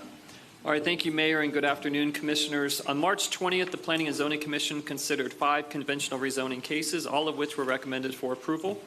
We have not received any appeals or requests to pull any items. I will note that for case RZ 25-02076 for the property located at 1121 Perkins Road in District 3, the request was originally for a triplex, but during the Planning and Zoning Commission hearing, the request was reduced to a duplex, and that is the restriction that is proposed for the property. Therefore, the action requested is to approve the March 20th Planning and Zoning Commission recommendations, and staff is available for any questions. All right, if there are no other items that any commissioners would like to pull, we will entertain the motion from Commissioner Uribe, second by Commissioner Gomez-Cordero. All in favor, let it be known by saying aye. Aye. Opposed, no. Motion passes, and it is unanimous.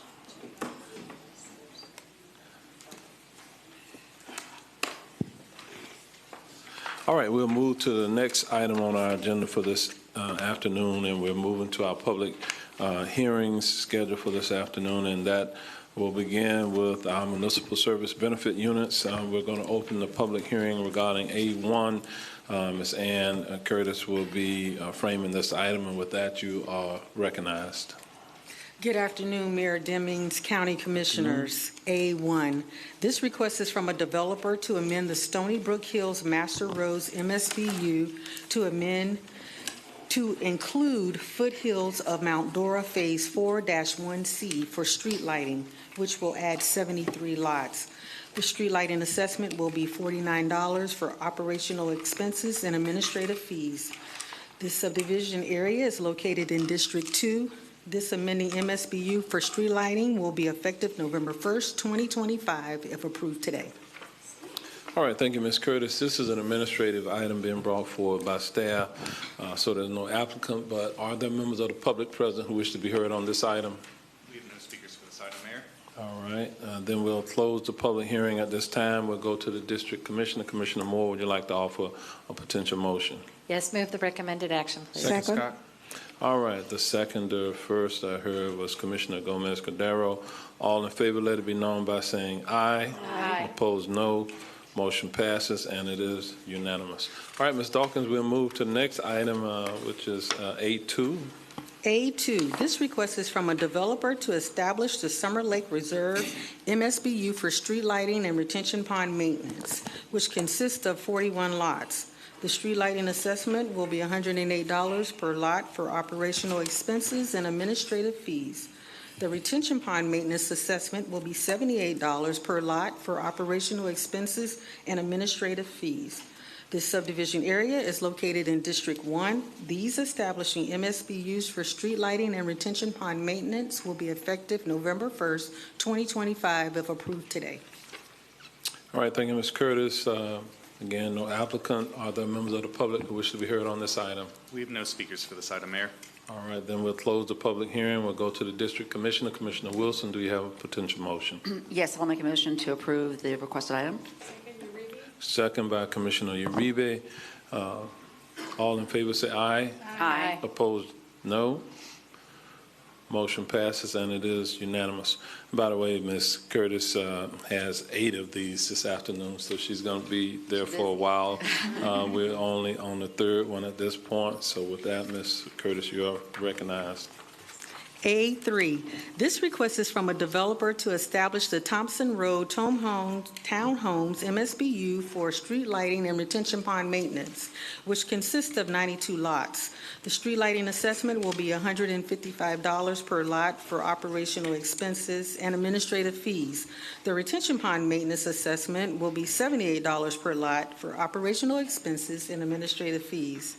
This subdivision area is located in District 2. These establishing MSBUs for street lighting and retention pond maintenance will be effective November 1st, 2025, if approved today. All right, thank you. Do we have members of the public who wish to be heard on this item? We have no speakers for this item, Mayor. All right, we'll close the public hearing. We'll go to the district commissioner, Commissioner Moore. Yes, move the recommended action. Second, Wilson. All right, second by Commissioner Wilson. All in favor, let it be known by saying aye. Aye. Opposed, no. Motion passes, and it is unanimous. We'll move forward to item A4. We'll open the public hearing on this item. Ms. Curtis. A4, this request is from a developer to amend the Waterlay Area MSBU to include Waterlay Phase 5, street lighting and retention pond maintenance, which will add 286 lots. The street lighting assessment will be $136 per lot for operational expenses and administrative fees. The retention pond maintenance assessment will be $78 per lot for operational expenses and administrative fees. This subdivision area is located in District 1. These amending MSBUs for street lighting and retention pond maintenance will be effective November 1st, 2025, if approved today. All right, are there members of the public present who wish to be heard on this item? We have no speakers on this item, Mayor. All right, we'll close the public hearing. We'll go to the district commissioner, Commissioner Wilson. Yes, I'll move the requested item. Second, Uribe. Second by Commissioner Uribe. All in favor, let it be known by saying aye. Aye. Opposed, no. Motion passes, and it is unanimous. We'll move to the next item, which is A5. We'll open the public hearing on this item, and Ms. Curtis.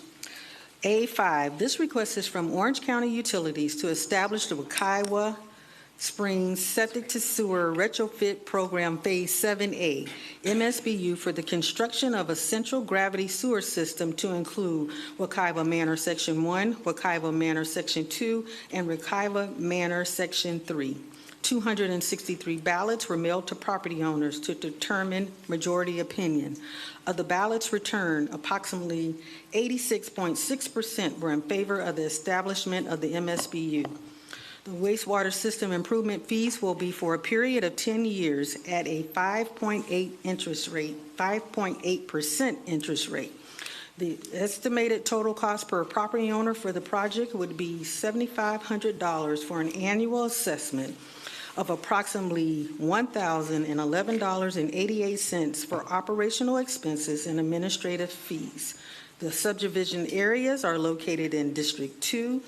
This establishing MSBU for wastewater system improvements will be effective November 1st, 2025, if approved today. All right, thank you, Ms. Curtis. And I know this is an item that Commissioner Moore has really been a vociferous advocate for, and I'll give her the opportunity in a few moments to make any comments and make the motion. But first, are there members of the public present who wish to be heard on this item? We do have one speaker for this item, Mayor. All right. All right, our speaker is Faye Shire. Ms. Faye Shire.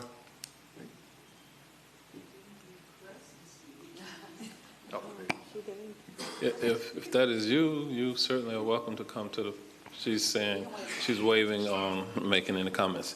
All right, thank you for your presence. Do we have any other speakers? There are no other speakers for this item, All Mayor. right, then we'll close the public hearing at this time. We'll go to the district commissioner, Commissioner Moore. Yes, I'd like to commend Wekiwa Manor. This journey for them started back in about 2019, and this would be a very affordable, older neighborhood from the 1950s and 60s, and I think it started with Public Works giving them sidewalks, and they were very happy to receive the sidewalks. Many meetings led by an 82-year-old Mike Balcom and Donna Nickerson.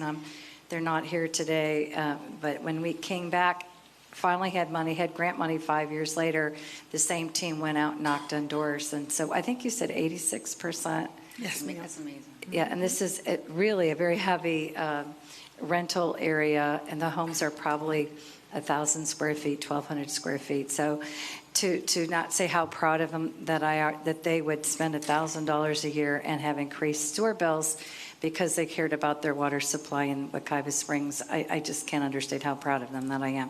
So with that, I will make the motion to approve. Second, Wilson. All right, we have a motion and a second. All in favor, let it be known by saying aye. Aye. Opposed, no. Motion passes, and it is unanimous. And I do note that Commissioner Wilson was exceptionally quick on the draws in. All right. We'll move to the next item, A6. We'll open the public hearing on this item. Ms. Dawkins, correction, Ms. Curtis, you're recognized. A6, this request is from Orange County Utilities to establish the Wekiwa Springs Septic to Sewer Retrofit Program Phase 7B, MSBU, for the construction of a central gravity sewer system to include Lake Minneland Estates, Lake Minneland First Edition, and Lake Minneland Second Edition. 223 ballots were mailed to property owners to determine majority opinion. Of the ballots returned, approximately 75.9% were in favor of the establishment of the MSBU. The wastewater system improvement fees will be for a period of 10 years at a 5.8% interest rate. The estimated total cost per property owner for the project would be $7,500 for an annual assessment of approximately $1,011.88 for operational expenses and administrative fees. The subdivision area are located in District 2. This establishing MSBU for wastewater system improvements will be effective November 1st, 2025, if approved today. All right, thank you, Ms. Curtis. Do we have members of the public present who should be heard on this item? We have no speakers for this item, Mayor. Okay, then we'll close the public hearing. We'll go to the district commissioner, Commissioner Moore.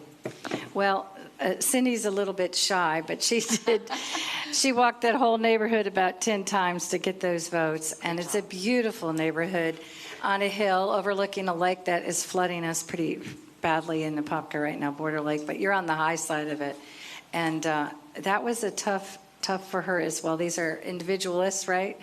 And they don't really care for government in your neighborhood, but you did it. You did it. You got them to vote for it anyway. And we have new sidewalks, and you've got a neighborhood group that is working together to clean. And so Septic to Sewer pulled all these little individualists together, and you're a much stronger neighborhood. And Cindy, you did the work when nobody else would. I'm so proud of you. And I got to say also, David Arms and his staff is here because I was very engaged at the beginning, but David and your staff, you do all the work now, and we appreciate you so much. We couldn't do it without you. And with that, Mayor, I'd like to make the motion. Second, Uribe. All right, the seconder on the motion is Commissioner Uribe. All in favor, let it be known by saying aye. Aye. Opposed, no. Motion passes, and it is unanimous. And we'll move to A7, and with that, Ms. Curtis, we're going to open the public hearing on A7. This request is from Orange County Environmental Protection Division to establish the Lake Hourglass MSBU for aquatic plant control services, general lake cleaning, maintenance, and water quality improvement to include parcels and lots from Clover Lawn, Hourglass Park, Kalina Replat, Pember Timbrance Terrace, and Richmond Terrace. 33 ballots were mailed to the property owners to determine majority opinion. 71% of the ballots were returned in favor of the establishment of the MSBU. The assessment will be $585.32 for operational expenses and administrative fees. This establishing MSBU is located in District 3 and will be effective November 1st, 2025, if approved today. All right. Do we have any speakers on this item? We have one speaker for this item, Mayor. All right. Carmen Whitney. All right. If you do want to speak? Ms. Carmen. In that case, approach the podium, please. When you do, please begin with your name and address for the record. No. Right there. There's a microphone just for you. The people who are watching on television, they want to hear you as well. Good afternoon. My name is Carmen Mata Whitney. My address is 1747 Hourglass Drive. I have been living in that neighborhood for over 18 years. For a long time, I was a widow with 3 kids. And one of the things that I loved was that thankfully my house was paid for and I was able to send all my kids to college and raise them without any help. Now, I'm all for environment. I really am. But what is happening right now is the houses, the older people are dying, and the houses are being sold. So they're being sold, and the lots are being split in 2. The new houses do not have a crawl space, and the new houses being built are full of concrete, and that is creating the problem on the lake. I never had a flood until Hurricane Ian, And after Hurricane Ian, I had another flood. So if I was to fix my house, it would cost at least $100,000 to raise the garage, which is the only part that is being flooded. The crawl space takes care of the rest. It's not $580 per parcel. It's per lot. My house is built in 2 lots. So there is no way. It would have to be demolished, and another if I was to sell the other lot. And although I can afford it right now, thank God, I am remarried, I have a good job, there are many people in the neighborhood who are living on Social Security. This is not something that is going to be one time. It's going to be every year, with the possibility of increasing it 20% per year. So for the elderly who are living on Social Security, this may be a problem.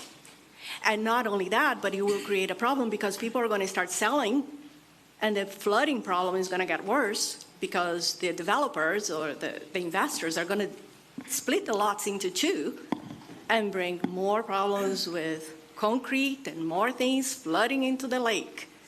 I wouldn't have had a problem if they had tried to get us together to clean it without putting an assessment on the property. But right now, the people who are on Social Security, who live in that neighborhood, they may lose their house if they cannot afford it. All right. Thank you for your comments. If you'll just stand by for a moment, you can have a seat if you like. Do we have other members of the public who wish to be heard on this item? That was our last speaker for this item, Mayor. Okay.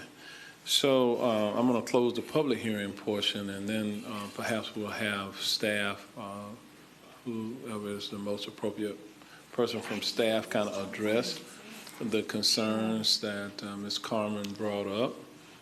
John, who's the most appropriate person here? Maybe Ms. Curtis, at least to the assessment and how that may be levied. But with respect to the services that would be being provided, that might be environmental protection. Yeah, exactly. All right. And Ms. Curtis, if you had anything to offer regarding the assessment, how that works, you certainly could opine on that. But I'll waive my right to environmental protection. Oh, okay. I thought you probably would do that. So come on up, EPD. Hello, my name is Marissa Heron from Orange County EPD. So we were requested by the residents at Lake Hourglass to establish the MSBU for aquatic plant management services. So the rate is proposed at the current rate at $585 due to the requirement for having funds for a full lake hydrilla treatment, which Lake Hourglass currently does have a lot of hydrilla in it. It's an invasive species. And so, that includes routine maintenance as well. And if once the funds are raised for the full lake treatment, that per parcel rate could decrease. But I know during the community meeting that we had in January, the residents were interested in different BMPs or best management practices, such as like curb inlet baskets. And so if the residents are interested in that, the rate would need to be adjusted for that. So depending on the aquatic plant management services that are required, the rate can be increased or decreased. All right, so there will continue to be dialogue with the community about what they'd like to see in their neighborhood, and adjustments can be necessarily made over time. This is where it takes an active homeowners association, a neighborhood association, where you can get the input from all of the property owners, residents, into ultimately what you all would jointly like to see. If it takes a municipal service business unit taxing type of response to address the issues. Okay. Other questions? Commissioner Wilson, did you have a question on this? Yeah, well, you sort of got to it. I was going to ask about the duration, knowing that this is, it specifies in this, and I want to make sure it's clarified for anybody in the community that it's for the quality and cleaning, lake cleaning, improvement, maintenance for aquatic plant control, and ideally that happens in a period of time, and then after that, feasibly, can it wind down, or is there? You want to kind of maintain it. Yeah, and I was going to say, we have some that have been in place for years, depending on what the challenges were, but. Yeah, so initially we have to establish like a larger pot of funds in order to perform the treatments that will be necessary, or maintenance, like we could do harvesting as well for certain species. So once that fund is established, the routine maintenance should be minimal, and we should be able to decrease that. But if the services that are requested by the residents that belong to the MSBU increase, like if they want like a different, BMP, then that rate would have to be increased to meet those services. So typically we start relatively high so we can start performing that maintenance in order to knock down the species initially, and then the routine maintenance will be much more affordable. Okay. But the MSBU, I'm sure you're familiar with, will be perpetual until the residents kind of do a similar, petition to remove it. Okay, thank you. Commissioner Moore. I just had a follow-up question. So how is this initiated? By the residents. They reach out to Orange County EPD. They request for an MSBU, and a lot of the times it's for aquatic plant management services. And so then they receive a petition. They have to send that petition to their neighbors. If we receive more than 15% in approval, then we perform an official balloting process, which we involve Orange County comptrollers, and they might be able to assist me better with that. But so if that ballot process then comes back more than 66 2/3%, then we move forward to the public hearing that we're at today.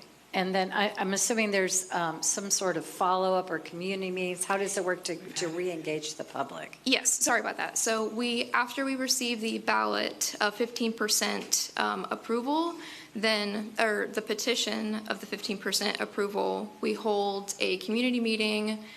This one was, I believe, January 22nd. And then, yes, January 22nd, and then the ballots are sent after that community meeting.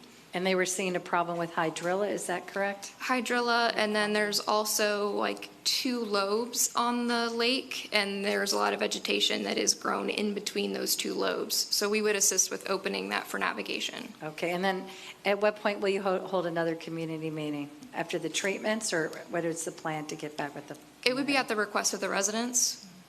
Okay, all right, thank you for that information. Absolutely. All right, if there are anyone else here that would like to speak during public comment, if you haven't filled out a card, you can go to the mic and then just fill out the card afterwards. But you want to speak on this item, come to the microphone so others who may be watching us via television or the internet, they can hear you. Do you want me to fill out a card? Do I need to fill out a card? I didn't sign up prior. Would you like me to fill out a card? You can do it afterwards. You can do it afterwards. Yes, thank you. Just give us your name and address, though, for the My record. name is Ray McBride, and I live at 1709 East Cayley, so I'm on Lake Hourglass. And I'm actually a neighbor of the lady Carmen that just spoke. This has been going on, like she had mentioned, with the community. They did reach out to us, and we had to vote, recently. I walked door to door because there was a lot of people that weren't familiar with it, with the, what was going on, and because they didn't attend some of the meetings. So I felt that it was important to go, door to door, and just, not that I had a certain opinion, but I just wanted, to see if anybody needed any information or had any questions. And I spoke with Carmen, and I spoke with a lot of other neighbors. And honestly, everybody that I spoke with seemed to be in favor of cleaning up the lake. There was only a few people, and maybe 2 that had their reasons why they weren't, interested in cleaning up the lake. But most of the people on the lake wanted to see a cleanup of the lake. And as Carmen had mentioned, there is a lot of new development, and maybe the storm water is not being managed. We don't know all of the issues. I've lived there for almost 30 years. So I've been there a long time. I've seen the lake, digress a little bit, but digress. But I do think the community, I was surprised by the support, the vote. So I'm in favor of it, and I think it is a good thing. So I just wanted to mention that. All right, thank you, Mr. McBride. Do we have any other members of the public who wish to be heard? All right, okay. Then we'll close the public hearing portion. I'm going to the district commissioner. At this time, Commissioner Uribe. Mr. McBride, I want to thank you. We were on the community Zoom call, and I want to thank the staff because this was initiated by members who live in that area who were concerned of the water quality and what was happening, and have been pursuing this actually for quite a while. And we've got EPD involved, and there was a community meeting online, and even after there was concerns that they weren't going to get the votes, and we were going to have a follow-up meeting as someone who has an MSBU and sees how valuable, I live on Lake Jessamine, how valuable this will be for the lake behind you. It makes a huge wonder what this staff does. I will connect you with my aides so that you can know the process as we go along. It's starting high, but it will level out, but they need money to start doing what they do. But you're going to see the difference in the water quality, and you're going to see the difference in the livelihood in the environmentally impacted lake. And I do know, because it's a smaller lake, there's no need for a board, but if ever becomes to where there needs to be a board, and we have lake boards for many lakes in our district, that can happen. But right now, the concern came, like Mr. McBride said, and you were on that call, where we need to do something, and the county doesn't just fund the lake cleanups because they're so pricey. So I know there's discomfort in knowing that cost right now, but I can assure you the results are going to be great, and hopefully that'll level off. And it is very common every year where we actually drop the MSBU once it's handled, and then if there's more needed, then they'll be a little bit more aggressive. But if there's not, you're just going to get a real assessment of the value in your lake. So we'll connect with you and allow you to learn more so you can be very aware of how the process works. But with that, I want to file for a motion for approval. Second, Moore. All right, we have a motion and a second. Was Commissioner Moore on the second? Yes. Okay, Commissioner Moore on the second. All in favor, let it be known by saying aye. Aye. Opposed, no. Motion passes, and it is unanimous. All right, we'll move to the next item, and this is item A8. I believe this is Ms. Curtis's final item for today. A8, this request is from Code Enforcement to establish a resolution for collection of special assessment liens for lot cleaning as a one-time only assessment to be placed on the November 2025 real estate tax bill. The parcels shown in the exhibit of the resolution are located in all districts of the county. This MSBU resolution will be effective November 1st, 2025, if approved today. All right, and thank you, Ms. Curtis. Do we have any members of the public present who wish to be heard on this item? We have one speaker for this item, Jean-Baptiste Charles.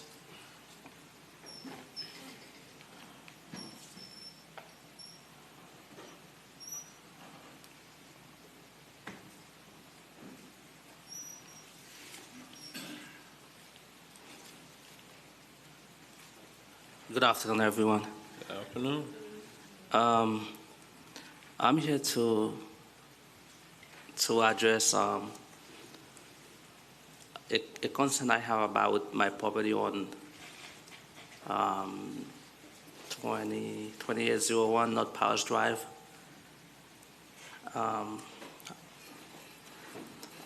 I see that Orange County, actually they charged me $5,000 for cleanup. And what I understand is I cleaned the property 1 month. After 1 month, I saw it, something was dead on the property. But since I had somebody to do some work for me, I thought that the company was doing some work there. Later on, I received a letter that Orange County said they cleaned my property and charged me $5,000 plus.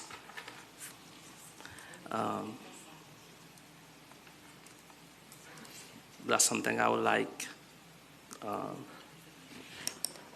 the county to take a look into it because there was no reason at the time Orange County was cleaning my property. There was no reason for them to do that because I were already cleaned it 1 month before.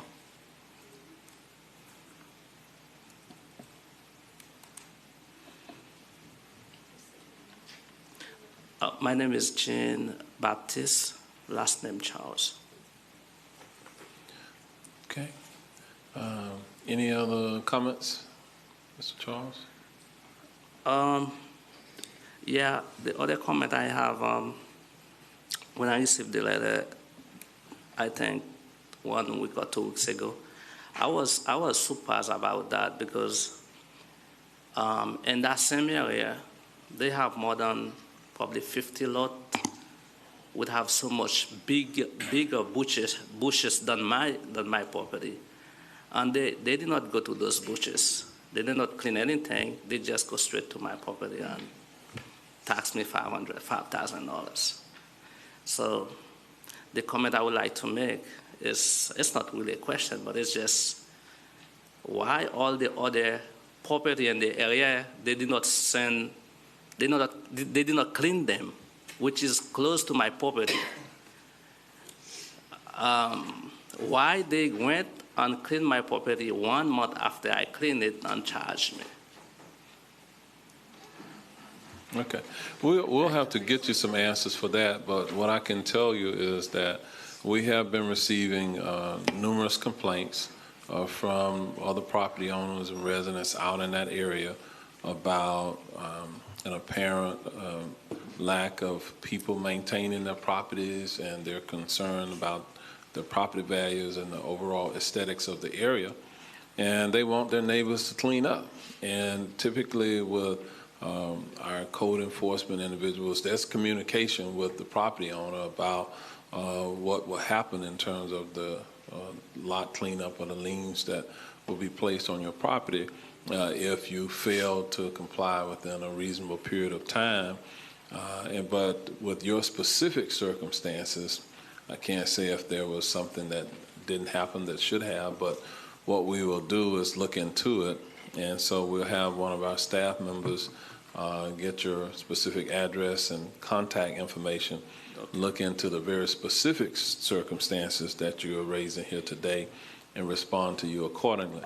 If there was something in the process that was not followed appropriately, and then we'll have to deal with that. If we follow the processes, then you're going to have to deal with that payment. So I don't know where this rests, but what was the address on Powers again? The address is 2801 North Powers. 20801 North Powers. Mayor, if I may, Mr. Scott Scraven, Deputy Director for PEDS, is in the audience. He may be able to provide. I'm sorry. My aide's here too. Okay, Alex. May be able to provide the reference to Jason Reynolds, who is our manager for neighborhood services. So, Mr. Scraven, if you could raise your hand. And of course, Commissioner Moore's aide, Alex, can chat with you outside about how to get in touch with the right staff person in the Neighborhood Services Division, where they can review the specific of your case. And again, I think the board's aware that all of these lot cleanings are here following county process by which we provide notice to the property owner of the status of the violation of county code and our impending intent to clean the lot. So I think you may have received a bill or an invoice for that service at some point in time, and that remains unpaid, which is ultimately the reason that this resolution is to move forward with putting this on the future tax roll. Okay. So, but between Scott and Alex, they'll be able to get you in touch with the right people in neighborhood services. Okay, thank you. All right, we'll do the follow-up with you. All right, do we have any other members of the public who wish to be heard on this item? We have no more speakers for this item, Mayor.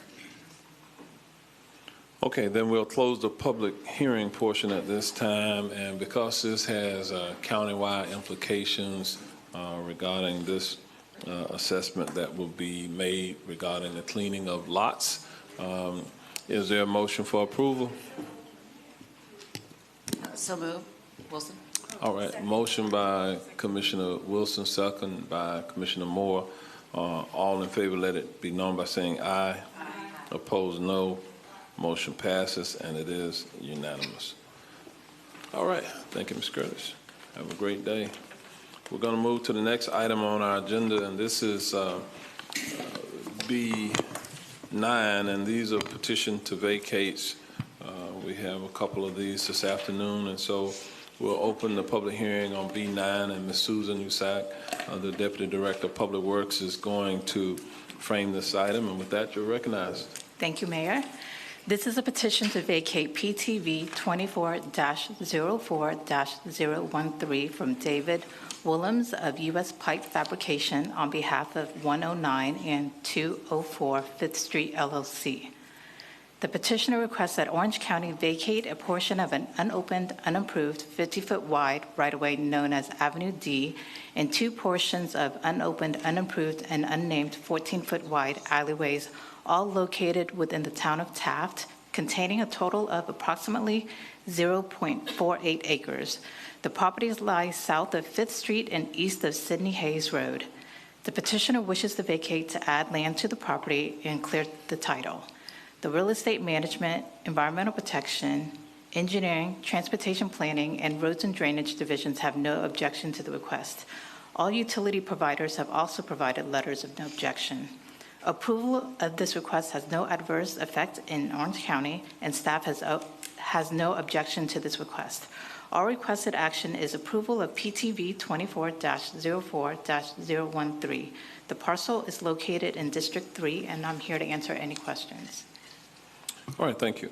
Is the applicant on this item present? If so, would you like to make any comments?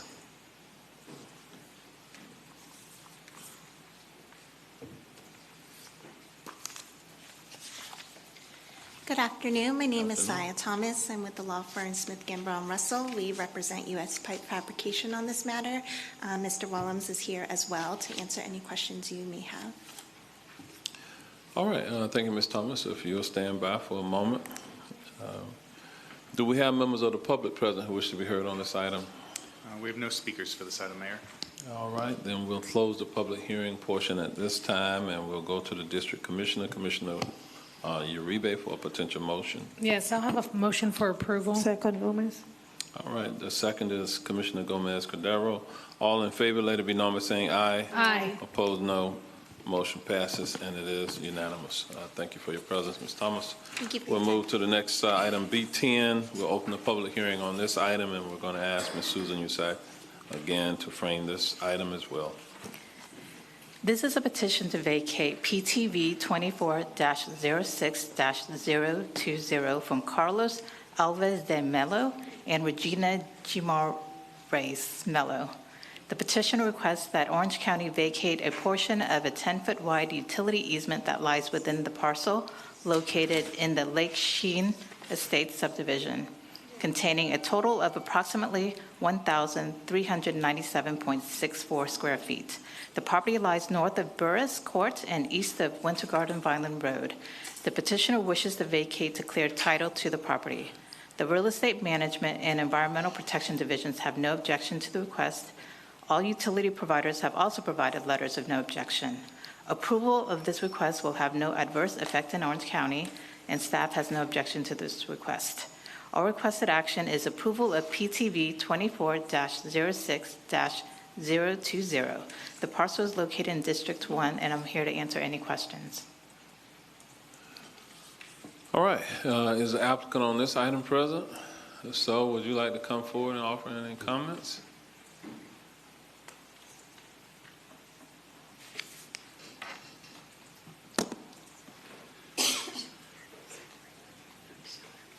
Good afternoon. My name is Jonathan Lamb with ETA Construction.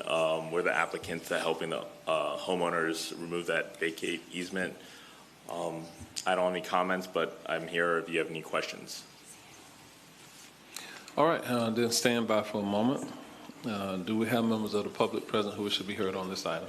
We have no speakers for this item, Mayor. All right, then we'll close the public hearing at this time. We'll go to the District Commissioner. Commissioner Wilson, would you like to offer a potential motion? So moved.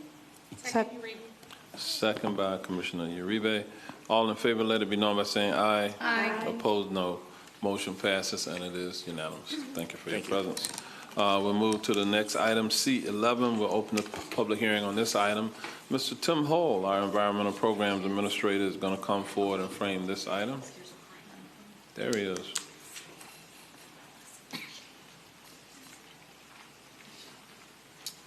Thank you, and good afternoon, Mayor and Commissioners.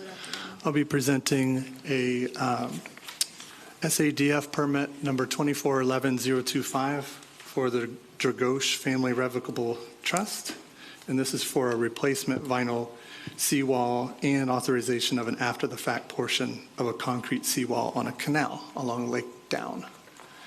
Here is a location map. The property is located at 57 Oakdale Street, Windermere, Florida, on the shoreline of the Davis Canal off of Lake Down. Here's an aerial photo of the subject property, which is outlined in blue, and you can see the canal right behind there, just as it begins to open up into part of Lake Down.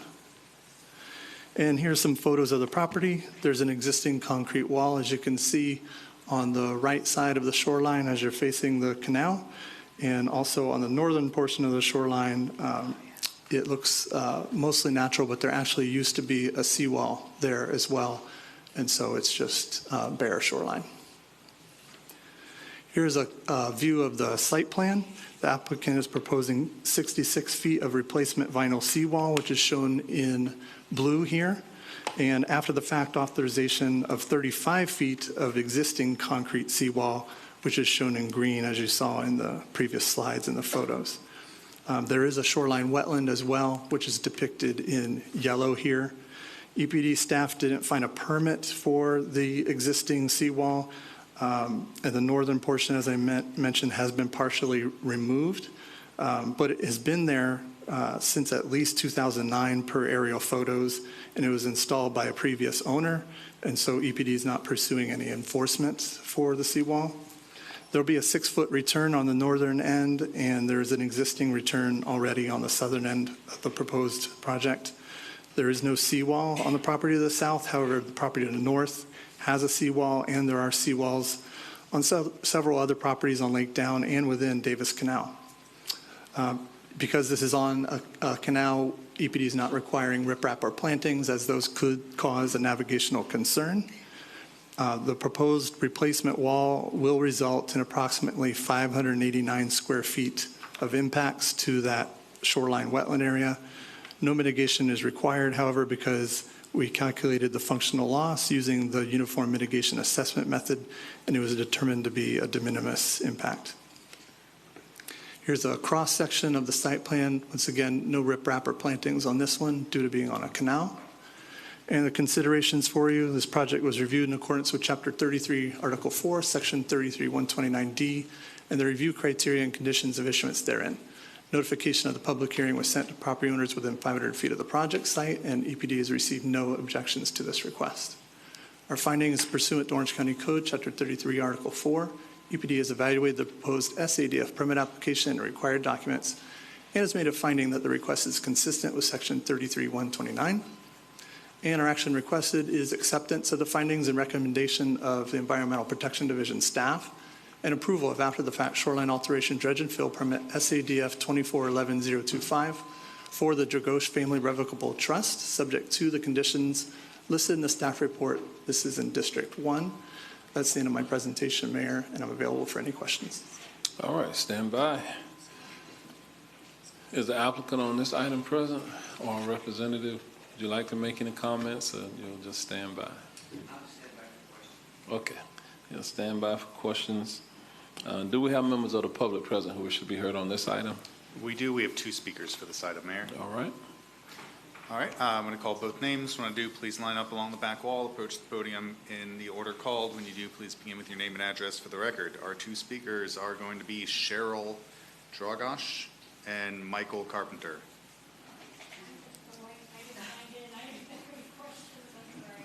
Oh, okay. All right, we may have no speakers. And the Mr. Carpenter is their agent. Okay, Mr. Carpenter is waving on any questions as well or comments. All right. If there are no other members of the public who wish to be heard on this item, then we're going to close the public hearing portion at this time, and we'll go to the District Commissioner, Commissioner Wilson, for a potential motion. Second, Scott. Okay, the second on the motion is Commissioner Scott. All in favor, let it be known by saying aye. Aye. Opposed, no. The motion passes, and it is unanimous. Thank you for your presence this afternoon. All right, we'll move to the next item, and this is C12, and we'll open the public hearing on this item, and Mr. Hull is going to frame this item as well.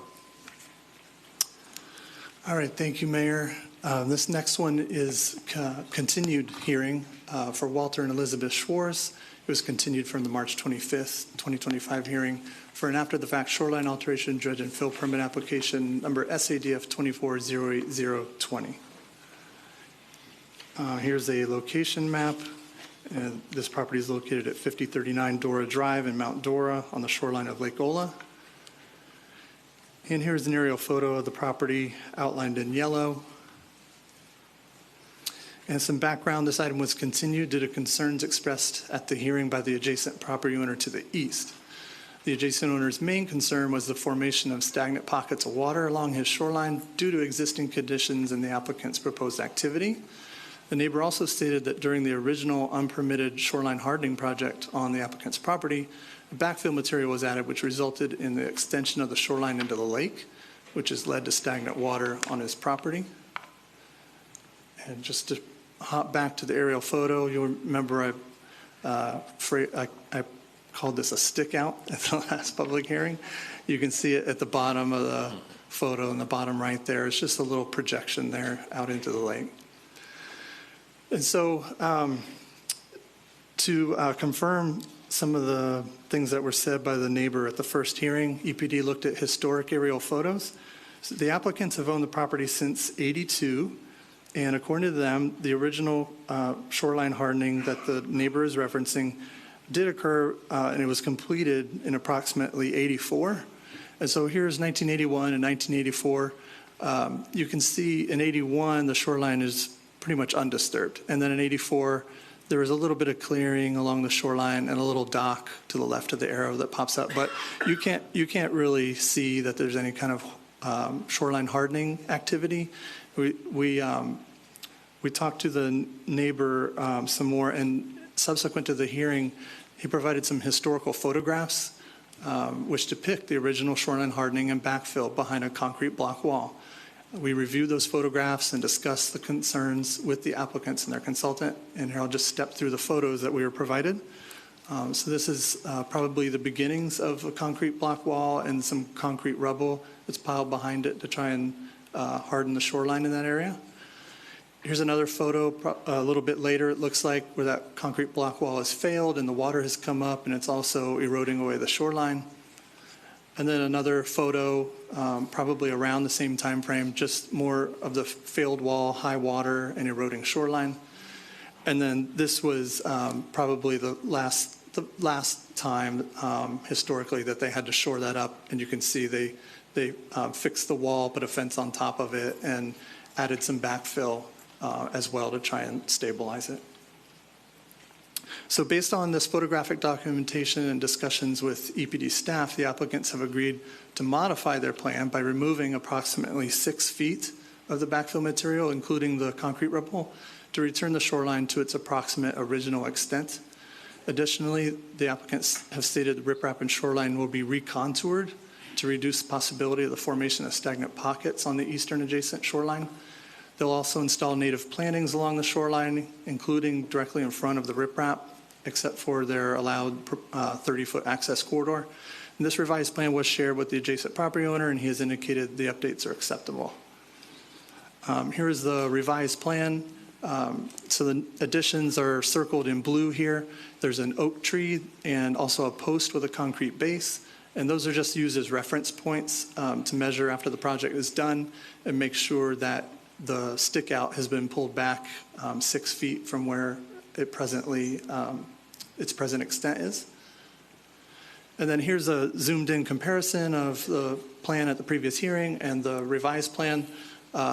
In the revised plan on the right, you can see the oak tree and the post with concrete base and some measurements there to make sure that the 6-foot pullback is executed properly.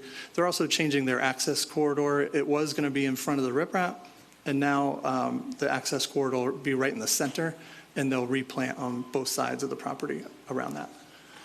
Here is the cross-section of the site plan.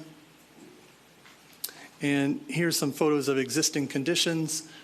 So the red line that we've drawn in there, that'll be the approximate new extent of the toe of the riprap. So it'll be pulled back 6 feet from where it's currently shown in the photo. And then this is the post and the oak tree that are shown on the revised plans. Again, it'll be 50 feet from the toe of the riprap to the oak tree and 6 feet. Current extent is 12 feet from the post. It'll be 6 feet when they're done.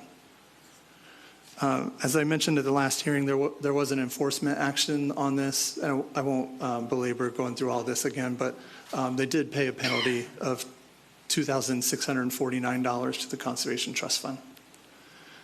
So the considerations, this project was reviewed in accordance with Chapter 15, Article 6, Section 15218D, and the review criteria and conditions therein.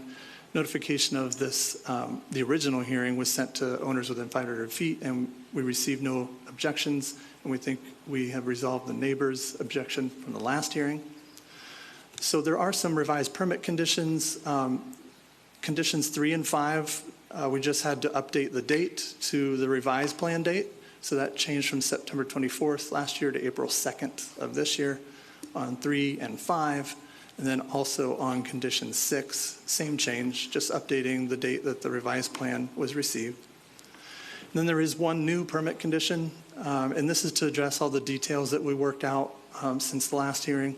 So this new condition 28 reads, prior to installation of the natural stone riprap, the existing concrete rubble must be removed. The shoreline riprap area shall be regraded to a smooth contour to the east and west, tying back into the shoreline of the adjacent eastern property in a manner that will not create a stagnant pocket where debris may accumulate, to the satisfaction of EPD and in accordance with the approved plans. The toe of slope of the natural stone riprap must be at least 6 feet landward of the current toe of slope of the concrete rubble and no more than 50.5 feet, waterward of the oak tree depicted on the approved plans. All of the backfill material and concrete rubble removed from the shoreline must be disposed of in an upland location at least 15 feet landward of the normal high water elevation. This was, all of these changes to the permit conditions were reviewed and approved by the county attorney's office. Our finding is pursuant to County Code Chapter 15, Article 6. EPD has evaluated the proposed SCDF permit application and required documents and has made a finding that the request is consistent with Section 15218. And accordingly, our action requested is acceptance of the findings and recommendation of the EPD staff and approval of the after-the-fact shoreline alteration dredge and fill permit SADF 24-08020 for Walter and Elizabeth Schwartz, subject to the conditions listed in the staff report and the revised conditions number 3, 5, and 6 as presented, and new condition number 28. This is in District 2, and that concludes my presentation, Mayor. Thank you. All right, thank you. Is the applicant on this item present or representative? Do you all want to make any comments today? They're waiving, no. So with that, do we have members of the public present who wish to be heard on this item? We have no speakers for this item, Mayor. All right, then we'll close the public hearing. We'll go to the district commissioner, Commissioner Moore. Yes, move the recommended action. All right, we have a seconder and Commissioner Uribe. All in favor, let it be known by saying aye. Aye. Opposed, no. Motion passes, and it is unanimous. Glad it all worked out for you all. All right. We'll move to the next item on our agenda. This is item D13. We'll open the public hearing on this item. And Ms. Lakin O'Hara, our chief planner from the zoning division, is coming forward, and she'll be framing this item. Good afternoon, Ms. O'Hara. Good afternoon. This is case VA 2502-141. The applicant is Rizwan Chaudhry. This is located in the R1A single-family dwelling district and has a future land use of low-density residential. It's on the east side of Marnell Drive, and it is located in District 3. The district commissioner has been briefed on this item. The request is variances in the R1A zoning district as follows: to allow a lot width of 50 feet in lieu of 75 feet, to allow a lot area of 6,092 square feet in lieu of 7,500 square feet, to allow a north side setback of 6 feet in lieu of 7.5 feet, and to allow a south side setback of 6 feet in lieu of 7.5 feet. So again, we have the location map here, Marinell Drive, subject properties star. Zoning map overall, mostly R1A with some R2 directly to the south of the subject site. The aerial. The overall site plan, you can see variances 1 and 2 highlighted as the lot width and lot area respectively, and then the proposed one-story single-family home, which has variances 3 and 4 for those side setbacks. The elevations. Here's the existing vacant lot facing east towards the subject property, facing west from the front yard towards the neighboring residence, and then the south side yard. So this lot is considered substandard as it was previously in contiguous ownership with an adjacent lot, which is requiring the variances for 1 and 2. The property is currently vacant, as you can see from the photographs. Code requires 75 feet in width and 7,500 square feet in area. So variances 1 and 2 are looking to that existing configuration of the lot. They are proposing a 1-story, 2,294 square foot home. Code requires 7.5 foot side setbacks on either side, and variances 3 and 4 are to have 6 foot side setbacks. Staff recommended approval of variances 1 and 2, subject to the conditions that were listed in the staff report, and denial of variances 3 and 4. A total of 99 notices were mailed to adjacent property owners in a 500-foot radius. No correspondences were received in favor at time of BZA, and then staff received 9 correspondences in opposition prior to the BZA hearing, and then 2 additional comments were provided at the hearing. However, they were duplicate, so really it was only 1 additional. The BZA discussed the substandard aspects of the lot, indicating that other lots in the area were of similar width and size, and therefore they recommended approval of variances 1 and 2, and then a modified variance of for 3 and 4 for a 6.5 foot setback as proffered by the applicant, subject to 3 conditions. So those were the 4 there with 6.5 in lieu of the 7.5. The variance criteria are those that you've come to know and love, going through the 6 criteria: special conditions and circumstances, not self-created, no special privilege conferred, deprivation of rights, minimum possible variance, and purpose and intent. A community meeting was held on Thursday, March 27th. It was attended by county representatives, the District 3 aide, and the applicant team. There were no residents in attendance. And then the conditions of approval will be development in accordance with the site plan, and staff is proposing to add and elevations dated January 13th, 2025, and then the rest are the standard 3 conditions. And that concludes staff's presentation with requesting either to deny the applicant's request or approve the applicant's request with conditions. All right, thank you, Ms. O'Hara. Is the applicant or representative here? Okay, looks like he's coming forward.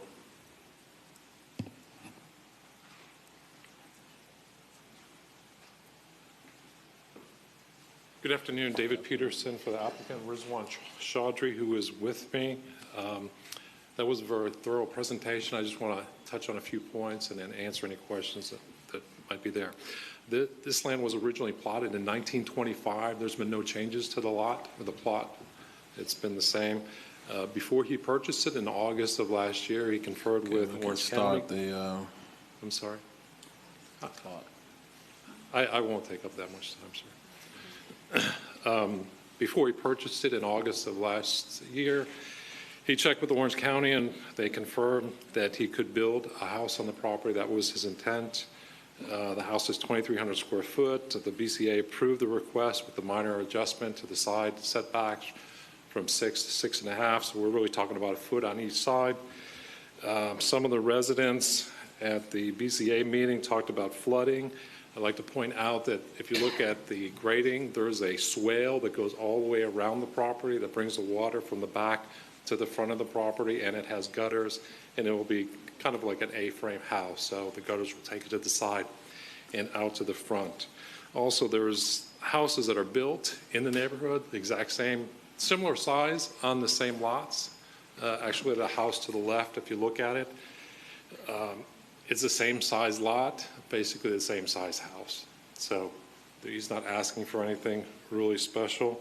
The house is consistent with the neighborhood. It's a single family house. It's an affordable house, consistent with the other houses in the neighborhood.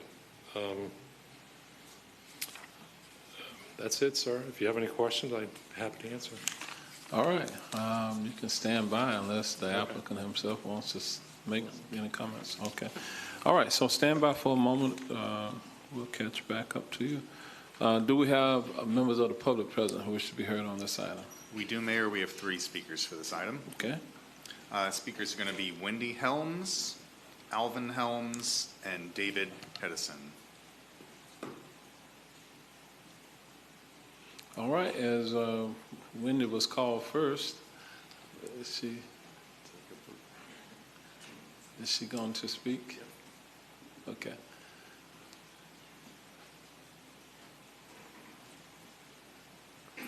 Yes, my name is Wendy Helms, and I've lived at 5635 Marinell for 35 years at least. And we want to have peace with our neighbors, including the new ones here. And we understand that a variance has been granted to build a house, but we would just like the same courtesy and respect shown to us that we have shown to others when building our house. This is to follow the setback requirements of 7.5 feet. The variance was to build a house, not to keep pressing against general norms, which are set by the county as a standard setback from one house to another. These setbacks are crucial in maintaining harmony, safety, privacy, and functionality. And respectfully, I beg that the setbacks remain at 7.5 feet and not smaller. And I would add that, unfortunately, this is a self-created perceived hardship because the developer has used verbiage that contains that these issues are by another person's choice.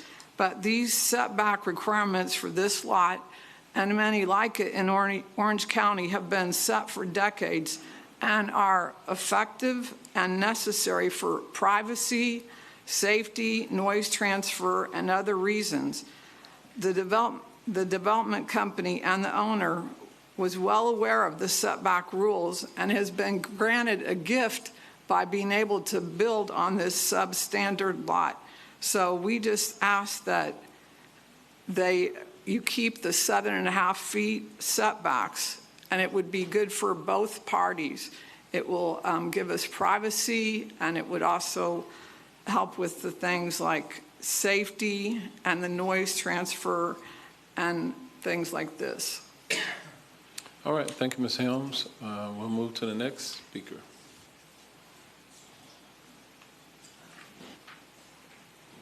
So Alvin Helms, 5635 Marinell Drive. I'm the next door neighbor to the lot. In our meeting February 6th, it was stated that this subdivision was established in the 20s, 1920, 100 years ago. And so the infrastructure on the street's not been upgraded. And so drainage is a basic need. We talk about swales, yes, but when you have a foot of water coming down a swale and it comes out the road and it just goes right back to the house, we've lived it. We know what a swale can do. So drainage is a basic need. The roadway, the driveway for my 2-car garage is wider than the street. The street's only 15 foot. The minimums, according to what I found online under the county, should be 20 feet for a road. And so we don't even meet that. Again, we would recommend we stay with the 7.5 foot setbacks. Modifications can be made to plans But, you know, I was wondering too, and again, the lawyer for the last meeting said that in reality, he only needs about a foot on each side, so things can be adjusted. But I was wondering why you would need a lawyer to speak for you to build the house, the small house. And we're not talking about a multi-million-dollar project. But when I look online, I see the Chaudhrys have also bought the two houses the other side of 5639. So to me, it seems like we have a business. We buy, we build, we sell. And so I would imagine these other two lots will end up being the same thing. But it's not really, this is going to affect people that live on the street with building more on there. So this is why all 10 of us objected to the build. Thank you. All right, so you and Miss Wendy, you all live in the same house? Okay. All right, then do we have any other speakers? Is David here? I inadvertently filled that out was the, you. Okay, okay. You clicked that you were not part of the applicant team. We'll fix that. Okay. All right, so it sounds like there are no other speakers for public comment. I'm going to go back to the applicant and or his representative for any rebuttal comments.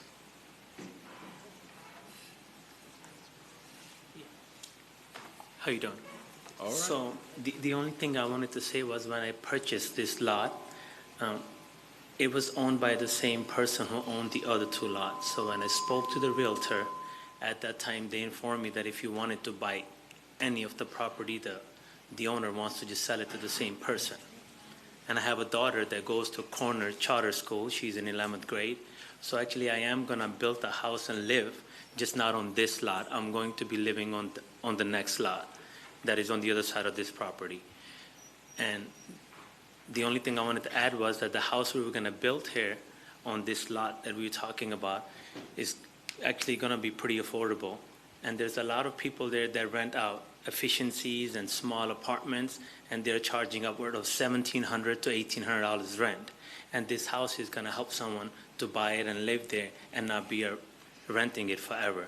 So my goal is to build the house and sell it. I'm not gonna rent it or none of that stuff. So it's gonna be a single family home that probably goes to somebody whose kids probably go to school. Okay. Rizwan Chowdhury. Yeah. All right, any other comments? Nothing. All right, thank you very much. Then we'll close the public hearing. We'll go to the district commissioner, Commissioner Uribe, Commissioner Wilson, and then Commissioner Scott. And my question is for the applicant, actually, if that's okay. I just wanted to find out, because it looks like you have room to go up as opposed to narrowing within the code without narrowing those setbacks, because, gotta go back to the mic, sorry, gotta get you on the record. Yeah, I think you're right, David Peterson for the applicant. I think the house height was going to be 16 feet, so there is room to go up. There's other houses in the area on Foyer Street, which is street over, I think, that, there's other houses under construction on the same size lot that are going 2 stories up.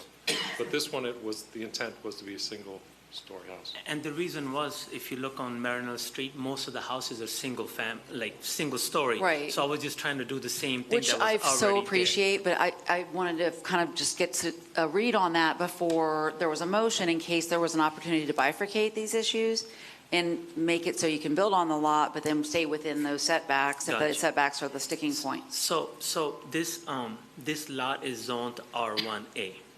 Now, there's other developments going on in the same area where people are building similar houses, and they were able to get it to rezone to R1, but I couldn't do it because zoning was closed, and that's why I had to apply for the variance, right? And so the thing is that I was asking for 6 feet to make the house, so it's a single family, so we can't go so narrow. And when I had prepared the plans, the architect did them at that time, I wasn't aware that this was going to be an issue, right? So even if I know that I'm asking for 6, or even if they give me 6.5 or anything, that would be nice, because it still is a single family home. Now, if I was to build a double-story home, it will kind of like look weird because the whole street has single-family homes, and this will kind of blend in.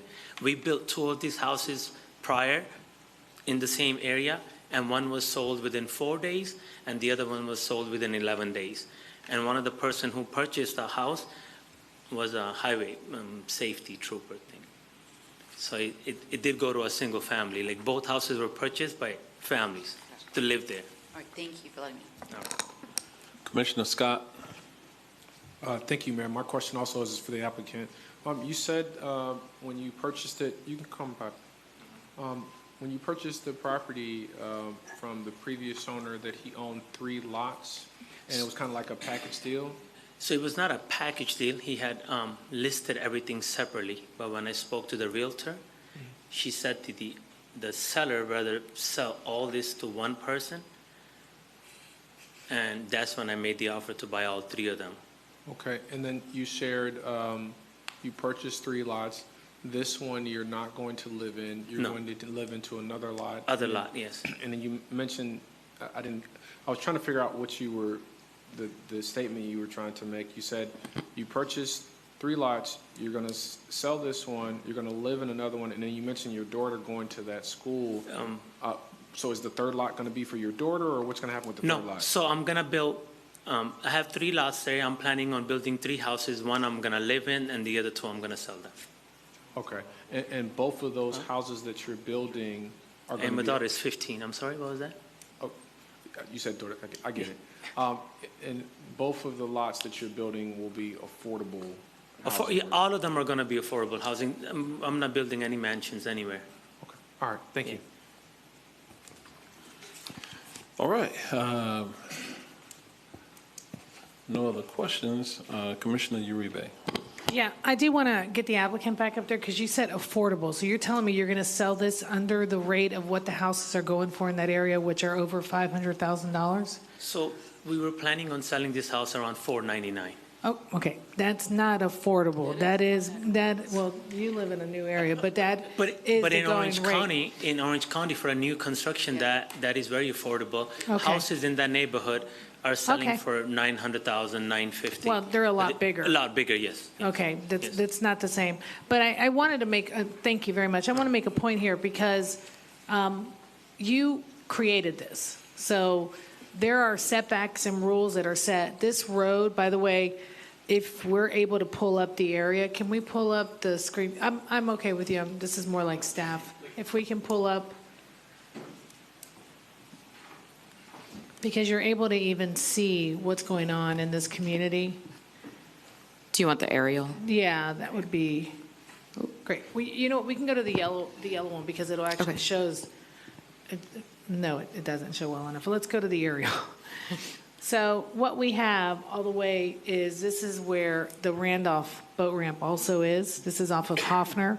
And what we do is the roads are so thin, they're about 15 feet wide. They get full of boat trailers and cars. And what I've had to do, and the residents that live there, is I pretty much have a no parking sign every 4 to 5 feet. It is, if there's an emergency, you can't even get a fire truck in there. This is an older neighborhood. Like they said, it's 100 years old, so we can't even keep it to the standard that we're saying nowadays of what's being set. But this is clear land. You could have gone 2-story. You could have gone into the measures that it is because it's already a smushed area. We would never allow a road like that to be built. And what I can't support making this community even more difficult to navigate and live in. Anybody here can go on the weekend. I mean, we've actually had to hire off-duty officers to ticket people because it is so bad that you can't even, I've got photos of people, they can't even get to their homes, to their driveways, and now you want to even compact this even more. And I don't think that it is worth dealing with a community that's already suffering with much, we would call it, roads that have been there for so long that they're not up to the standard that the county would have right now. And it's not fair to the neighbors. It is not fair to the neighbors to say this. You could go 2-story, you could fit in the 7.5 feet, and even in the 7.5 feet, that is a very small lot that you're coming in. It's not, it's not a lot, but to over exaggerate this community, it's not worth it. And the land is clear. You're able to fix this at this point and still build in the standard that it is. So I can't support these variances on a community that clearly they want to be good neighbors and they don't mind that you're coming, but they want you to at least allow the standard that exists to keep the little bit of viability that they have in this community present. And so I appreciate you all coming out here tonight. But with that, I file a motion for denial on the variances requested. All right, we have a motion and a second. Commissioner Wilson, did you have any? Yeah, I was going to say, knowing that one of these things, like, not all of these are about a setback, right? So a couple of them, I'm sorry, go ahead. Well, yeah, and Commissioner, I think was going to kind of sort of jump into that same area where you were. So Commissioner Uribe, there's 4 variances associated with this request. Variances 1 and 2 are related to the lot width and the lot area. So if you're comfortable allowing the development of a home to occur on this parcel, then you would want to recommend approval or a modified approval of variances 1 and 2. My only issue I have with 2 is the square footage. Can we go back to that? So I'm okay with, obviously, the 50-foot in lieu of the 75, but allow the lot area. Are we going to be impeding into these areas that aren't allowed to be, that must be setback? That's variances 3 and 4 are the 7.5 feet versus, well, I know, the code but what requires I'm saying is the 7.5 lot, so the lot area will not have to do with the structure. It has nothing to do with the structure. I'm fine. So I will file for approval on 1 and 2 with remaining denial of the setbacks. Second, Wilson. All right. Well, I think you seconded it because I just amended my motion. There was a motion and a second. We did have a motion and a So second. You're going to have to. So I have an amended motion to allow 1 and 2, but to deny 3 and 4. Okay. Which is the setbacks that we're talking about. So make it clear.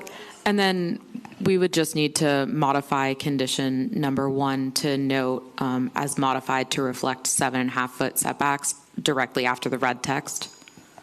Okay. So with the Thank you. modification, yes, ma'am. Okay, so I'm going to go to the clerk. You all got that all? Okay. You're good. All right. And Commissioner, I do want to also just confirm, in terms of including the elevations, while there have to be some design, narrowing the home by a little bit, the elevations do reflect a single-story structure. So I would just want to confirm that. And we must remain vigilant of the swales because there is flooding in this area. Because of the roads that are so small, that flooding goes right into the homes, into the yards of the homes. Okay, so I see staff kind of conferring. Just want to make sure they are on board, they're keeping up. It may be easier to just do development shall be in accordance with the dimensions on the site plan dated January 13th. Specific to the lot width and square footage? I just want to make sure the setbacks remain. Yeah, so we could do development shall be in accordance with the lot width and area dimensioned on the site plan dated January 13th. So then it's only that lot width and lot area, nothing to do with the actual house footprint. Okay, but if I do that, the request was an appeal to allow for so are we negating the entire appeal? I just want to make sure. It's board called. Okay, well, yeah, because, I just want to make sure that is being denied completely. I don't want that one at all. Yeah, it'll just be for the first 2 variances, and then it'll be the 3 conditions related to just those 2 variances. Okay. So, again, Okay, let me just make sure that the applicant understands what is being said by staff at this point. So as you go forward with your construction, I want you to understand what the conditions are. You're in agreement. Okay, they're indicating they're in agreement. All right, so Commissioner Uribe, your motion then is what she said, right? Yeah, to remain with the square footage and the lot split, but to deny the setbacks to remain at 7.5 feet, excuse me. Kind of whatever is on that drawing as of. Do you want me to read it? the Yes, 13th. yeah. Read what Okay. you said. for the- Development shall be in accordance with the lot area and width dimensioned on the site plan dated January 13th, 2025, subject to the conditions of approval and all applicable laws, ordinances, and regulations. And then it just continues from there. All right, so that is your motion, Commissioner. Yes. All right, and we have a motion and a second by Commissioner Scott. All in favor, let it be known by saying aye. Aye. Opposed, no. Motion passes, and it is unanimous. All right. We're going to move forward then. We're going to item E14, and it is my understanding that while we have to open this for the public hearing, that the applicant may be requesting that this be continued to April the 22nd in the afternoon. Is that the case? That's accurate, Mayor. Okay. The applicant has requested to a continuance. Staff is in support of this request. All right, so we'll open it up. Mr. Thal Mueller, we'll open it for the public hearing portion, and then we'll see where we go from there. Is the applicant on this item present for any comments? Would you like to come forward and offer any?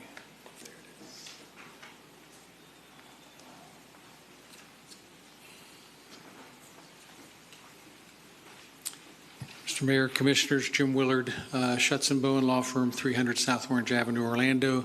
I'm the attorney for the developer. Mr. Boyd has unfortunately been called out of town today. He wanted to be here for the hearing, and so we would appreciate a deferral for 2 weeks till later this month. All right, Mr. Willard. Thank you. Thank you. Do we have members of the public present who wish to be heard on this item? We have no speakers for this item, All Mayor. right, then we'll close the public hearing. We'll go to the district commissioner, Commissioner Wilson, for a potential motion for continuance until April 22nd, 2025 in the afternoon. Yes, I'd like to make a motion to continue till April 22nd. Second. All right, we have a motion and we have a second by Commissioner Moore. All in favor, let it be known by saying aye. Aye. Opposed, no. Motion passes, and it is unanimous. All right, we'll move to the next item, and this is item F15. We'll open the public hearing on this item, and Mr. Thal Mueller, we're going to look to you to frame this item.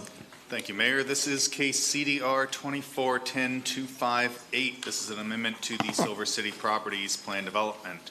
The roughly 13-acre affected portion of the PD is located on the north side of University Boulevard, east of Cimarron Boulevard. This is a request to the approved plan development land use plan for one waiver from code to allow for a reduced parking ratio for the recently approved student housing development. Here we have the future land use map, and the affected portion of the PD is highlighted here with the future land use designation of plan development commercial, high density residential, specifically with that student housing modifier, surrounded by commercial industrial uses along the corridor. Here we have the property on the zoning map, as previously mentioned, zoned plan development. The aerial, again, of the affected portion of the PD is currently undeveloped, surrounded by commercial uses to the east and west, as well as Full Sail University down there to the south, which is the development that this student housing project would be serving. Here we have the overall plan development land use plan with the PD boundary, access, development standards, and entitlements listed. After the DRC meeting, there was some additional discussion related to the conditions of approval. Staff and the applicant have agreed on replacing old condition 11J related to FEMA and stormwater permitting with this new condition shown on the screen,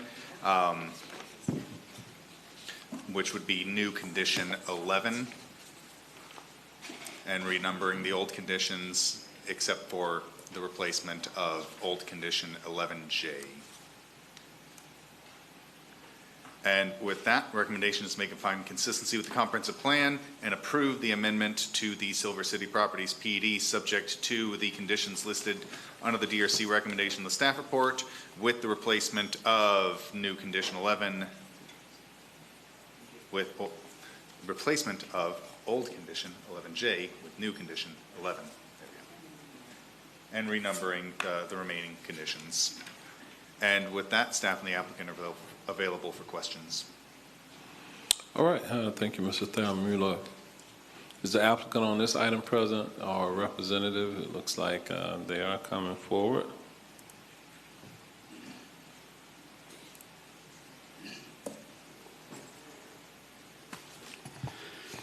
Hello, Mr. Mayor, Commission. My name is Mickey Grindstaff. I'm an attorney with the law firm of Schutz & Bowen, 300 South Orange Avenue, Suite 1600.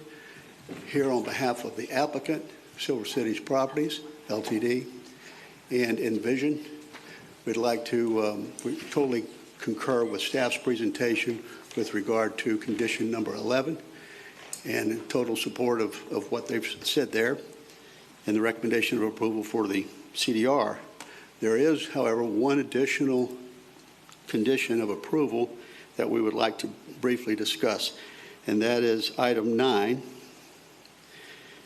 Item 9, which says the developer shall enter into an agreement with the county for the ownership, construction, and maintenance of the proposed overhead pedestrian bridge, as well as the necessary ancillary easements and agreements. Such easements and agreements shall be reviewed and approved by the county for this project and recorded in the public records prior to construction plan approval. We appreciate that, and that was discussed at DRC, no quarrel. Upon reflection, we'd like to revise that to say that the last line is that it would be reviewed and approved by Orange County for this project prior to issuance of a building permit. What that would allow us to do is go ahead and get our building plans approved, be able to visit with our lender, showing that we have building plans approved, but we can't get a building permit until those agreements are recorded. The county's protected that we can't get a building permit until the agreements are recorded without issue, et cetera, but we can at least keep going while we're waiting for that. And that would be our request. All right, so I'll just look for, confirmation from our building officials and the county attorney's office on that, if that is the understanding about the modification.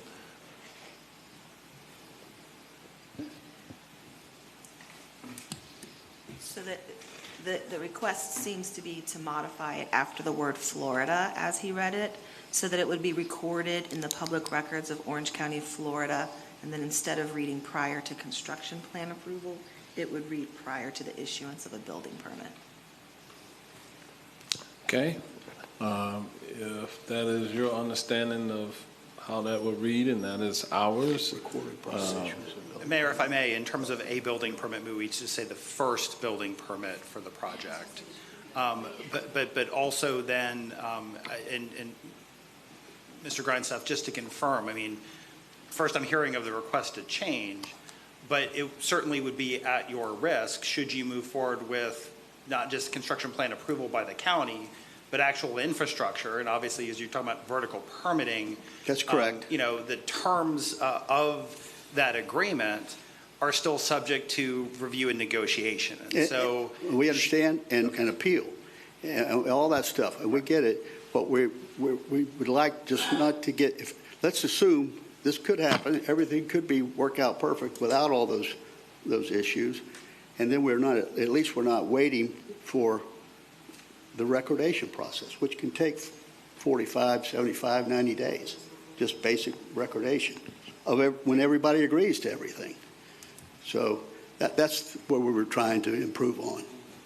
And I agree that this is the first time you've heard it, and I apologize for that. We tried to communicate with Matt. He's very busy. Our point lady got married, and she's on a 2-week honeymoon trip, and we are here requesting that we at least have the ability to go see our lender with approved plans, knowing that we're not there until it gets recorded. We can't get a building permit until it's recorded. Okay. Mayor, I'll just, I don't, with the clarification being the first building permit, I don't think there's a risk to the county, and staff would object to the You're good with that? requested change. Yes, sir. Okay, so all parties are at least good with it, so we still need to kind of finish the hearing process, but got you. Okay. We're on one accord, stand by. Do we have members of the public present who wish to be heard on this item? We have one speaker for this item, Mayor. All right. Matthew Scribner. Matthew, are you here? Okay. I don't see anyone seemingly. Matthew he's with us. He's an intern who's following Mr. McCook today. Okay, so he's not going to be speaking. All right. So do we have any other members of the public present who should be heard? We have no other speakers on this item, All Mayor. right. Then with that, then we will close the public hearing portion of the meeting. Thank you, Mr. Mayor. And I'm going to go to the district commissioner, Commissioner Martina Simrad. Thank you, Mayor. I think all of you probably received an email with a reference to the parking minimums from YIMBY, or the local YIMBY chapter here, Yes in My Backyard. I wanted to ask staff just for some framing around this. Within the study, it says that we can increase the variance. We could go all the way up to 15%. Why are we staying within the, when we could go higher? Are you following me? Yeah, Yes. I'll answer Thank you. from a staff perspective. So I think as we may have discussed during our briefing yesterday, the applicant's technical study did include a request for a 15% reduction in parking for this. So as opposed to the one space per bed, they've requested presumably 15% less, or 0.85 spaces per bed.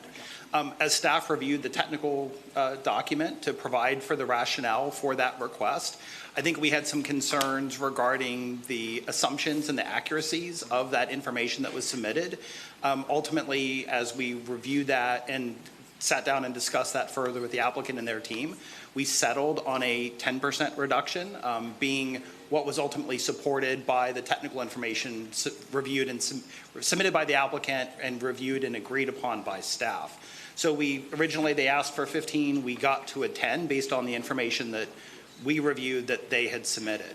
I will note that while obviously this is a variance or a waiver that set the new standard that would apply to the entire project, this is a phased project. And so ultimately what they're building in their first phase is a certain number of units and surface parking. And they would have the ability to monitor the parking utilization as part of their first phase.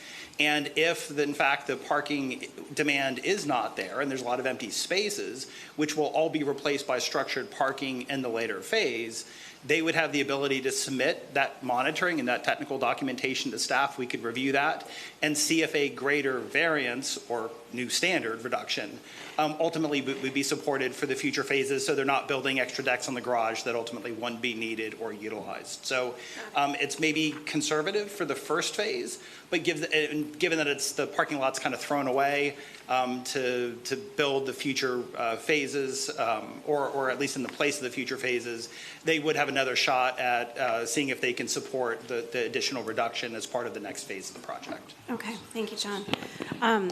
So I'm grateful to hear that. And then I just wanted to, I don't like negotiating on the fly at the dais, because I like to read and know exactly what is being proposed. And I want to fully understand exactly what was just committed by making that amendment here, just to make sure that we're not tying our hands at a later stage if more waivers are requested. Commissioners, the question, what is the effect of the amendment that the applicant proposed regarding condition of approval number 9? Yes, I want it explicitly expressed, just so that there's no commitment that could be interpreted in the future for a request for an additional waiver. So condition number 9 was the requirement to enter into an agreement with the county regarding the ownership, the construction, and the maintenance of the pedestrian bridge. So what Mr. Grindstaff and the applicant have requested today is not to get out of the agreement, but simply the timing by which that agreement would be not just entered into, but also recorded. So not looking for any change to the condition other than timing relative to when that agreement would have to be entered into between the parties. And you guys are fully aware of the risks? They asked for it. Okay. In all likelihood, what will be happening there is site work, if everything rolls the way we expect it to roll in a perfect world. That will be, and the rest of it would be at our risk if we proceed beyond site work. Okay. So, And you know what? And we won't have a building permit. Because all this has to happen before you give us a building permit for vertical improvements. So I think the county is protected by the building permit, which is, it will be after recordation. But at least we could get our plans approved, take it to the bank and say, look, we don't have a permit yet because we haven't paid all our fees and these agreements haven't been recorded. But as soon as these agreements are recorded, we pay our fees, we're going to get a building permit. It would just streamline the process. All right. Commissioner Wilson. Yeah, so just really quickly to go back to the question from organization about the parking minimums, understanding that it sounds like a good plan, that you'll have some flexibility down the road. I wanted to make sure that ultimately what was entered into here wouldn't hem them in. If it was 10%, is there flexibility for them to go up to the 15% without having to come back to us and ask for that specifically? No, they would have to come back, not just to staff to submit the additional documentation, but then look to amend the PD to revise the condition/waiver to provide for the greater parking reduction. Is there any way for us to make it a more flexible option for them, understanding the phasing that you explained, that would potentially, to me, sounds like a way to get the best of both worlds here, where we're not. We agreed to the 10% with the expectation that we at least have empirical data when we come back. If that were to happen, what John just said, we would be able to say, look, this is what's happening in phase one. We can prove it to you. And if we're unable to prove it to you, then we live with 10. Listen, I want you to be able to get what you think is necessary with the least amount of paving out there as possible. So, yeah, so that's why I was like, is there a way for us to bake that in now so you don't have to jump through a bunch of hoops to go from 10 to 15 on phase two? Or Commissioner, I think that one point related to this project that might be lost in the discussion is the paving, the parking that they're putting in is going to be replaced by buildings. Oh, yeah, so we'll be back. We'll see you again. Yeah, so it's going to be paved one way or another. All right. I think we're clear at this point. Commissioner Simrat, would you like to offer a motion? yes, I would like to offer a motion to approve with the amended conditions as previously stated. All right. So we have a seconder on the motion, Commissioner Uribe. All in favor, let it be known by saying aye. Aye. Opposed, no. To the Motion clerk, passes. are you clear with what that was? No, it was, can you please read the final thing? Sorry, I'm rusty on my sign language. So it is, so if I understand correctly, the motion is for the staff presented revisions, i.e. replacing condition number 11J as the new condition 11 and renumbering the old 11 to 12. And then the condition modified as discussed with the applicant for condition number 9. And it will read the same until the very last portion, which says public records of Orange County, Florida, prior to issuance of the first building permit. All right. Sounds like you got it. All right. So that's in the record. We're going to move to G16 at this time. We'll open the public hearing on this item, and Mr. Dalbula, we're going to look to you to frame this item. Thank you all for your presence this afternoon. Thank you, Mayor. This item is... I'm sorry, Mayor.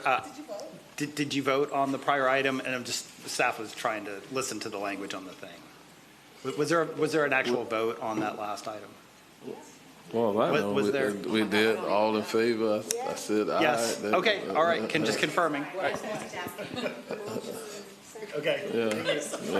We had a motion there and a second. All right, so G16, we open the public hearing on this item. Mr. Thayer Mueller. Thank you, Mayor. This item is case CDR 24-12-307. This is an amendment to a previously approved Silverleaf Phase 3 preliminary subdivision plan. This request is one waiver from Orange County Code to allow a mechanical unit side setback of 0 feet from the property line for internal units of rear-loaded townhome buildings, as listed on the screen, in lieu of the 2-foot setback. In addition, as a result of this, they are going to be adjusting some lot numbers throughout the plan. Here we have on the screen the affected portions of the PD. Shown on the future land use map, property is designated corporate campus mixed use in the future land use map within Horizon West Town Center Village. Here we have the zoning map showing again the affected portions of the PD. As previously mentioned, property is zoned Plan Development District as the Silverleaf Plan Development Regulating Plan. Here we have the aerial. You can see that the property and surrounding area is in the process of development with a mixture of attached and detached single-family units and a variety of commercial uses a little bit farther to the east and south there. Here we have an overall subdivision plan. If you zoom in with your eyeballs, you can see all of the proposed lots. And with that, recommendation is to make a finding of consistency with the comprehensive plan and approve the amendment to the Silverleaf Plan Development Regulating Plan, Silverleaf Phase 3 Preliminary Subdivision Plan, subject to the conditions listed under the DRC recommendation in the staff report. And with that, staff and the applicant are available for questions. All right, thank you. Is the applicant on this item present or representative? Please come forward.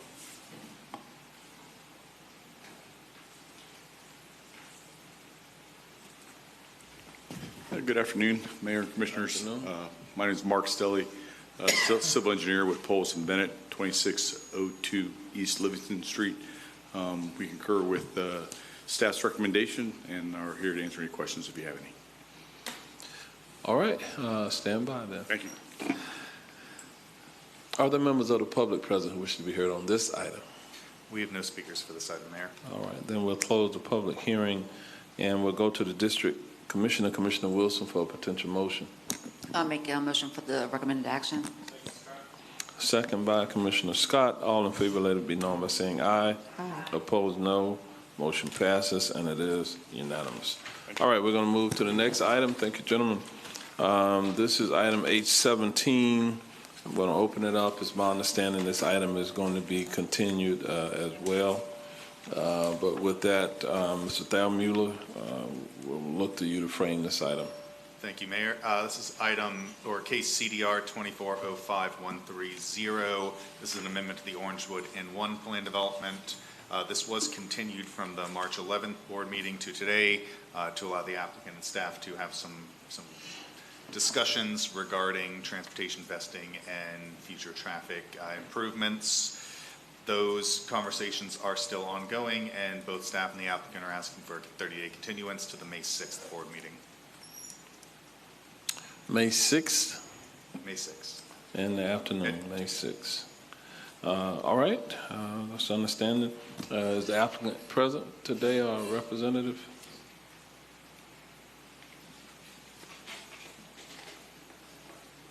Good afternoon, Mayor, Commissioners. This is Chris Roper with the Ackerman Law Firm here on behalf of the applicant, and we do agree with the continuance for 30 days to May 6th. Thank you very much. Let's stand by.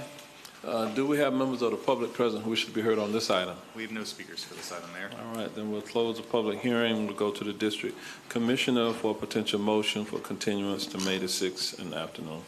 Yes, I'd like to make a motion to continue this case until May 6th at 2 p.m. Second, Moore.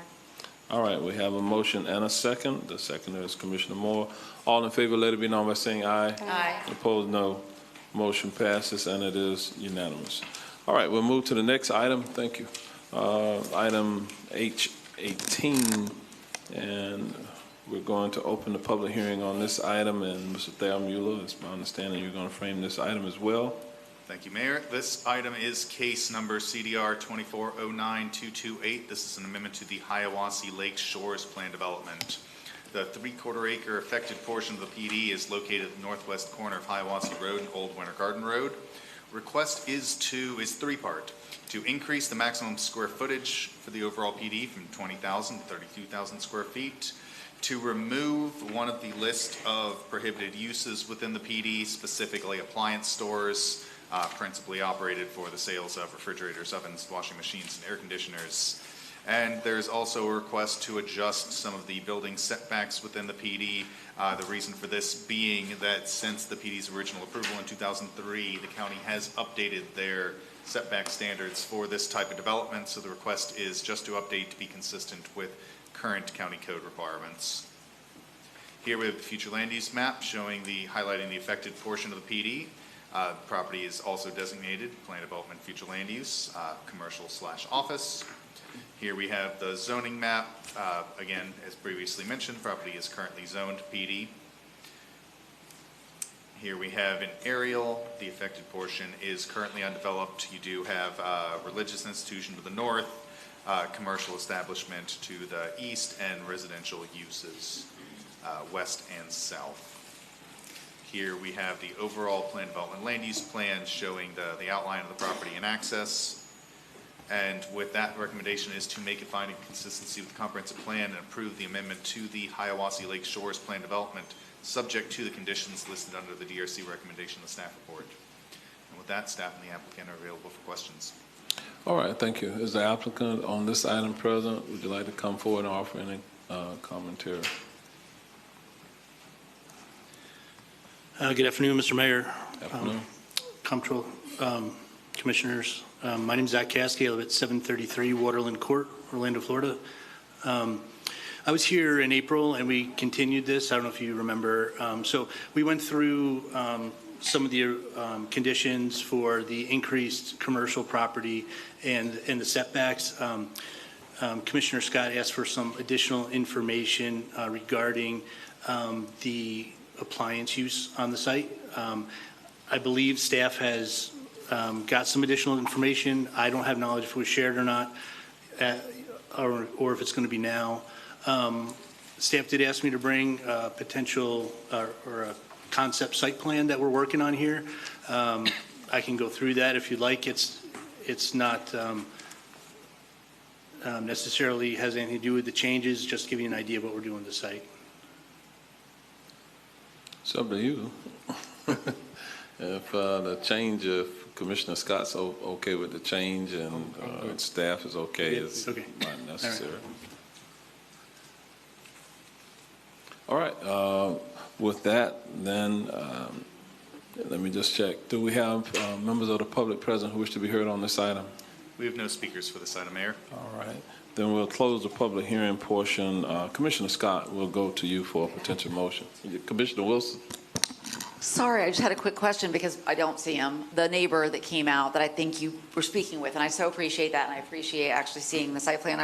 I drive that way to get to my house, and so I finally was like, oh, that's where we're talking. But I wanted to just find out if he seemed, did you share the site plan and feel like there was some good communication? I didn't speak with him, but I think from memory his concern was more about having items displayed outside of the store. That's right. And that will not be the condition that we're proposing. All right, thank you. All right. Motion for approval by Commissioner Scott, second by Commissioner Gomez-Cadero. All in favor, let it be known by saying aye. Aye. Opposed, no. Motion passes and it is unanimous. Thank you. All right, thank you. All right, we're going to move to the next item, and this is I-19 regarding single-family detached housing. We're going to open the public hearing, and Mr. Jim Rest, our chief planner, will be framing this item. With that, you're recognized. Thank you, Mayor and Commissioners. First of our two items is small-scale amendment 25-01058 and the concurrent rezoning case RZ 25-01059. The owner applicant is Omar Rodriguez Nieves. The request is to go from low-density residential to low-medium-density residential, and the rezoning request is to go from R3 to R2. It's approximately 1/3 of an acre located in District 2, and the applicant is proposing 2 single-family detached dwelling units. This application originally came in with a proposal for a triplex at LPA in March. That request was reduced to the current 2 single-family detached dwelling units. This is the approximate location in District 2 in South Apopka on West 13th Street. Again, the existing future land use is LDR. The proposed is LMDR. The existing zoning R3, and the request to go to R2. Excuse me. Staff analysis of the neighborhood looked at a half-mile radius of the site. This is primarily detached single-family housing. It's bordered by single-family homes to the east, west, and south, and to the north by the John Burgess Community Center. There's only one other existing triplex within a half mile.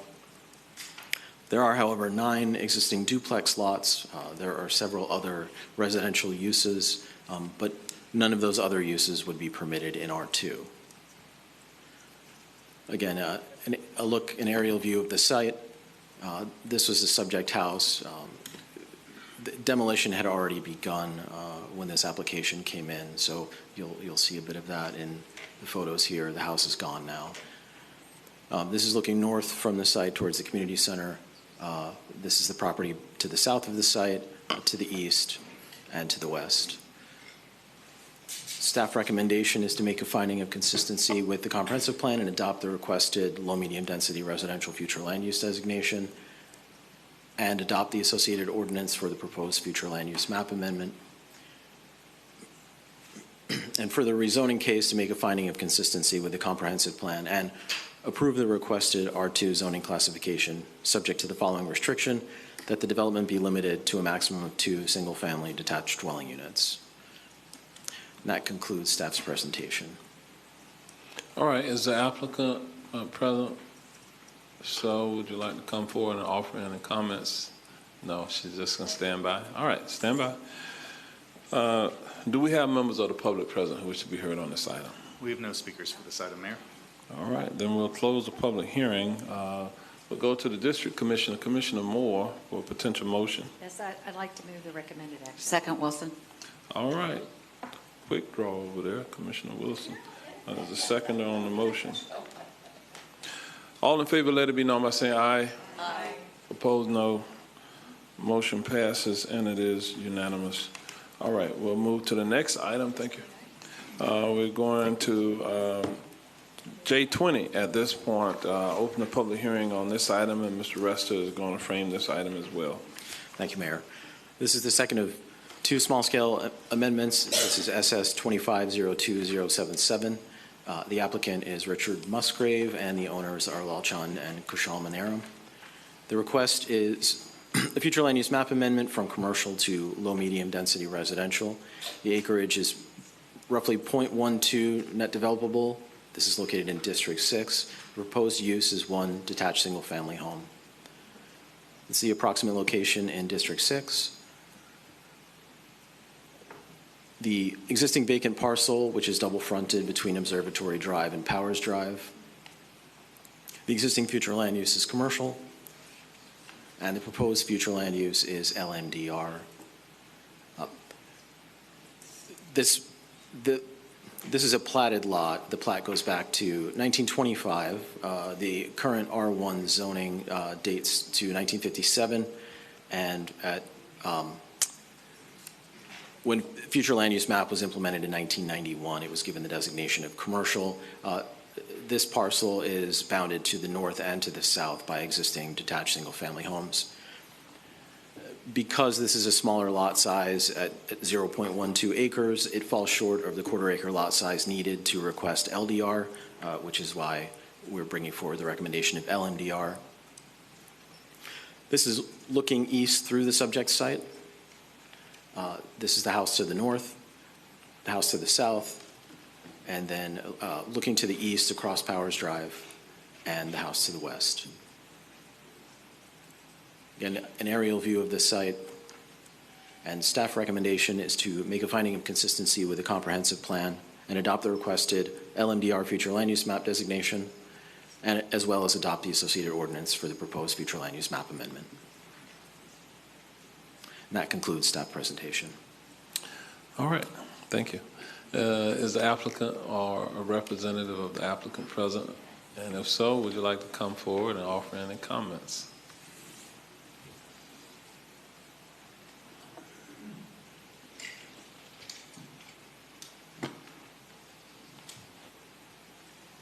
Good afternoon. My name is Rukman Prashad, and I live at 5510 Leanne Drive, Orlando, Florida, 32818. I have nothing to say, but thanks to Jim, who has been very helpful to us in a very bad situation. The gentleman who was supposed to be here passed away, so I'm his new agent. And they have been a wonderful team to us, very helpful. So I just wanted to say thank you all. All right, thank you for the kind words, and sorry to hear of his passing. With that, do we have members of the public present who wish to be heard on this item? We have no speakers for this item, Mayor. All right, then we'll close the public hearing. We'll go to the district commissioner, Commissioner Scott, for a potential motion. Second Wilson. All right, the second at this time is Commissioner Gomez Cordero. All in favor, let it be known by saying aye. Aye. Opposed, no. Motion passes, and it is unanimous.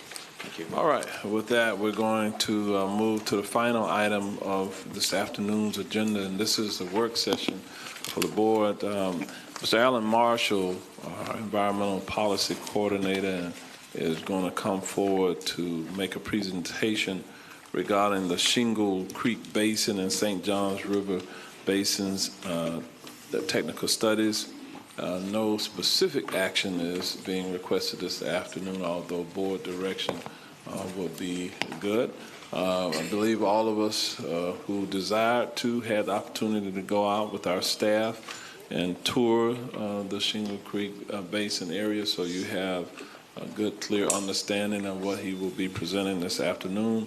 And with that, Mr. Marshall, you are recognized. Thank you, Mayor, and good afternoon, Commissioners.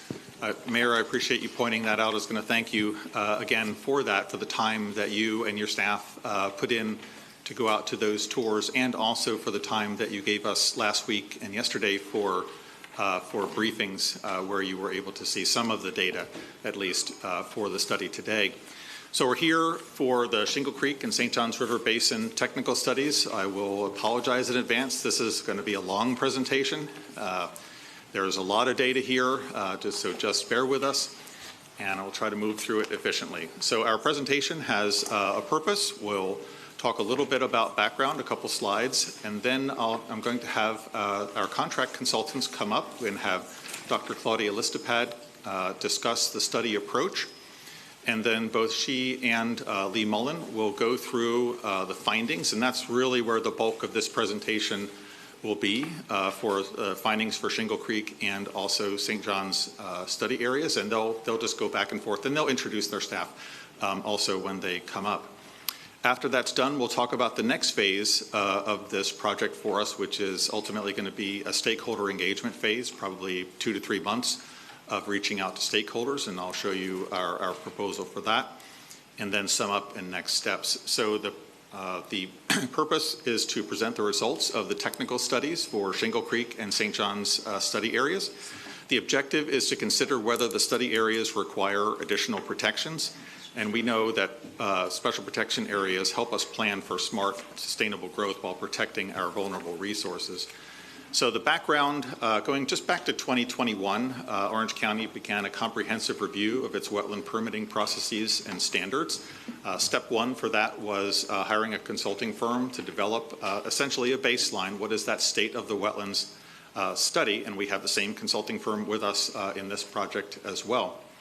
Then in 2022, additionally, the District 1 Commissioner submitted a Commissioner's report requesting a comprehensive work session on the Shingle Creek Basin, detailing the history of the area, looking at the details of land ownership, water quality data, water quantity data, looking at drainage protocols, and staff also outlined a number of potential protective measures. And the one that's really important for this issue today is considering adding supporting policies in Vision 2050 for basin protections, and that language is in the Vision 2050 draft that's coming to you later.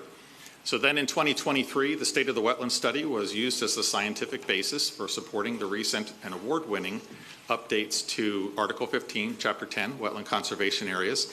That study identified a loss of wetland acreage over time. That was really the impetus that needed that update. You saw about a 4% loss of wetlands over the time period within the study. But it also outlined some other vulnerable remaining areas in the county. And you see on your screen, you have the St. Johns River Basin, Shingle Creek Basin, Cypress Creek Basin, and some groundwater vulnerable wetlands in southwest Orange County.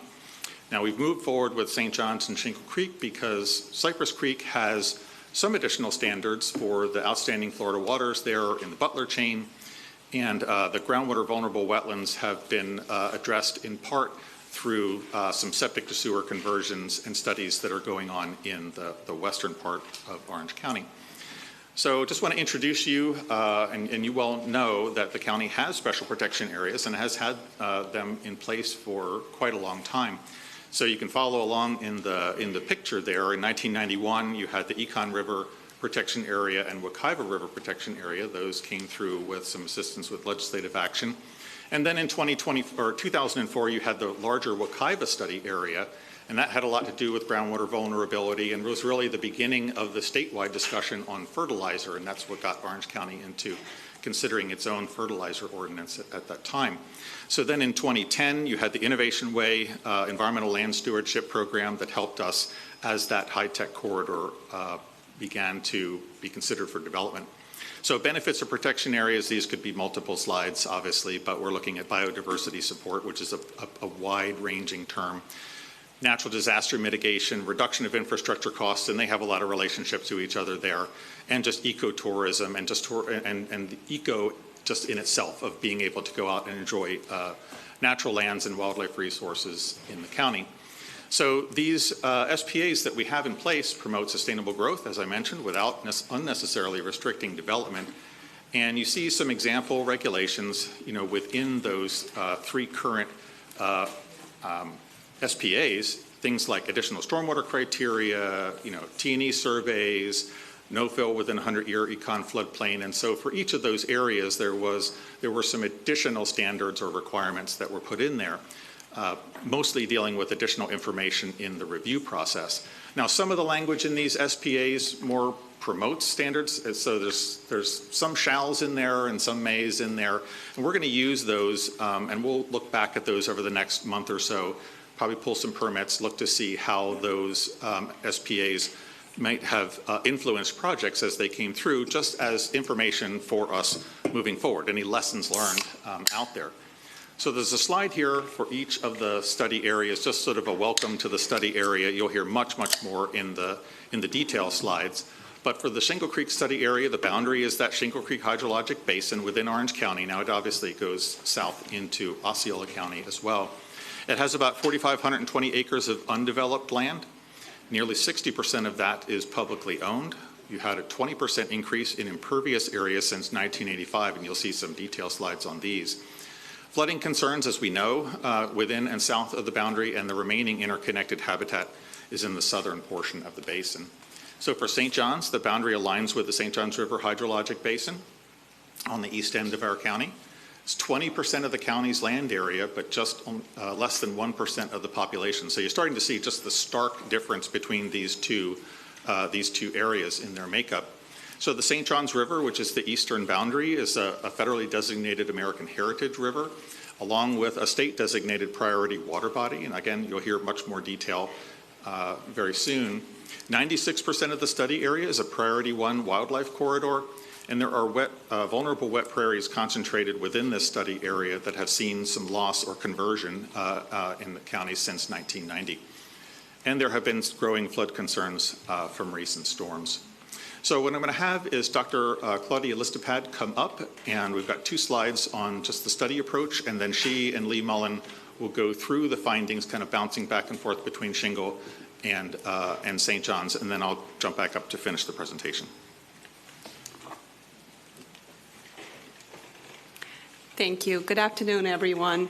I'm happy to be here to present these findings of these extensive studies on both SPA potential areas. And I want to acknowledge my team here, John Hussein and Kelsey Mack, that have been working very hard to gather a lot of this information you'll see here today summarized in a brief nutshell and a few slides, and also assisted with that heavy report that you probably, hopefully, had the chance to skim. So I want to start with the study approach, the approach we took to start these studies and to look at these areas. So the study approach really mimicked what typically the state does when they're trying to identify an area of regional significance. We didn't have to follow this approach, but we thought it covered really a lot of the different variables we should be looking at to see, are these areas special? Do they require special protections? One of the topics is to look at historic trends of natural resources. So what has happened, what is currently there today, and what did it used to be there? We look at ecological significance. That means mapping those terrestrial habitats and those wetlands and aquatic communities as well, and looking at the associated biodiversity with those assemblages and specifically species of concern. So those listed as threatened and endangered. What kind of species do we see there? We also looked at water resources, and that means looking at hydrologic changes, flood, inundation, and water quality, and what kind of stormwater regulations are currently in place, are coming, and perhaps gaps we need to look at and address. And finally, very importantly, what are some future trends we expect to see? So if nothing gets done, what are we expecting to see in these areas? Another area we are still working on is really refining these boundaries. As mentioned previously, we started with the hydrologic boundaries for these studies, and we are currently looking at a scientific justification for potentially having to refine those, or perhaps the entire boundary needs to be covered by these SPAs. So we incorporate numerous regional relevant spatial inputs. So we're looking at things such as corridors. Where do we see biodiversity? What type of communities and where are these located? How close are they to water bodies? And developed this custom model called the Special Protections of Landscapes and Significant Habitats model. So SPLASH is the name we came up with, and we're really still looking at it and refining it. And you can see here on the right-hand side is just one of the themes where we focus on wildlife, on conserving wildlife, what it looks like from a 0 to 100. The darkest green areas are areas that would have more vulnerability or highest value in terms of wildlife protection. Jumping into findings. So I'm covering the findings for the ecological significance portion. So starting with natural resources and wildlife. Shingle Creek. So the Shingle Creek area is really unique, and the geomorphology through history really has shaped what types of assemblages and communities you see there. It has been used historically, culturally by the Jororo tribe, so it does have some cultural artifacts we expect on site. And it is very importantly the headwaters of the Everglades. It has been recognized by FWC for a long time, since 1985, as an important biodiversity hotspot and is under the Save Our Rivers program. So we mapped the current natural habitats that we see on site at Shingle Creek, and we divided into groups of communities, starting with wetland and aquatic communities. And what you see here in dark green are the forested wetlands, lighter green, the non-forested systems, so those marshes and wet prairies we discussed, and in blue, the natural lakes and streams. So these are currently what we see there. What is important to note is about 50% of the non-forested wetlands, which make up most of the wetlands remaining in Shingle Creek area, are outside of conservation areas, which means susceptible to impacts. Almost all the natural lakes and streams are outside of conservation, 97%. We also looked at upland. So upland natural communities are still located on site. We're looking at about 2,500 acres of those, and most of them are defined by pine, flatwoods, and dry prairie types of systems. Those are the lighter shade in this map. 3/4 of those pine flatwoods are actually outside of conservation lands. So those currently susceptible to impacts. So some considerations of things we are looking at in the future for recommendations and continuing in our study is will show up here. And so one of them to start is considering upland habitat protections. We also looked at land uses that are not natural, but they're humanly impacted in low intensity. So those low intensity land use examples include in the Shingle Creek area, stormwater ponds and utility corridors, and you can see them here mapped in purple. And the reason why we like to include those is there's actually quite a bit of wildlife that still lives and inhabits these areas. So they are of importance to map and to recognize.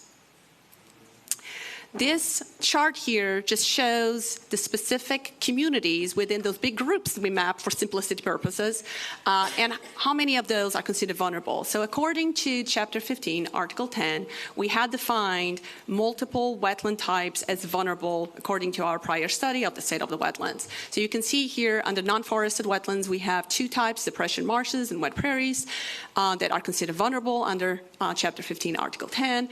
Under forested wetlands, we have three different types, base swamp, dune swamp, and hydric hammock. We also went through and looked at the upland, the terrestrial natural communities, and which ones are considered vulnerable. So based on the other existing SBAs Orange County already has, most of the communities that we see mapped in Shingle Creek are considered vulnerable.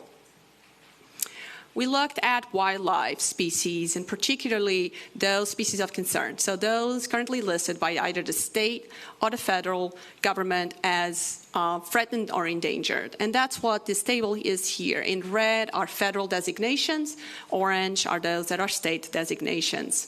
We can see 64 species that can be present or are present in terms of associations with communities, 42 of them bird species, and 9 mammal species, a total of 64. So these charts here actually show the number of dependent species by habitat type, just to give you a count. So we're looking, and then some examples of them, starting with bats. We actually have an incredible amount of diversity of bats. According to a FWC recent survey, acoustic monitoring survey, we have seen 8 species of bats located in the Shingle Creek Basin using the corridor as a way to migrate and forage. So you can see Florida banded bats here are actually at the northern range of this type of bat species, and the Raffinesque's big-eared bats are at the southern range. So that the confluence of the ranges of these bats allows you to have such a high diversity of species. We also looked at uplands, dependent species, just a couple examples here, scrub grasshopper and the red-headed woodpecker species are dependent and located in Shingle Creek.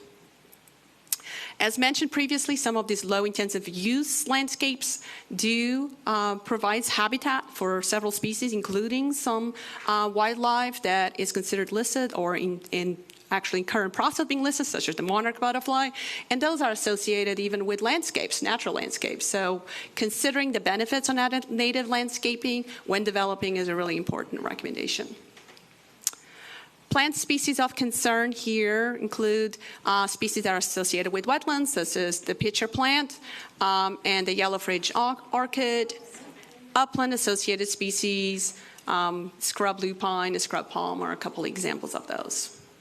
So here is just a summary of some significant resources we mentioned previously. Bats, 8 species occurring in the Shingle Creek area. The gopher tortoises, currently we only have 13% left of the historic suitable habitat that gopher tortoises can utilize that is undeveloped in the Shingle Creek Basin. We have still scrub in the Shingle Creek Basin, which is definitely an impaired habitat, as you probably have seen in your tours and heard about, and home to many, many endemic species associated with this habitat. And finally, pine flatwoods are located in the Shingle Creek area, and those are very dependent, fire-dependent communities. So based on this, we have some areas we're looking at and considering. Number one, considering this pre-development wildlife survey, so we know what's really there prior to developing. And second one, looking at setbacks, particularly from those managed lands. So there's quite a few managed lands under conservation. They highly depend on using fire to maintain particularly systems such as pine flatwoods and scrub. So having the ability to have enough setbacks so that you don't impact also communities that come in and see smoke impacts and continuing those management is very important if we want to preserve those areas, those pockets. So here is a map looking at those future trends. So part of our approach is looking what happens if nothing is done. So the first map that you see here, current, is basically what I've gone through, right? Current conditions, everything together, the uplands and wetlands mapped. The conservation focus is basically a scenario if we were to implement, we are implementing the wetland ordinance and not a single wetland gets impacted and a 100-foot buffer gets preserved for every single wetland in the Shingle Creek. This is the impact you'd be looking at. You'd be looking at 50% impacts on the upland natural. So obviously you'd protect all the wetlands, no impacts on the wetlands, you'd have a 50% impact on the upland natural communities. If obviously this scenario is not completely realistic, you can still develop wetlands as long as you mitigate that. So just looking at future land use without taking that into account, we are looking at 22% of wetland impacts, but a staggering 63% impacts on those upland communities. So just here looking at just a snapshot just to focus your eye to look at those uplands. So on the north part of Shingle Creek, you can see, starting we had some remnants there that are upland, those brown and light brown and dark brown shades. And you can see with the development focus, pretty much all of those are gone. So that's future land use mapping. As we develop, we would expect to see more and more of these human-bear interactions. As probably most of you have heard and have seen more in the news, we are seeing these interactions where homeowners see bears in their backyard, in their trash cans, and calling. So the map that you can see with the blue dots are basically logged calls by FWC of those interactions. You would expect to see more of those as we encroach into the natural habitat, obviously. Looked at some of the climate change impacts, particularly in Shingle Creek. One of the items that is critical, and you have heard lots, and you'll see more from Lee, is the discussion of flooding. So we'd expect more increased frequent inland flooding. We've seen quite a few, actually, storms cross right through Shingle Creek in the last few years. So we expect more of that. We also expect, as we develop, more of the urban heat island effect. So that means those higher temperatures are already seen and recorded. If we look at temperature, and the report has a little bit more detail on that. We're already seeing that in the last 10 years. We actually have higher temperatures, and we expect more of that as we develop. And again, also impacts on wildlife and resources available to them as we have changes in seasonality. You probably have seen that. Summer's coming sooner, lasting longer, and so forth. So here are some key takeaways. Number one, Shingle Creek has been identified as a regional biodiversity hotspot by FWC since 1994. It is home to approximately 135 wildlife and plant species of concern, so those that are listed as threatened or endangered or of greatest conservation need. 94% of historic uplands have already been lost to development, including a scrub habitat that has all these endemic species associated with it. And finally, looking at these future land use projections indicate a loss of an additional 50 to 63% of the remaining uplands. Jumping into the St. Johns River Basin. So the St. Johns River, you'll see through the mapping, looks very different than the Shingle Creek. It's very contrasting. It is the most wetland-rich landscape north of the Everglades, and that's something that is a fact that's really important, and it's something that is great that Orange County basically is able to say about this area. It has been used historically by the Mayaka tribe extensively. There's actually been quite a few cultural studies on site. And finally, it really, the nature of it has shaped all this landscape that we see, including this hydric hammock we'll discuss later. Considering this pre-development archaeological and cultural resource service is critical, particularly in this basin where we know there's been extensively used for many, many years. Mapping, as you can see, looks very different here in this basin in contrast to Shingle Creek. We here see a dominance of forested wetland systems instead of non-forested. So those are the lighter green, particularly along the tributaries. 85% of the non-forested systems are actually within conservation lands, so pretty well protected. However, a about 44% of the forested systems are outside of conservation. Looking at the upland natural communities, we're looking at a dominance of these pine flatwoods and rye prairie type systems, 90%, so those light beige you see in the map. And 3/4 of those approximately are outside of any conservation lands. Overall, 70% of all the upland natural communities are outside of conservation lands and therefore susceptible to impacts and development. So considering pre-development FNA natural communities mapping, that includes not only wetlands, but includes all the upland systems as well. In this case, these purple, we wanted to map these low-intensive views. In this case, we call these working lands because in the St. John's Basin, they're really mostly composed of pasture. And I want to highlight how those fit nicely within and really bridge this mosaic between uplands and wetland systems. And really, those pockets of wetlands that are far apart are really connected by these working lands. Considering open space use restrictions for conserving some of those working lands, something that we are looking in the next steps. And here, similar, again, we actually have all 5 wetland systems considered vulnerable by the Chapter 15, Article 10 in this area. And most of the upland communities, again, are considered vulnerable according to other existing SPAs. Wildlife species of concern, we now have 71 species, and you know, it definitely a larger basin, a lot more natural communities out there, so it makes sense we have more, up to 54 species we found of birds and 10 species of mammals. Here are just some examples. Wetland-dependent wildlife, starting with the charismatic Florida black bear, located on site, and the marsh wren is obviously associated with the marsh, as the name says. Lots of upland-associated species outside on those pine flatwoods, particularly gopher tortoise, and of course all those other species that depend on those burrows, including the eastern indigo snake. And here are some species. Now I want to point out to the chart, and particularly to the purple bar. There's 41 wildlife species of concern associated with those working lands, so those pastures. So that's really critical. It's actually the highest number of any type of habitat by itself. So sandhill crane frequently seen associated with these open pastures basically. And obviously here's a picture of the Florida panther that actually uses these working lands as a corridor to pass.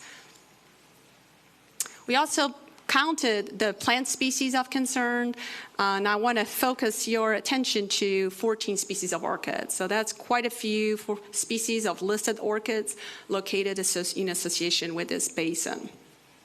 And here are some examples of plant species associated with wetlands. The green fly orchid is one of them. We have the celestial lily, another plant. And then associated with the upland natural communities, we have the Florida butterfly orchid, an arboreal type orchid, and a pine lily. Here are some highlights of the natural communities we see in the St. John's area, starting with Sandhill. According to our mapping, which has not been field validated, there's only about 80 acres left of Sandhill, which is a very highly imperiled habitat in the St. John's River area. There are still extensive areas of hydric hammock. It's actually recognized one of the most significant resources of hydric hammock in the state. Occurrences is in this area. As mentioned previously, a lot of these isolated marshes and wet prairies, they're really vital for numerous wildlife, and most of the remaining, particularly wet prairies systems in the county are located in this basin. And finally, working lands.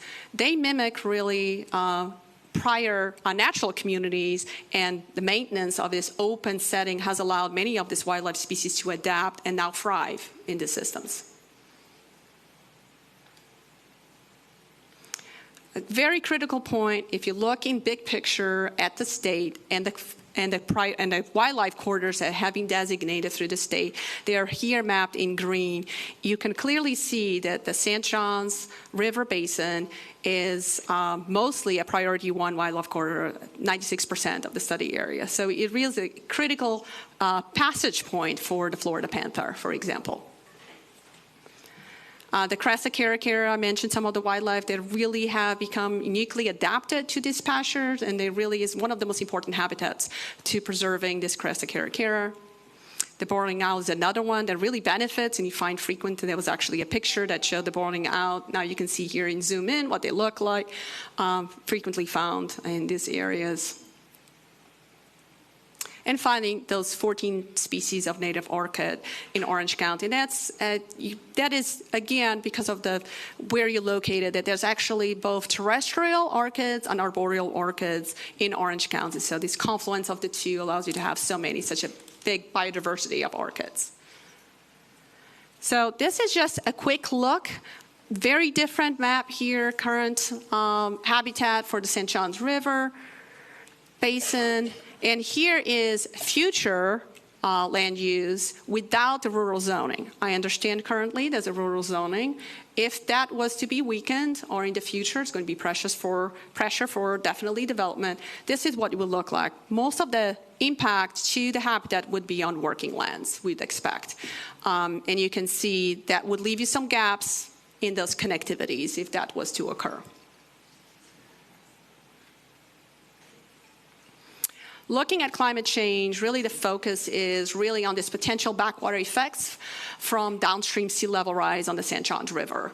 And that has consequences not only on the habitats and the migration, so marshes might actually have to migrate, but as well as habitat associated with some of those.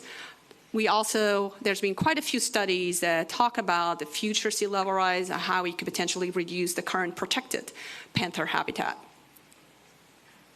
So considering expanding these buffers around natural communities is something we're looking at, particularly as we expect some of these habitats actually have to migrate outside of these areas. So having these expanded buffers allows for these species migration to take place.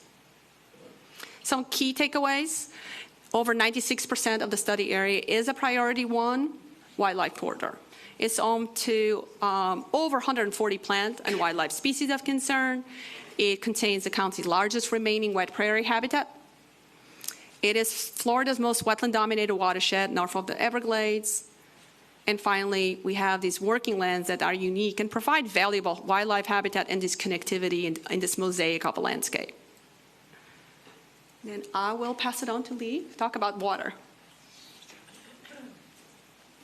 Hi, good afternoon, Mayor and Commissioners. My name is Lee Mullen with Drummond Carpenter. I'm going to be talking about the water resources side of things for both of these basins. But like my colleague, Dr. Listopad, I want to acknowledge Katie Bowes, one of our talented professional wetland scientists that helped put a lot of this information together today. So starting with Shingle Creek, the 30,000-foot view and the history, just looking at it from an aerial perspective. This creek was originally channelized in the 1920s, and as development has continued throughout the creek, more development, more drainage systems have been put in place, and today Shingle Creek is a major flood and water conveyance, but also forms the basis of what we think of a lot of what is core Orange County today, as you can see from the 1940s to 80s to 2023. This is a south-flowing creek. It actually discharges south into Osceola County and is really the headwaters of the upper Kissimmee Basin, Kissimmee River, really the headwaters of the Everglades itself. So with that change and all that development and activity that has occurred historically, there's been a lot of changes to the hydrology of this area. So from 1985 to today, we have impervious surfaces that have been mapped, and there's been over a doubling of that impervious coverage through that time. Now with that comes a natural reduction in things like infiltration and groundwater recharge, and an increase, corresponding increases in surface water runoff. And the concern is that there's implications from a water quality, ecological perspective, as well as flood concerns. So it's kind of zooming out, looking at the greater hydrologic context. Here we are in Shingle Creek in the very top of the upper Kissimmee system. Now the Shingle Creek itself is responsible for upwards of 10% of the flows in the upper Kissimmee River. And we see through looking at data that there's a very linear relationship between impervious surface coverage area and the amount of volumetric discharges that we see in the creek. And so as future development adds increases net to impervious area, we would expect those higher discharges to continue in the future. And within such a discharge-limited basin, which Shingle Creek is, there's natural concerns about things like excess water going south to places like Lake Toho, which has its own concerns from a water quality and flood control perspective. Here's the data that I was kind of referring to that we're looking at for this. This is a long-term station in Shingle Creek. So you can see this goes all the way back to the late 1950s.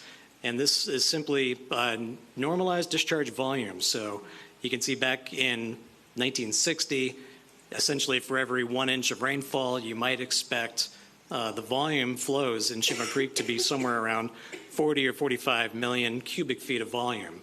Well, fast forward that to 2020, and that same 1 inch of rainfall is now expected to yield about 80 million cubic feet of volume. And that tracks very well with the impervious coverage that has been mapped to this basin. And that's a very well documented known issue where imperviousness just increases surface water discharge, especially in places like Shingle Creek. So one consideration is to consider managing the overall imperviousness within this basin as growth continues. So looking at the water quality side, this is a large basin within Orange County, over 80 square miles. Again, headwaters of the Florida Everglades. And everything really drains, the elephant in the room water quality is everything drains to Lake Okeechobee, which itself is part of the largest, one of the largest BMAPs, Basin Management Action Plans, in the state of Florida and definitely within Orange County. And just within Orange County, within the Upper Kissimmee Basin, there's actually been over $140 million of funding allocated specifically for water quality enhancement purposes. Now, most of that $140 million is actually going to Orange County's South Water Reclamation Facility, but that's a substantial investment because of water quality and those concerns in this part of Orange County. Now, in the creek itself, there are several documented water quality impairments. The picture on the left is actually an example of what's called a nuisance aquatic macrophyte. That's an impairment. It's essentially an overabundance of an undesirable aquatic plant. So the state has looked at this and has said this is due to an imbalance or an overabundance of nutrients within Shingle Creek. And the picture on the left is an example of an algal mat. The state found this and documented an impairment. This is in the northern part of the basin, so think of north of Millennia. So those have both been documented because of nutrients. We see the water quality data within Shingle Creek itself, a bit more of a nuanced study because the primary nutrients of concern, nitrogen and phosphorus, actually show that those concentrations are below state standards in terms of numeric nutrient criteria. So we believe that the nutrient issue in Shingle Creek is more of a volumetric basis than a concentration basis. Outside of nutrients, there are other total maximum daily loads, and of course, the Lake Okeechobee Basin Management Action Plan. So consider adding new stormwater regulations relative to water quality would be one example of how to address water quality in the basin. Switching gears to flood control and flood inundation, we looked at this extensively for both Shingle Creek and St. John's. So you see this kind of graphic here on the right. This is the model that we developed for this basin and St. John's. And you can see, as is well documented and well known, most of this southern portion of Shingle Creek is an active floodway and flood storage area, as well as a lot of the areas in the more upstream portions of the basin. These map and correspond well to what FEMA has mapped for their special flood hazard areas, as well as what a lot of people have experienced in this part of Orange County. But those maps are actually pretty outdated now and don't reflect a lot of the recent development that has occurred since 2009. And also, South Florida Water Management District is going to publish a study either this month or next month that highlights the fact that most of the entire Upper Kissimmee system, so much more broad than just Orange County, has a very low flood protection level of service. So this is far beyond just an Orange County phenomenon. This is well known and well documented throughout the entire region, due largely to just this part of the state. So one recommendation here would be to continue the county's ongoing efforts to update and modernize these flood maps and to, go through the FEMA map update process. And on the development side, incentivize things that incorporate infiltration and recharge like low impact development. Key takeaways here for Shingle Creek, increases in impervious area, net increases, will continue to lead to stresses to water resources.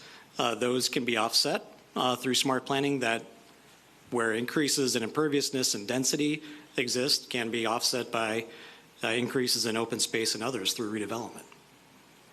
So continued development, especially those that add net impervious area, can continue to cause downstream challenges from a water quality and water quantity concern, and those special development protections that promote sustainable growth and prevent further water resource degradation are recommended.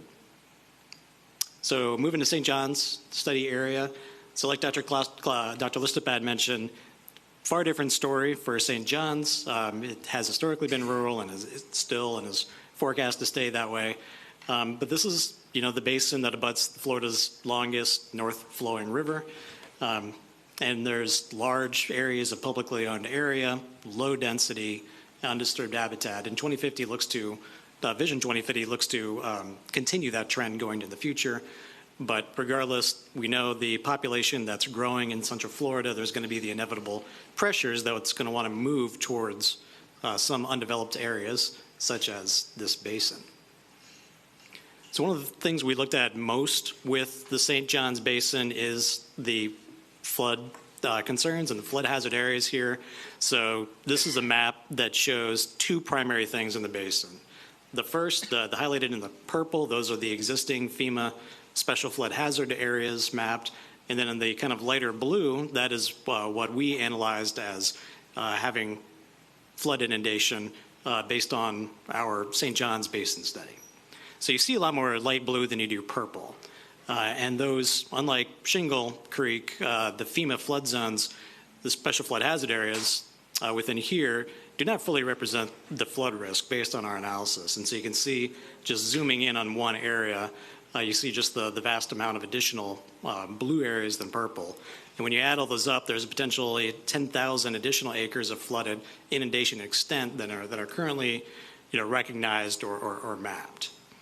So just kind of illustrate that point, here's an output from our simulated storm event within this area. So you see the outlined areas in yellow represent the FEMA special flood hazard areas, and you see this large gap in the middle, which is a tributary of the St. John's River that's currently not mapped as a flood hazard area, where clearly it likely should be. And that has implications if development were to occur in places like this from a floodplain impact standpoint, if those impacts aren't appropriately compensated for or mitigated. So consider revising the FEMA special flood hazard areas in this basin are recommended. So I've listened to a lot of county commission meetings that have addressed stormwater over the last several months and years.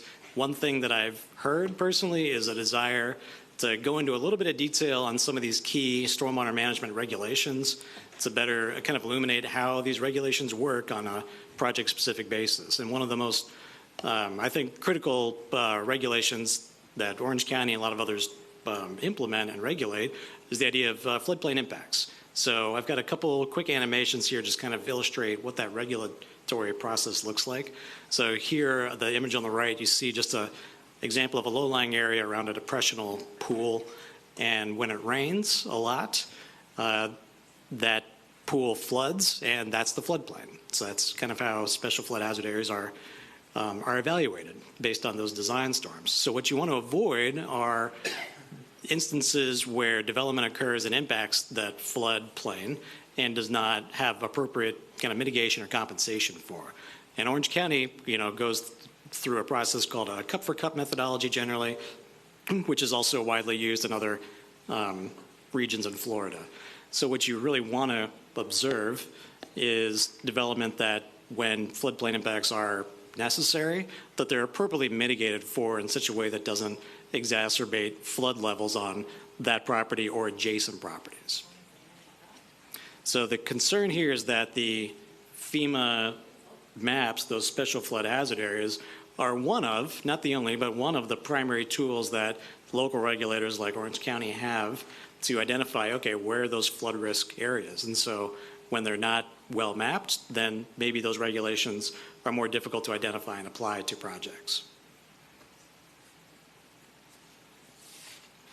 So this map here shows really the same map you see on the left, but on the right you see these new kind of pink areas, and what these are what we're calling for this presentation in our report at-risk wetlands. So these are all mapped wetlands, and these wetlands are all mapped in FEMA Flood Zone X. So if you're not familiar, the kind of Flood Zone X moniker or designation essentially means low flood risk. And we know through our State of the Wetlands report and our previous studies is that wetlands that are in those Flood Zone X are actually much more likely to be impacted than wetlands that are in designated flood hazard areas. So consider requiring floodplain compensation, in those areas that might not be mapped currently within those FEMA special flood hazard areas. So this slide tries to address the inevitable question, well, what could happen in the future if development were to come to St. John's Basin, and these areas, maybe not well understood from a flood control standpoint and become developed.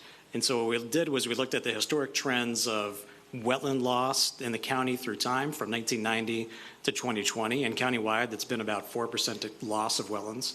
And we said, all right, well, let's apply 2%, rate of 2% loss in St. John's, because we do have a new wetland ordinance. Presumably that's more protective of wetlands, so there's going to be a reduction in the amount lost. And there's little dots throughout the map. You can kind of zoom in and see little orange and pink areas.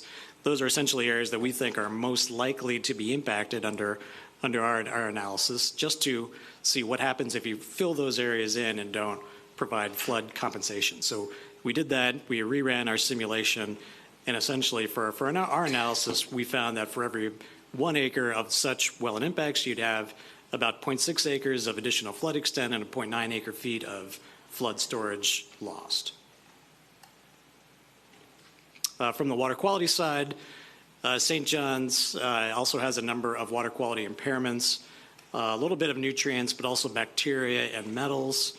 So not as widespread as Shingle Creek, but water quality impairments do exist in this basin as well. Looking at water quality data within the river itself, it's important to note that the water in the river here comes from a number of places, not just Orange County. We do see a long-term improving trend for both total nitrogen and total phosphorus, which are the primary nutrients of concern. And unlike Shingle Creek, those concentrations do often exceed that state numeric nutrient criteria.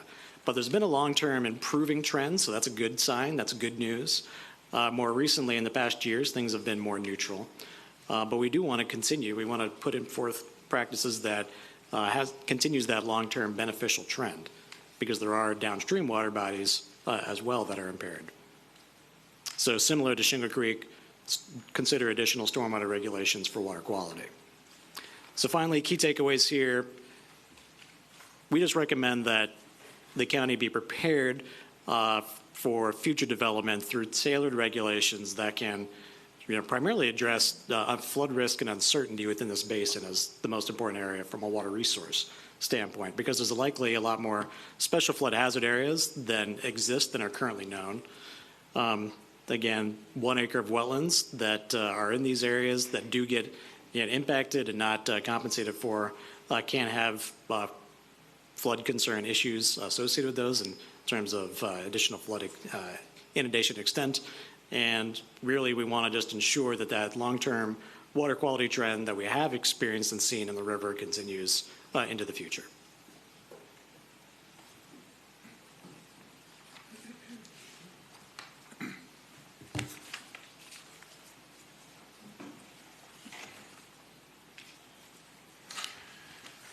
Thank you, Claudia and Lee. So, Mayor, the next step in this project for us is stakeholder engagement.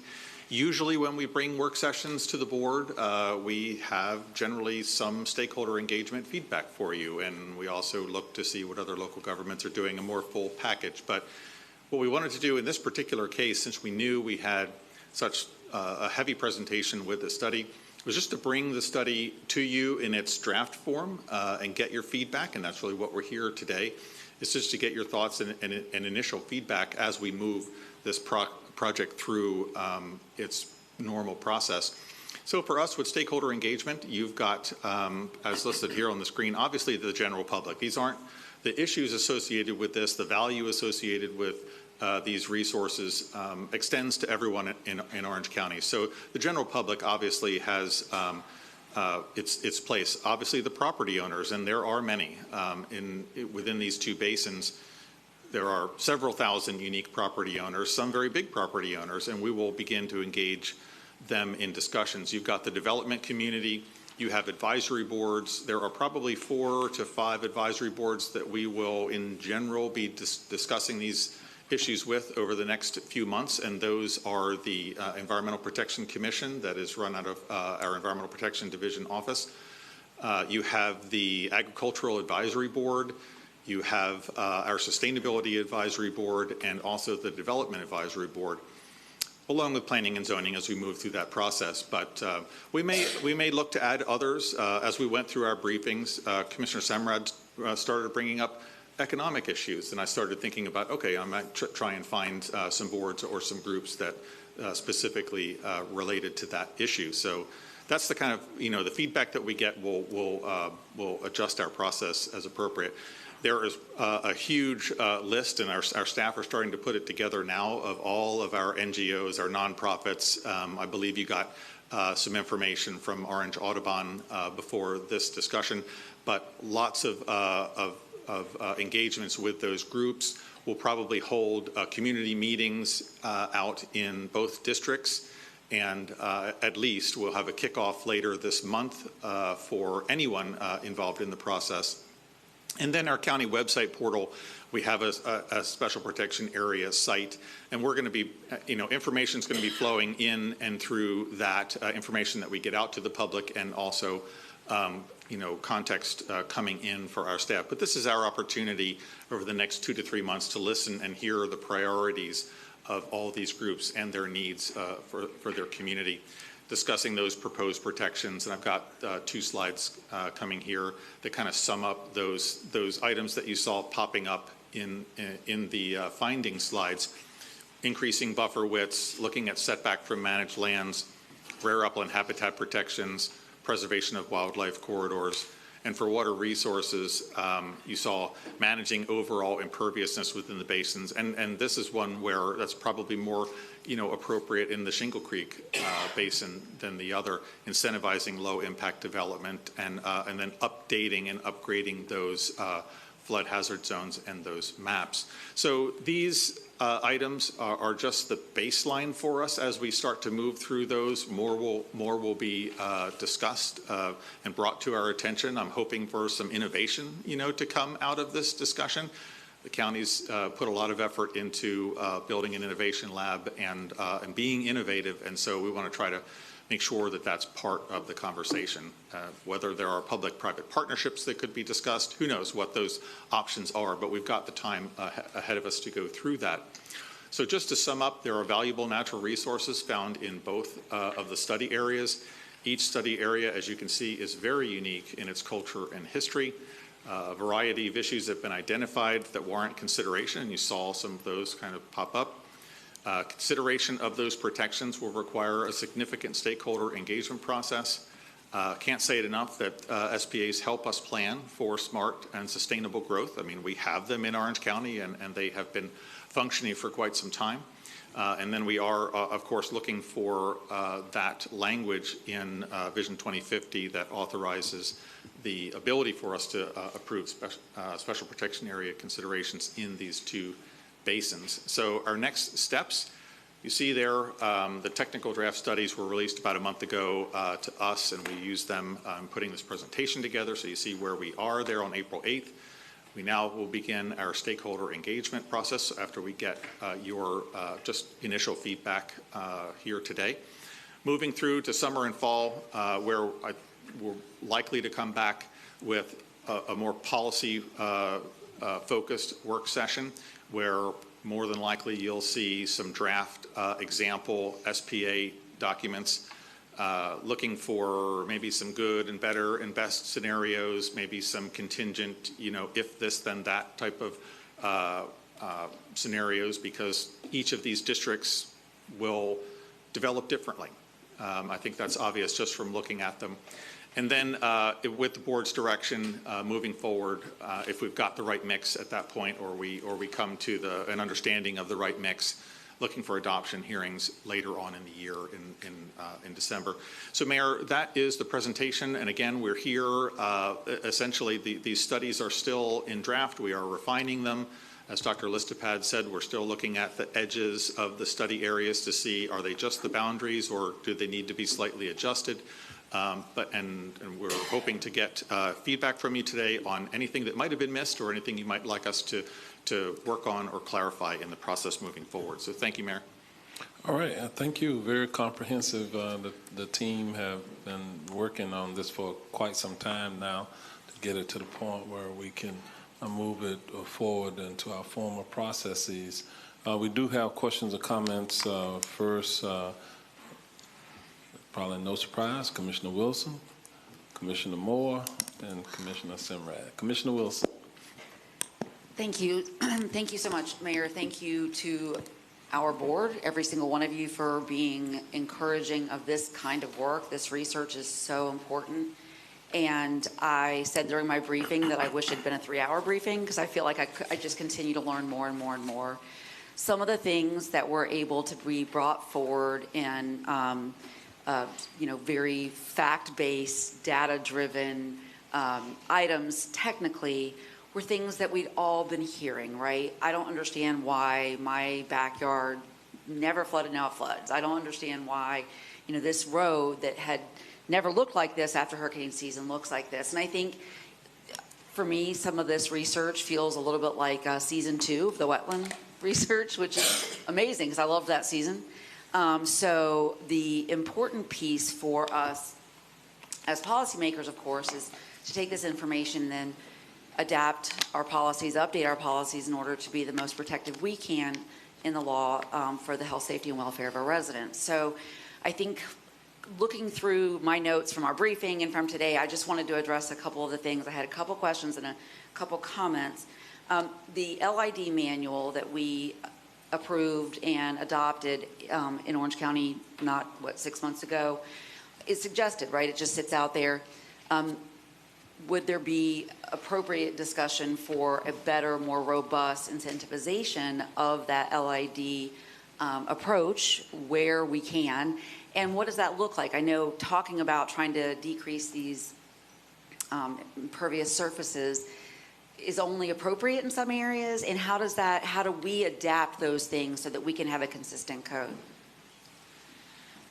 Looks like Lee is getting... Sorry, that was part one. No, that's my first question. Yeah, Commissioner, I think before Lee comes up and talks about it, I think one of the things that we are interested in the stakeholder process, just to that particular point of LID, I'm going to want to talk to the various, development community and owners to say, what does this mean to you? Or what would you rate as your current ability to work LID into your properties or into developments? And I say, so some of that feedback is what we're going to be looking for them. I kind of want to see what their understanding of it is, so that we can, tailor things when they're appropriate. Agreed, and I think education is I think education and the educational approach is important for all of us, right? Because the things that I think I know are readjusted every single day, and I continue to learn, and the day I quit learning, throw me out of here because it's really part of the process.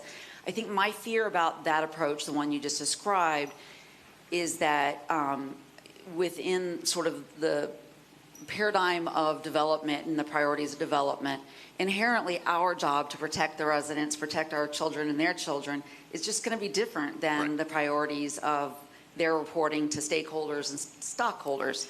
Correct. And so, and I thought about you saying we hadn't had a chance to do stakeholder engagement yet, and I thought, wait, you did. We saw all that research on our imperiled species. Those are our stakeholders. Those are the actual stakeholders. Correct.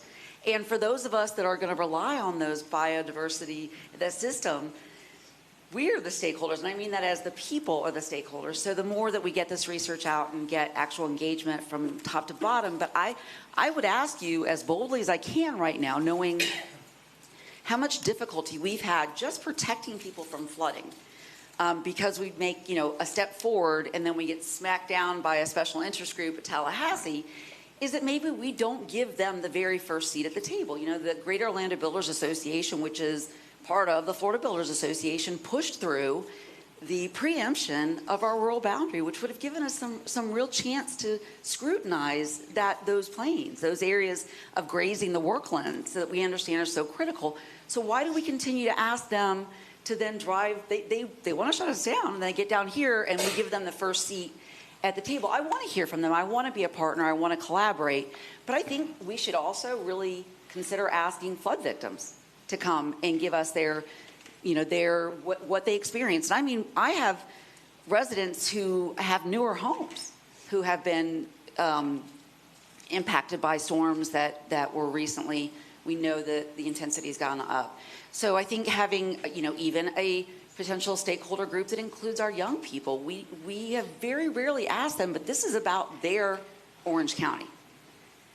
And we never consider them stakeholders, and that's a shame to me, because I think sometimes we continue to ask the same people the same questions, and we wonder why we don't get any creative ideas or responses. So anyway, that's kind of my 2 cents there. The LID manual, and I agree, getting some feedback about what that would look like, but then also understanding sort of as a layer of the research that we've done in the wetland code about the different soils, about the different, where would it be the place that we could say this could work for your development, because we know something about the structure here. And so that's something that we can, come at in the very earliest stages of a development plan, so that we're not springing it on them, we're not suggesting it, we're not doing the things that haven't worked to get that inside. Because has anybody utilized that manual since it was adopted? I'll have to let somebody else answer that question. I don't know the answer. Commissioner, my initial comment about getting information from. I'm curious about the gap. So we have a manual that's coming out. I'm interested in the gap of knowledge of our outside communities. Are they, how much do we have to bring them up, in education to that point where we're having a meaningful discussion on the same projects? And that's really what I meant about talking to them. I completely agree. I just want to make sure that there's that equal footing based on the data and the research. Yeah, just to answer your question on low impact developments, I guess I can answer part of your question, and then the other part of your question, I've got Julie Bortles with Public Works to answer the second part. Regarding, the LID's utility and its place for stormwater management, it really is a design philosophy that looks to address 2 primary issues. One is water quality, and one is water quantity. Water quality, it's very well documented that it's a very effective solution to reduce pollutant from development activity. On the water quantity side, the flood control side, in certain parts of the county, LID can act phenomenally well to be a water quantity check. But in places like Shingle Creek, it does struggle some, often because of the groundwater condition, just the natural environment of that part of the county and the state. It tends to be more of a challenge. But yeah, it's certainly a tool. But yeah, often water quality is there as well, and so it's really a 2-part thing. As far as where else it's been in the county and those other questions. No, I'm glad that you said that, because I sort of thought of it as a utilitarian, way for us to look at those impervious surfaces, and so to hear that there's the quality benefit in addition to is once again an educational concern. Julie Bortles, Public Works. In regards to whether or not we've seen anything come in that has utilized the LID manual, we have seen a couple practices come in already from private projects that the county will end up inheriting the maintenance and operation of. We are looking to expand the LID manual to include more practices. I think, as you know, we're also waiting to see, we have a new updated statewide stormwater rule that will be put into basically 100% effect in December. So we're going to see more of these practices come in. We've also looked at, in the current Orange Code draft, we do have some incentives for LID in regards to civic space. We're also working on the drainage manual, so we have some opportunities there to look at additional incentives as well. Okay, great. That is definitely feels like a lot of avenues opening and continuing to try to make sure we're getting at it different ways. Last quick comment, or if it's a question and you have some thoughts about it, you were still looking at, I know this is draft, it's wonderful, but the boundaries of the area researched in the basin area, sort of understanding that the Shingle Creek Basin is also, is downstream from Reedy Creek Basin, and that we've, kind of get those impacts from, or there's the, I don't know, the arrow down. I know I'm probably not describing it the right way, apologize. If there is additional information that we can garner from some of those, I know that at least in my district, understanding what's happening sort of down there in that Reedy Creek area, understanding what's happened over in the Sand Lake area, there's just a lot of questions still. And if it somehow can fit into some of the research that's already been started, it would be incredibly, I think, helpful for some of those communities.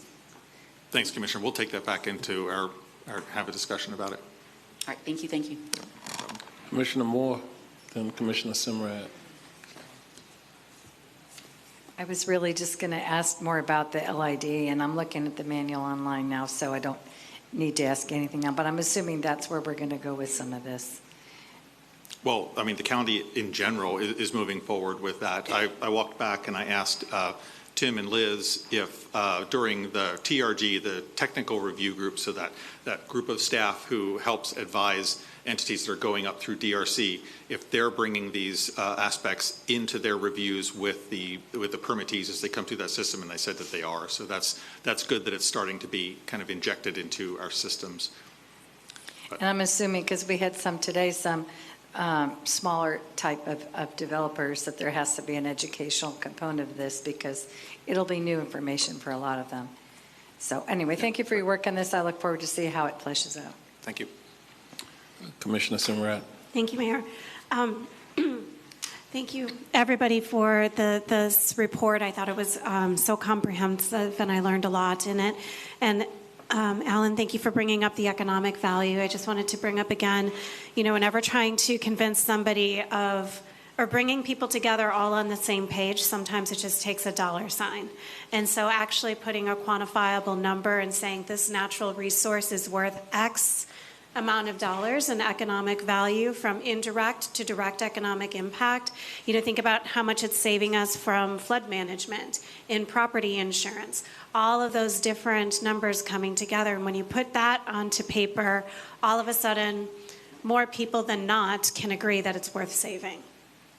So if we could put a dollar sign somewhere in the report, I think it adds some statistical validity. Then additionally, just in the spirit of this document, something that I have noticed is that oftentimes we seem to sell our natural resources short by always looking at a spirit of a document recommending compromise on conservation instead of being more aggressive on the conservation. So instead of just simply saying this area is not meant for development, it isn't. We should not build here. I find that some of the spirit of the documents are with intention of compromise on trying to save some of it instead of losing all of it. And with these two ecological sites, I would really like to emphasize that, I would rather err on the side of over-aggressive conservation than to sacrifice either of these two. And particularly when you look at Shingle Creek, what an incredible opportunity for ecotourism and to do public-private partnerships in terms of promoting that area and still getting an economic impact off of a natural resource. And then in terms of far out east in the St. Johns Basin, it's a pristine site that we don't have many of them left. Lastly, when we talk about stakeholder engagement, I just want to ring a bell that there are various players that do not have the best interest in preservation of these sites. well, so when we talk about stakeholder engagement, and you've got groups that are trying to, behind closed doors, preempt 75% of Orange County voters to preempt the rural boundary, that this board, all of you guys, I was the one standing at the dais, many people begging for the opportunity to vote on it, that this board had to try to circumvent that. So the players that we're talking about with stakeholder engagement, not all of them are good players in the marketplace that are working towards the same endeavor. And I think those players should be called out and then negated from the process of being involved. You know, when you've got cities that are trying to annex the entire basin to build it out for 4 Lake Nonas and 2 Baldwin Parks, and they put that on public record, and then criticize all of Orange County staff saying they have no idea how to build out the basin. Well, Orange County staff is saying it shouldn't be built out. So I just want to make sure that we're giving credit where credit is due and damage is due as well. And there are many that should be isolated then from participation. Thank you. Commissioner Scott.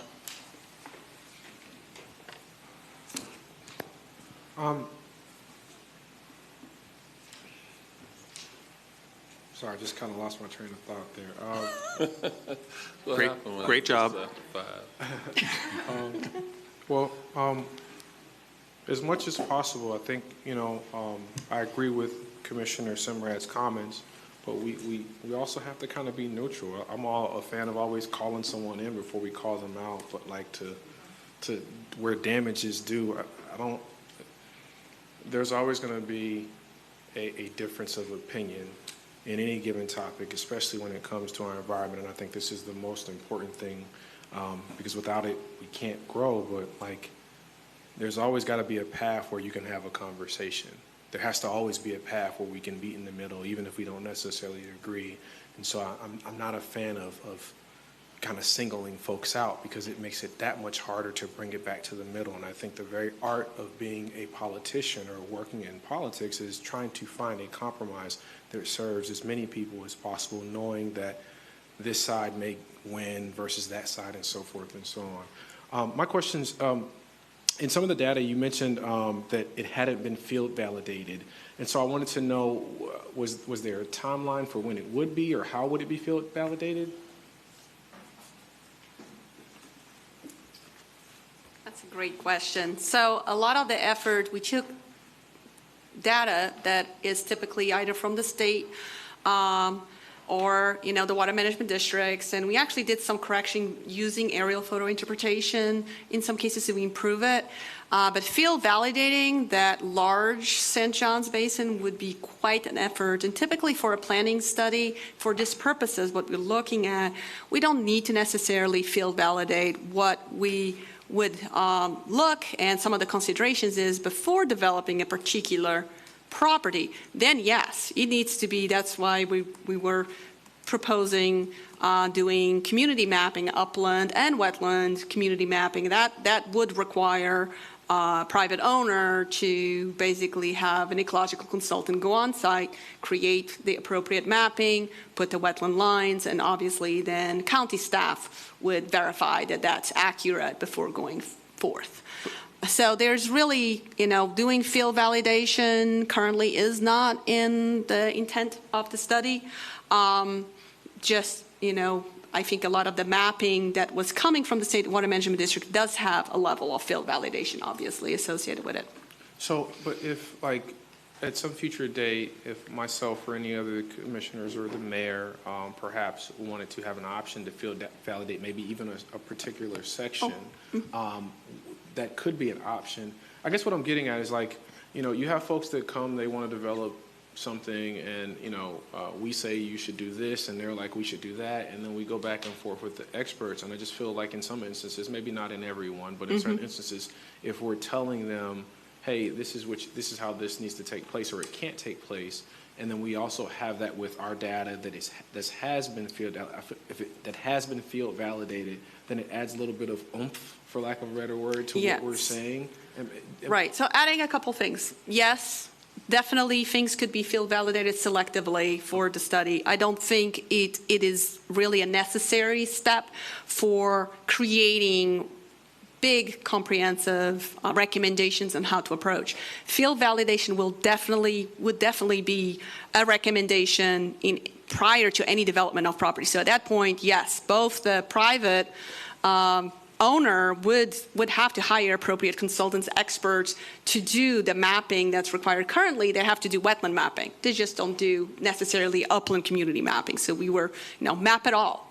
Let's see what you have that's upland. Let's see what's natural, not only to know what's there, but also to be able to look at corridors, for example. Maybe there's corridors we need to protect in this. And that should help shape the type of development that would come in.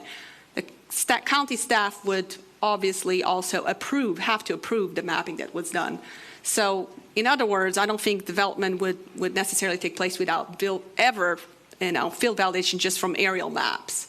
So it is a different scale, right? When you're looking at a small parcel, then yes, you should be field validated. When you're just looking at a big study area to see what's there currently, I think what was done is very appropriate. That's how the state does it. That's how the water management district do it, particularly for big studies and recommendations even of areas to conserve, for example, areas of regional significance.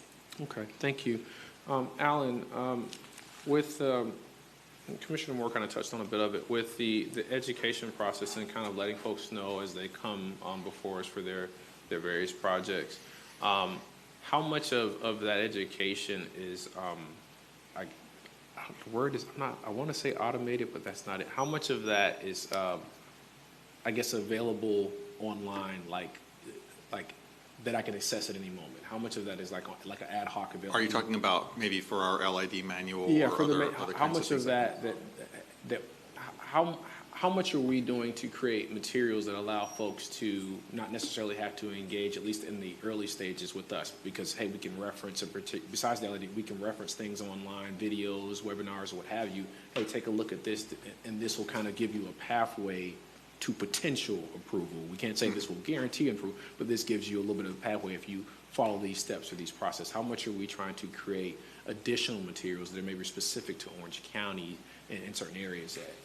Well, I'll have to pull one of our permitters up. I don't personally work in permitting, so I can't directly answer the question, but if there's somebody on our team. We don't have to pull anyone up. Okay. I brought this up maybe like not the last meeting, but the meeting before, just being a little bit more intentional about that educational piece, because I feel like in a lot of our hearings, you see it's kind of point counterpoint, where we're wanting them to go in a different direction. They're bringing an attorney and or an expert to tell us that we're wrong in what we're trying to do. And I think that if we're doing a little bit more on the front end from the educational piece, it may help us when it comes to a decision point, because they have already kind of taken the, freshman comp 101 of sorts of Orange County EPD and just save us time.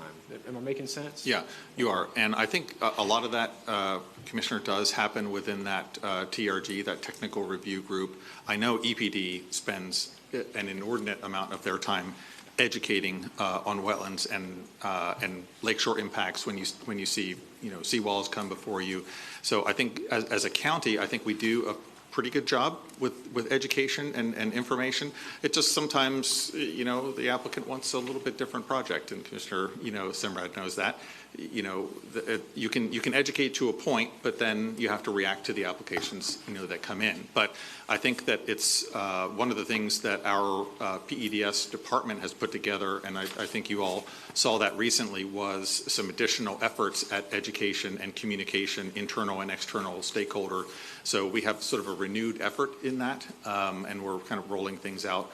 Our building safety division holds, I think it's about every other month, a huge contractor forum where they teach knowledge, skills, and abilities of dealing with Orange County to contractors out there, where it's like a live call-in show where you can put your questions in and have staff professionals help you understand the rules or a new process, things like that. And so we have a lot of investments in that, but understood, heard, and I'll go back and take a look at our current process to see, at least, especially in this regard, where we can at least instill that into our stakeholder engagement process moving forward. Okay, and then so just two additional questions there. I think they're fairly easy ones, or they might even be statements. I don't know. When we talk about like the migratory paths of different species, and I'm just going to use the panther as an example because I recall Commissioner Bonilla, she had talked about a panther had came across her property. I think they go maybe 150 to 200 or so miles for the males and like half that for the females.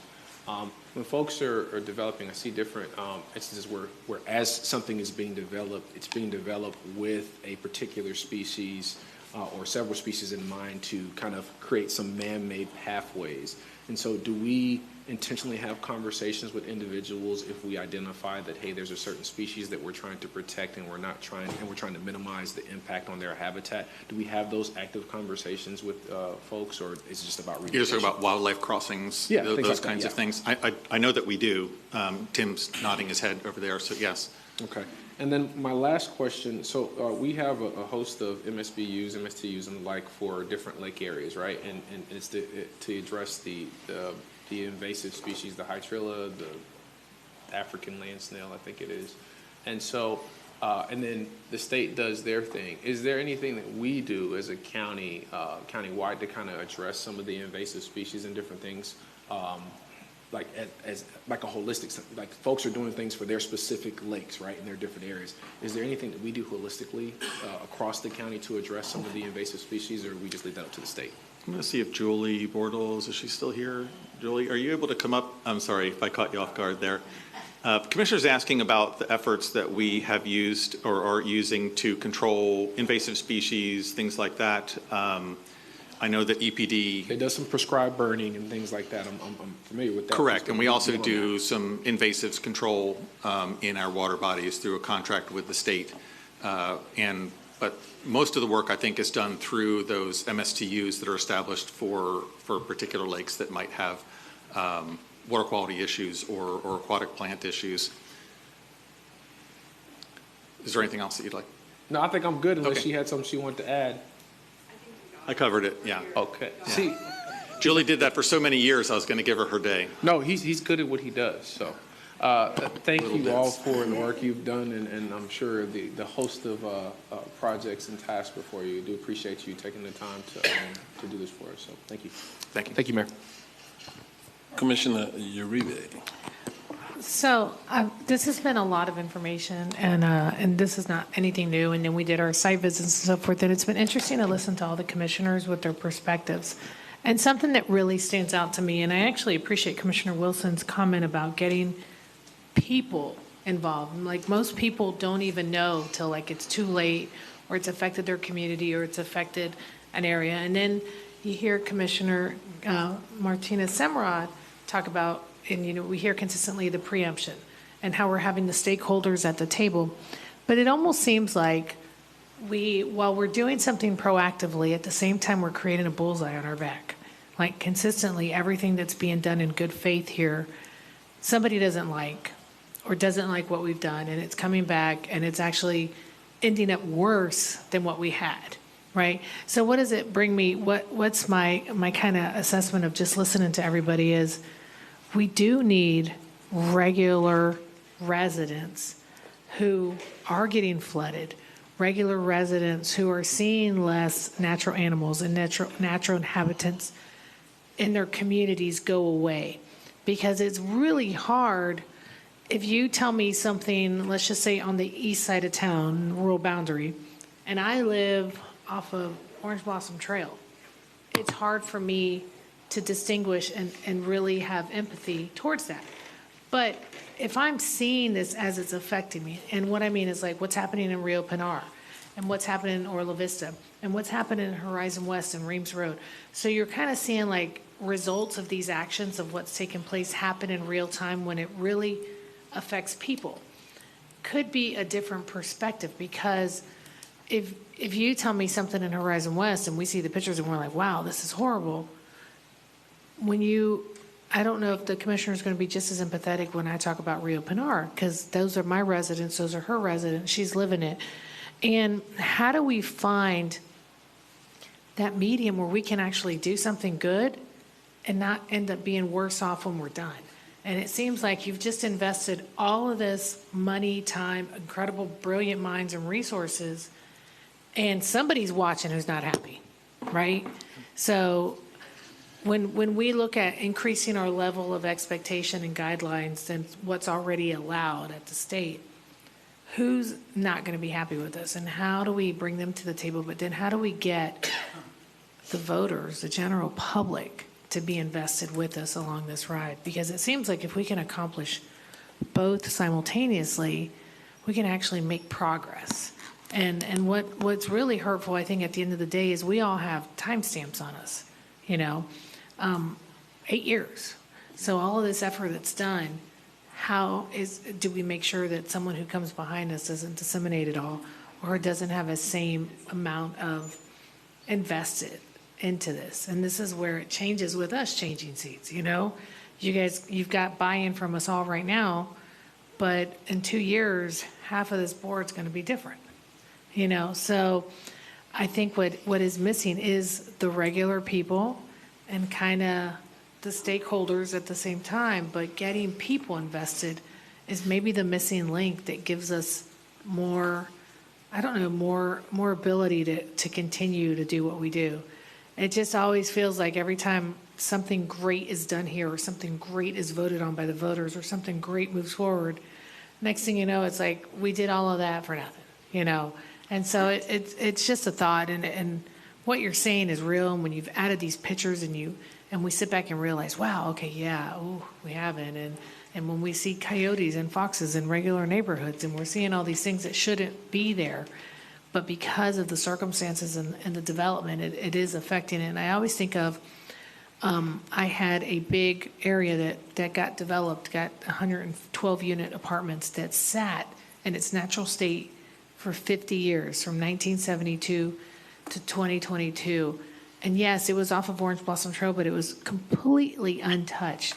And when they cleared it out, we saw coyotes, we saw owls, we saw things that were still living there, even though it was a patch in the middle of all this urbanization. So that's just my thought as we move forward, is when we look at the people who are getting invested in this project and what we call as stakeholders, that it really is more than folks that are going to tell us what to do with our own rules, but actually the people that it's going to affect their livelihood in the future.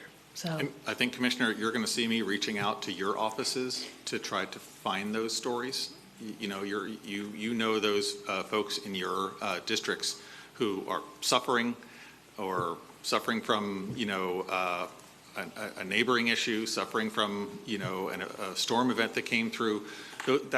Those are the people that we're going to need. And so you'll see me reaching out to you saying, who are those constituents specifically? Obviously, back on the slide, I talked about the general public. I talked about, property owners and developers. There's a wide list in our stakeholder, but we'll need your help too in trying to find those. And I think the overall thing that you discussed was just the artfulness of rulemaking, trying to find that reasonable balance that you have, bringing those new regulations forward. Yeah, and I mean, consistently for me, it seems to be a water issue, quality and how much. Yep. I mean, today we started an MSBU because People's Lake was not at the shape that it should be. Right. But yet every time it rains, all my folks on Conway are like, lower the weirs, like there's an impact of what we're seeing of our water flow and our quality of water. And that seems to be a very high pressing, high demand. We kind of see it in our face every time, we have any kind of natural occurrence that's taking place in our communities. But okay, thank you. Thank you. All right. Okay. Let's see if we can't try to wrap it up. Just really quick. I'm going to you all. Okay. But I do want you to be mindful of the time, and let's try to get to the points. I want to make sure that they get the real input from you to go forward and develop this final project and product. Okay. Commissioner Wilson? And we can talk again. I would love that. So can we pull up the bigger map that shows these basins so that I love that Commissioner Uribe did make the point about sort of the way we come to this board. We know so much about our districts. But I think the really cool thing about this type of research data reporting is that it gives us a chance to see exactly how many of these things we have in common because of the way water flows, because of things that are just natural, mechanisms of our beautiful state that if we don't do something about will not be natural mechanisms of our beautiful state. But do we have a map that will show the? Not both of them. But I think at some point during our conversations, maybe it was because I poked around on the maps in the report, that every single district, except for 5 touches Shingle Creek, right? And then 5 and 4 have. So what was the overlap that we all really have this in common at some point? And I think it's something that sort of seeing how impactful. I mean, look at the county, and then look at these basins. Right. Shingle Creek, I think, touches 4 districts, and the other is 2 for St. John's. So does that include Orla Vista?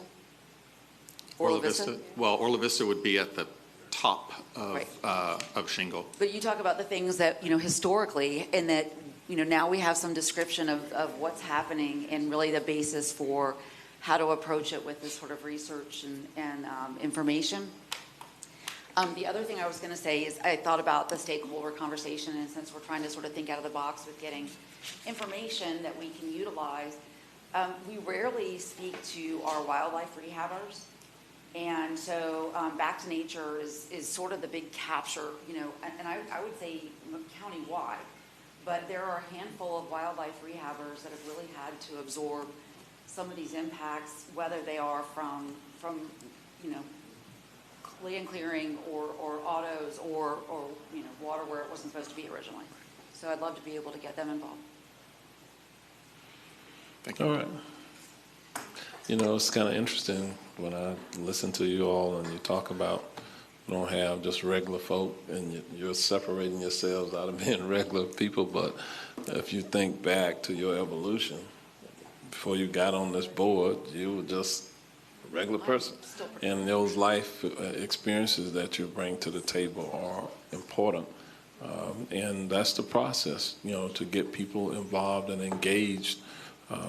It doesn't start when they just come to the county, and it starts long before that when they're living in their communities, when they're going to school, and when they're learning how to live in a civilized society. It starts way back there. But Commissioner Simrat. Thank you. I would like to say that when we talk about engagement, we have to remember 75% of Orange County voters just engaged with us in the most notable way possible, which is amending their county constitution to adopt a rural boundary. So Mayor and this board, you guys did like 300 presentations on the sales tax. I don't know, this had $0 budget that started from a citizen-led initiative at the CRC that survived on-the-fly amendments where special interests who know we should not compromise with them when they do this dirty tactic, amending something with bipartisan support on the fly, on the floor, with one sentence, and then invite them, that ties the hand of the CRC so that this board has to act to save the effort of the public trying to participate in their local democratic process, or for the city to discuss on the eve of election night annexing all of the land inside of the boundary out that voters, almost 500,000 people, had actively voted on. Those are people that when we talk about stakeholder engagement and calling people out for damage, it is what has been done and is already on record. And it's now the job of this board that regardless of what happens in Tallahassee with any form of preemption, that this board lives and breathes by the spirit of what the people were trying to protect, which is 100% of that basin. And so I get so frustrated talking about engaging the people. 75% already spoke. It's done. Amended constitution that started because people are so fed up with urban sprawl. And it's one of the reasons we struggle to get the sales tax passed, because people are tired of building roads to nowhere. So it's time for us to protect what voters have hired you to do and to stop asking for further engagement and exhausting people where they feel like it's an endless fight to nowhere. They've engaged. Thank you. You're preaching to the choir. All right, Commissioner Scott.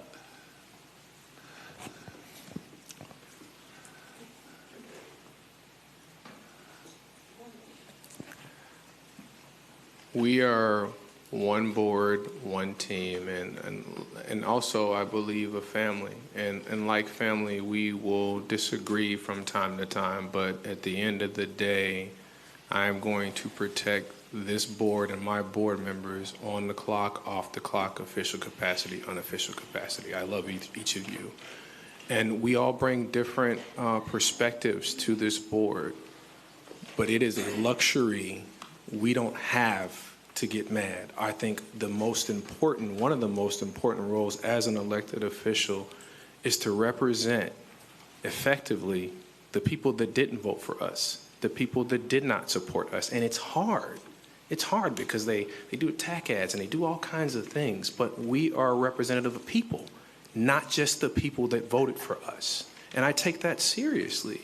And so I'm always thinking about, how do we meet in the middle? We got enough folks on the left and on the right in this party or that party, but this is one board, one community, one county. And again, the hardest part of being an elected is representing the people who said all kinds of bad things. And so that's the only point that I'm trying to articulate here. In terms of the conversation, we also have to think in terms of our larger ecosystem.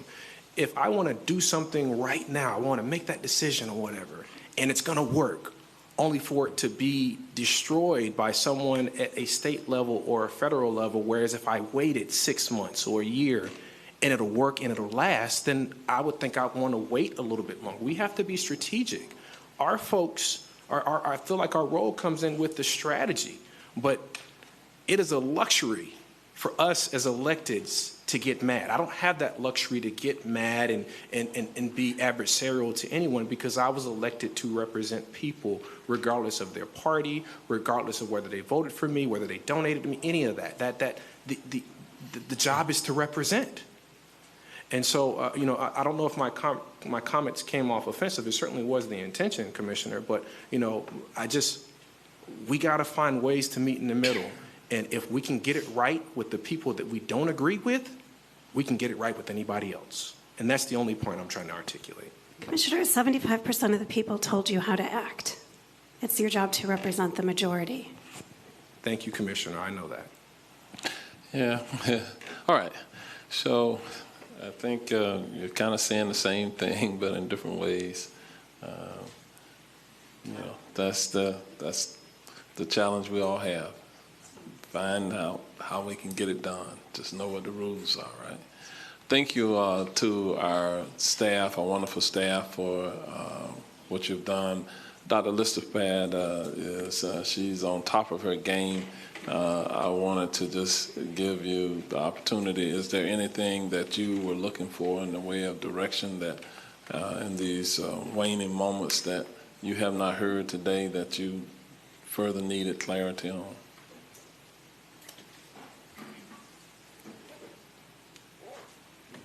I just want to appreciate your time. I know you've taken a lot of your time to read those very long studies. I know we tried to make them short, and appreciate, the prime contractor, Lee Mullen, that keeps bringing us in to work as a team. So we are a very big team behind the scenes. So I want to appreciate my team, his team, to make sure that we're giving you a data-driven report so we can have scientific justification for what we're doing.